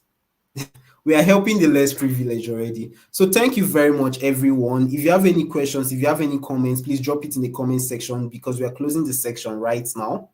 Is there any questions? Any questions? Any comments? Okay. Account number. And also, if you'd want to give, like for all of you that we're talking about how blessed we are from Messiah's section, please, like Messiah, should we drop your account number so that they can start crediting? No. I was talking about your account number because I want to pay for the Olex stuff. Are you serious? Yeah, definitely. It's a steal. Honestly, if you guys are just like watching and you're not thinking of buying in, what exactly is your problem? I want to pay right now for the Olex stuff. If you can give me the account details, honestly. Wow. And this is someone. See, I don't know. I'm going to post it in. Okay, let me just send it to your DM. But no, you shouldn't be paying for this. What you should rather be doing is maybe pay for one of them that is saying less privilege, because you already have VIP access. Definitely. So the thing is, I actually do have glasses. I have glasses. I hate using them, by the way, but I have glasses, and I paid almost 150,000 naira for the glasses that I'm using. So right now they are getting glasses, yeah. Yes, like it comes so with now, right, and I'm on Olex page right now, checking out the glasses, and it's crazy. the style and designs that you're actually giving for man, honestly, it's honestly like you're dashing people. You're dashing people, and then you're giving them beyond the glasses that normally it's even as high as that. You're now giving them information more, I guess, or you're giving No, them no, a way to level up. Let me put it like not that. just information, not just information. They've gotten all the information. Literally, with this section today, anybody that would come to my DM and ask me a question of how to learn high ticket clients, I would literally be referring them to this thing here. Because with every this section alone is enough for anybody to take out the scripts that you've shared, that all the other scripts, like literally the first speaker or the second speaker literally spoke every single thing about how to even structure your Upwork, and then he now came to talk about how to use this thing and like use it to land clients. What more can someone want from that? So like this is more like an accelerator program, and it's just for the launch. And I'm saying this because someone would think that okay, after 20 people we are going to, it's not because we are trying to make money from this. Maybe it might offset most of the marketing costs because only God knows how much you have spent on the marketing, but Yeah. it's mainly to put visibility on the brand. So if you don't get this deal now, I really don't know when you're going to get it, because like that gives you, first of all, even if you're not fully into freelancing, every freelancer needs a class. Every freelancer, as far as you're going to be spending a lot of time on your laptop, and that on its own is 25K, some of them as high as 50,000 naira, and you get that, and then you still get something that literally people paid 150,000 naira for. Like literally at this point, when you're praying, you should be putting Olex in your prayers. So with that being said, we are going to drop the link to the group chats. So if you want to make payments, it's a first come first serve. But if after reviewing the list of people you don't have a skill set, like maybe you rush and pay and you don't have a skill set, we most likely will still have to refund you back the money because it's about results. And then also for the accelerator program, as we said, it's not just about the money. So if you join the accelerator program and you still don't get the kind of result that you need to land the kind of high ticket clients that you deserve, please feel free to ask for your refunds, no questions asked. Thank you very much and have a beautiful evening. Sorry, Thank you so before much, we go, Mr. let's do this. So for everybody who says they want to join, so we have Timmy, one, Abdulatif, two, Zingiza. I don't know where you're from, but that's a very interesting name. Three, Sunday, four, Maria, five, Chisom Stella, six, and Chisom Anunobi, that's seven. So I'm going to make it easier for you. I'm going to give you guys out. So you're supposed to pay 25. 25 is the price, yeah? I'm going to Yes. pay 5,000 naira for each of you. So that's the seven of you. Instead of paying 25, you can pay 20. So I've just made it easier for you. Sorry. So try as much as possible to just buy into the program. As I said, for the seven of you guys, I'm going to pay 5,000 naira for each of you. So just balance up your 20,000 because your 5,000 naira is with Okulex, and dive in as quickly as possible. Thank you guys so much for your time. Wow. Thank you so much. Thank you so much, Messiah. See, please, I don't know, they are mean on the group chats. Please, can you note those people's names?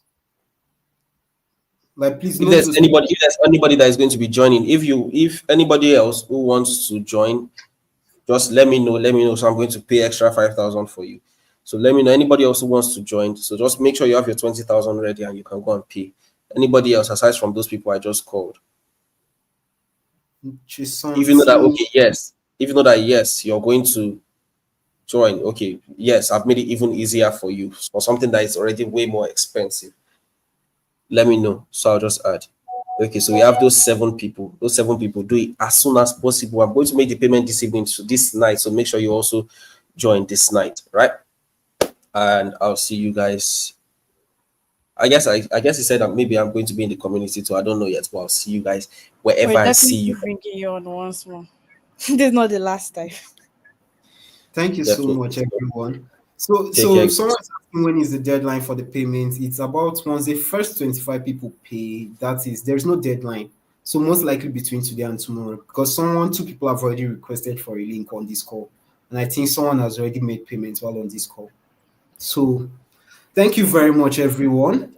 Timmy, Chisom, before I end the call, let me just note those people that he mentioned. Maria, I believe. Maria, and thank you so much, and have a beautiful date. It's already 11 o'clock. For the first, how many people that stay till this point? We were glad to have you. 41. We were glad So I'm to also have saying, you. Olaogun Akim, you said you also want to. So if you get paying your 20,000 and the person with the Chinese name paying your 20,000, I'll balance the remaining 5,000 for you guys. I can't spell this name, so I'm just going to write Chinese So name. that's 8 people. Perfect. Okay, Chinese name Jennifer, and which other person did you mention? Messiah. I don't know. I guess maybe Temitayo. I don't An know. admin No, is they were letting 8 them in total. letting the names. Okay. Okay, so for these people, just you message me because the link I'll post on the community will be completely different. You message me after now, and you get a separate link to get the discount that he has already paid for you. And I think that should be it. So please message me directly. I'll confirm from the list, and because we have already done a lot of discounts and he has just done more. So thank you very much, everyone, and please let's have a beautiful evening. Thank you so much, Messiah. I am truly grateful. We are truly grateful, and we are indebted to you at this point. Sincerely speaking, Good like, night, like I guys. think you should become brand ambassador of Olex. That would be something. like no, you're an epitome of what is possible in freelancing. Thank you. You're an epitome of what is possible in freelancing and remote space and the remote workspace. Thank you, and have a beautiful day, everyone. Good night. And please let's just stay on the call. We're dropping a link for you to send a message to, just in case you don't have you're here and you don't have access to the community. So for both giveaways, the first one Okay. for the glasses and also for Messiah's giveaway. So for everyone to how to message me, I've been chatting on the group chat. You guys don't have my number.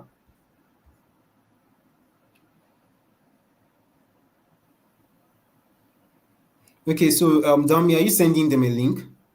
Yes. Okay, that's on the where are you sending them the link? Okay, I'm Chisom putting has it in the already YouTube chat. okay, so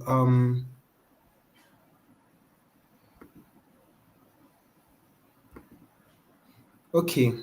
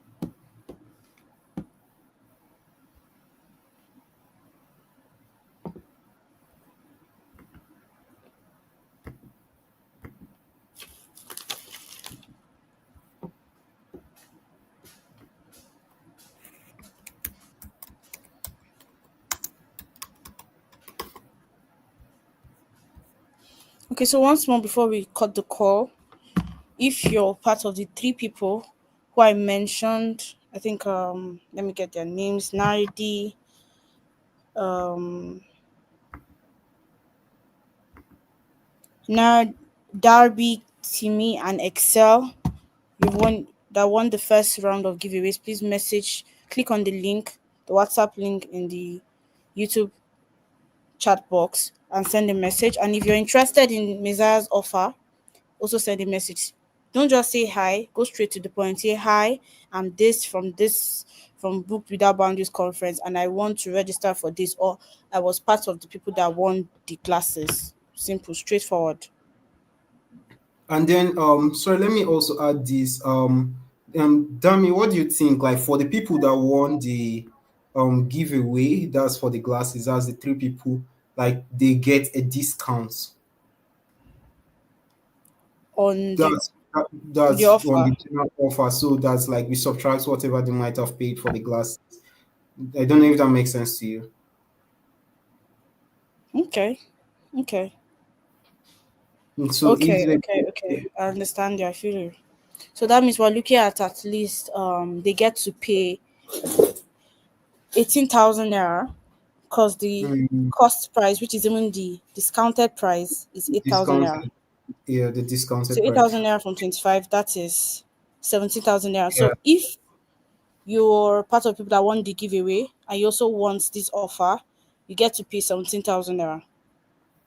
instead. Okay, so that makes a lot of sense. So thank you very much, Sorry, is the everyone. link the link is not visible. I've dropped it.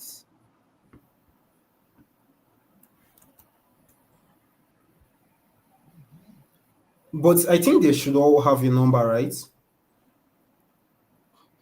If you're on the community, just message any admin on the community and they'll respond to you. Okay, and you've taken note of the 8 people plus the giveaway people, right? Yes.